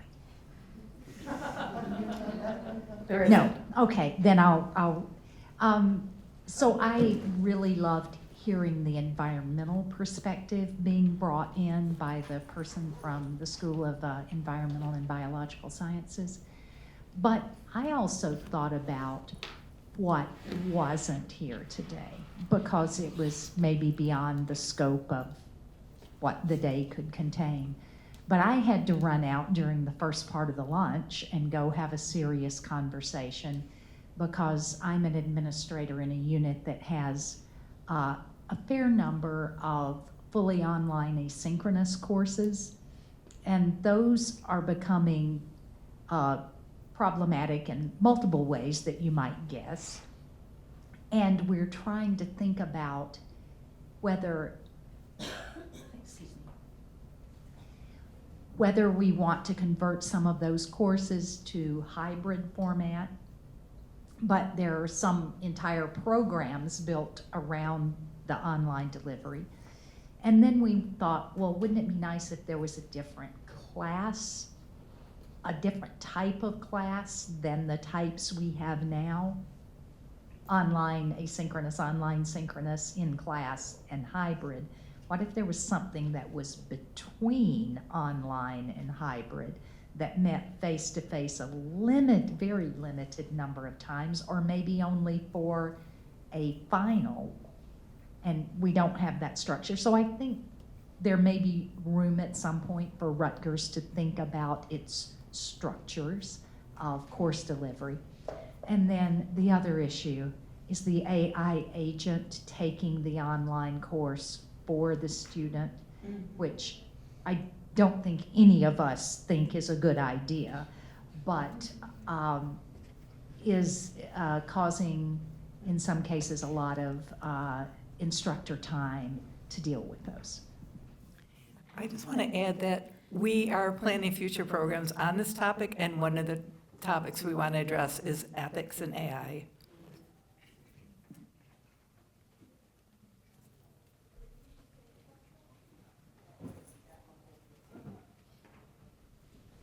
Hi again. I know I said the questions were basic, but they were basic for me. I want to just let everybody know that everybody's learning AI at the same time, so give yourself grace. It's okay. It's just like learning how to drive a car. You learn as you go. And so I would also like to leave this with everyone, because I'm not the know-it-all in the room. I'm still learning. Like, I'm in school to learn it, just as you all are here. These are learning language models, which means you teach it. And you all are academic specialists. Everybody knows what they know. They've done the work. They've had the years to research and do all those things. And I think that you all exist for a reason. We were talking about cultural competency and biases. You all can essentially help to influence those things positively. Just continue to utilize these programs, even though they're running up our PSE&G bills and everything else via the grids that they're building across the country. Continue to utilize these because you all have all of the expertise and the knowledge to teach it. And the youth or the students that you're teaching or whomever, they don't know just as much as you don't know. So it's your responsibility to grow these models correctly. Thank you. I just wanted to respond to us not knowing what really would be the degree to get for the future. I just wanted to mention that Hart Research Associates have worked with the AACU twice, 2014 and in 2018, and they interviewed employers and business executives. And they had them rank particular skill sets that they wanted for their hires from college graduates who had just come out of college. And so the top three, they can find, organize, evaluate information from many sources. The second would be to analyze and solve complex problems. And the third is to analyze, solve problems with people from different backgrounds and cultures. And that's like 73%, 79%, 75%. So the majority of them, and they were ranking them in order of importance. So AI is in there, but really it's information literacy, digital literacy, meta literacies, all of these that we're all talking about. So as long as we get our students grounded, they'll be hireable.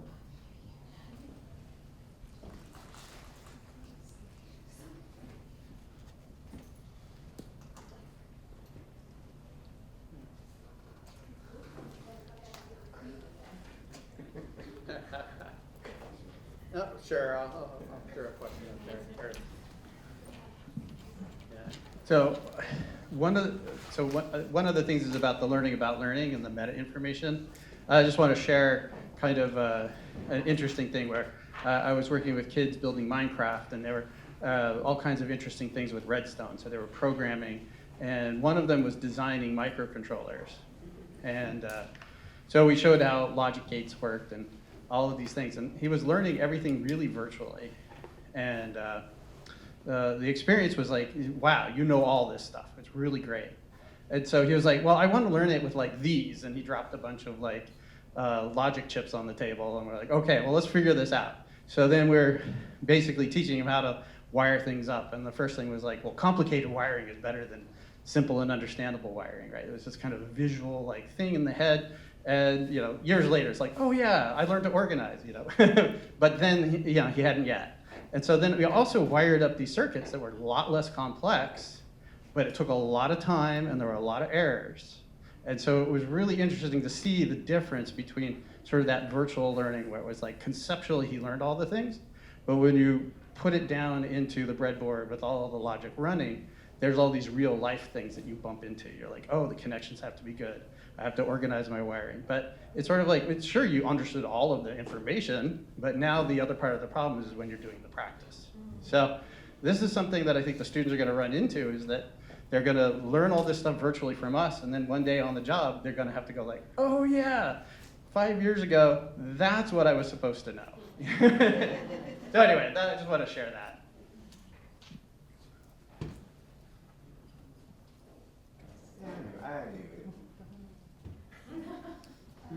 Okay, I want to come back to this thread about the time and what else can we teach. I think it's a very interesting thread because I don't know about you, but I'm a little bit disappointed. When I was a young girl, I thought, oh, technology is going to solve problems for us and people will have to work less and less and live more and more.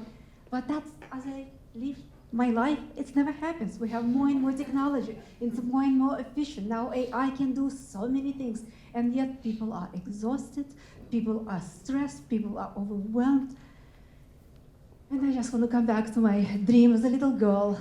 Wouldn't that be nice that actually we can use technology and allow students to live a little bit more, to breathe? I don't know about your students, but I see my students completely stressed out, totally worrying about every point they get or not get, totally, overworked and busy and worrying about their future.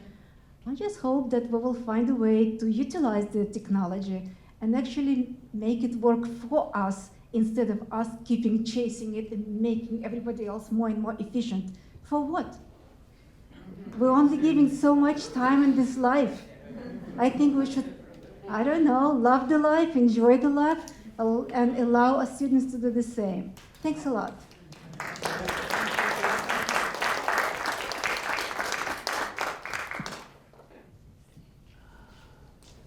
I don't know, this side over here.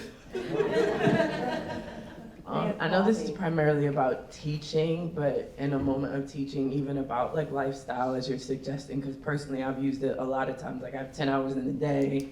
How many times can I, whatever specific task, and it's been incredibly helpful for a person that's really big on organization, on time, how to gather the information and structure my day. But my question is more on terms of like mental health, like the articles with people using it for like, suicide and then, or having those type of things. Like, are there conversations about that? Because I am nervous about people using generative AI for like mental health or therapy or psychology, and like just what that conversation even begins to look like. So is that a part of the symposium series? Is that a little bit more on a different end, or just any feedback or any thoughts about that? Because that is a big concern. Me primarily being in the case management, mental health, and addictions area, like I think about that often, especially with the younger generation.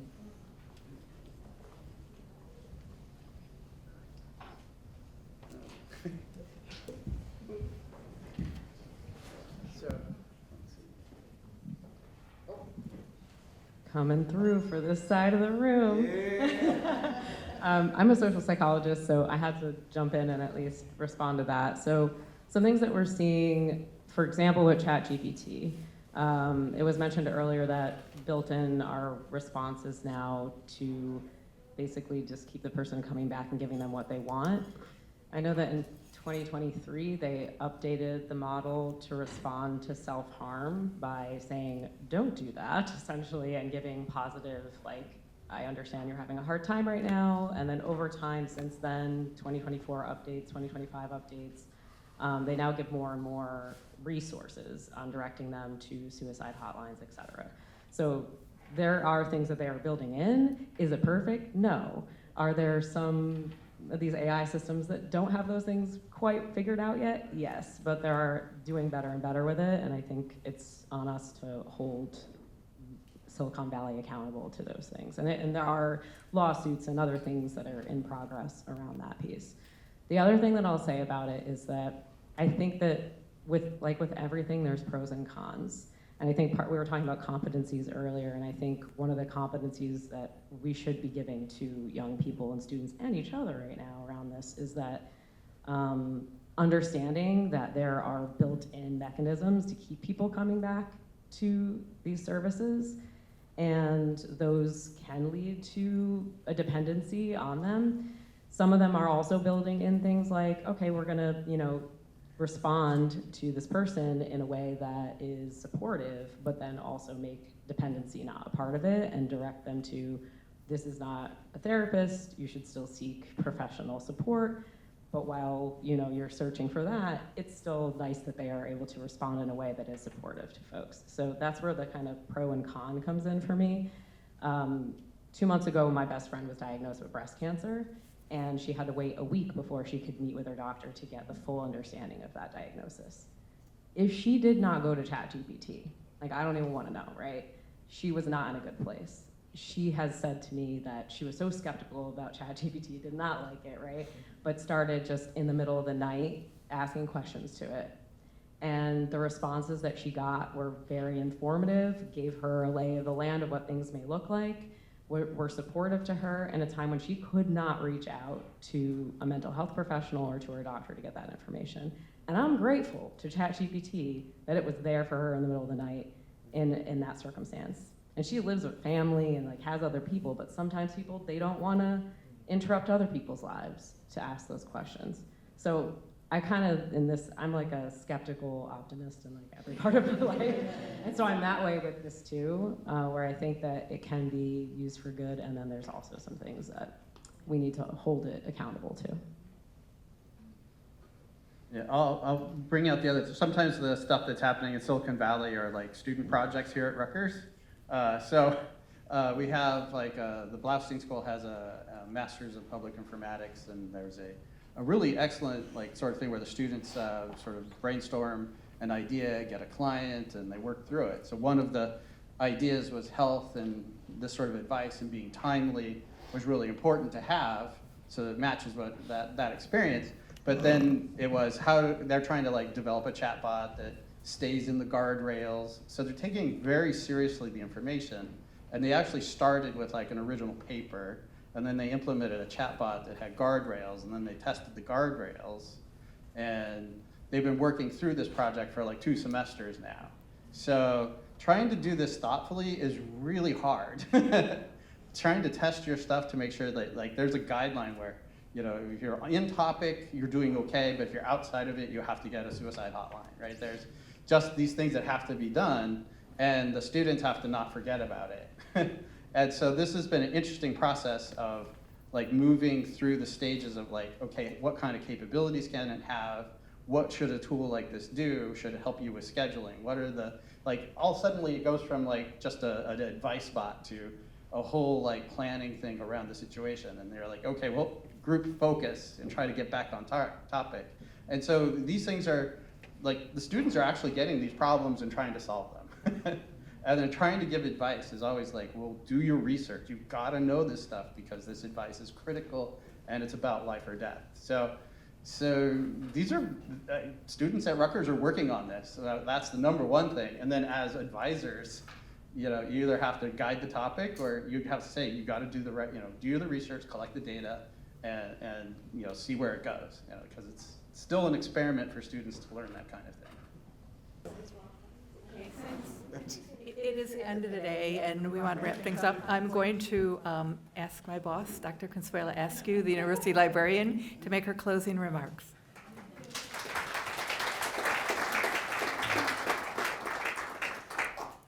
And no one is in trouble. I just wanted to put that out there. So I want to start by saying thank you. Thank you for joining us today in what has been a thought-provoking and educational event. And I want to take a moment to thank our speakers and presenters. If we would, just give them a round of applause. They were so generous with their time, expertise, and knowledge. It was amazing to learn all of the work that is happening across the university around AI and teaching, and learning that today. I had no knowledge of this, so I echo some of your thoughts that were expressed earlier. But this is the advantages and the disadvantages of being part of a large, complex institution, right? I want to thank everyone who helped us organize and execute today's symposium, so please bear with me. It's a long list. It takes a community to make something like this happen, and we are fortunate that we have a built-in community across the Rutgers University Libraries, as well as we can draw upon the larger university community. And I want to acknowledge our community members who have helped pull this together, execute this today. So first, starting with Mary Beth Weber, our coordinator for training and mentorship, for turning what was an idea and concept of a symposium series into a reality. She was instrumental in planning and orchestrating this event, and as you can see, she was also, no good deed goes unpunished. She has pretty much run through this event today. Also from my office, Keon Scott, Tony Perkins, Laura Hoyt, Michelle Petosa, Amanda Pressler for their help in the registration and making today go smoothly. Colleagues from the library's Information Technology Services, Ed Smith, Albert Lee, Mary O'Mara, Andrew Ruggiero for their event IT technology support, along with members of the library's major event committee, Phil Wilson, Richard Jutkovitz, Kathy Pecoraro. You saw Phil and Rich who were walking around with the microphones today. Charles Collick and Aaron Brewster Fossler, the AI at Rutgers Steering Committee co-chairs, were very helpful with their guidance in developing the program and suggesting speakers, along with Tracy Addy and Crystal Quillen from the Institute for Teaching Innovation and Inclusive Pedagogy. Neil Bennett for video recording the event, enabling all of those who could not attend today to benefit from today's discussions, and our photographer, Fred Stucker. I don't know if Fred is still in the room, but I wanted to say, see, Fred, I remembered your name. But just a little bit about what's coming up. Again, we were a bit ambitious with this series. We thought that we would be able to host all 4 of these events within one academic year. No. So we're going to kind of space this out a bit. And we're going to be hosting 1 per semester for the next 3 semesters. The next symposium will take place in spring of 2026, date to be determined, and that symposium will focus on the use of AI in the university research enterprise. It will center on the researcher's perspective. The 3rd event will explore AI through a legal and ethical lens, and then the last of the series, which will close in spring of 27, we'll look at AI in academic libraries through a practical lens, asking how we might leverage AI for our operations, our service delivery, and how we can support the development of critical AI literacies through our information literacy instruction program. So I hope that you will join us for one or for all of these upcoming events. Last but not least, this is our first time hosting an event of this scale, and since we plan to host future symposia, we would be grateful for your feedback. So please be on the lookout for a survey which will come to you via email, and we appreciate any feedback that you provide. Again, thank you so much for attending today's event, and I wish you a pleasant and dry evening. Thanks, everyone.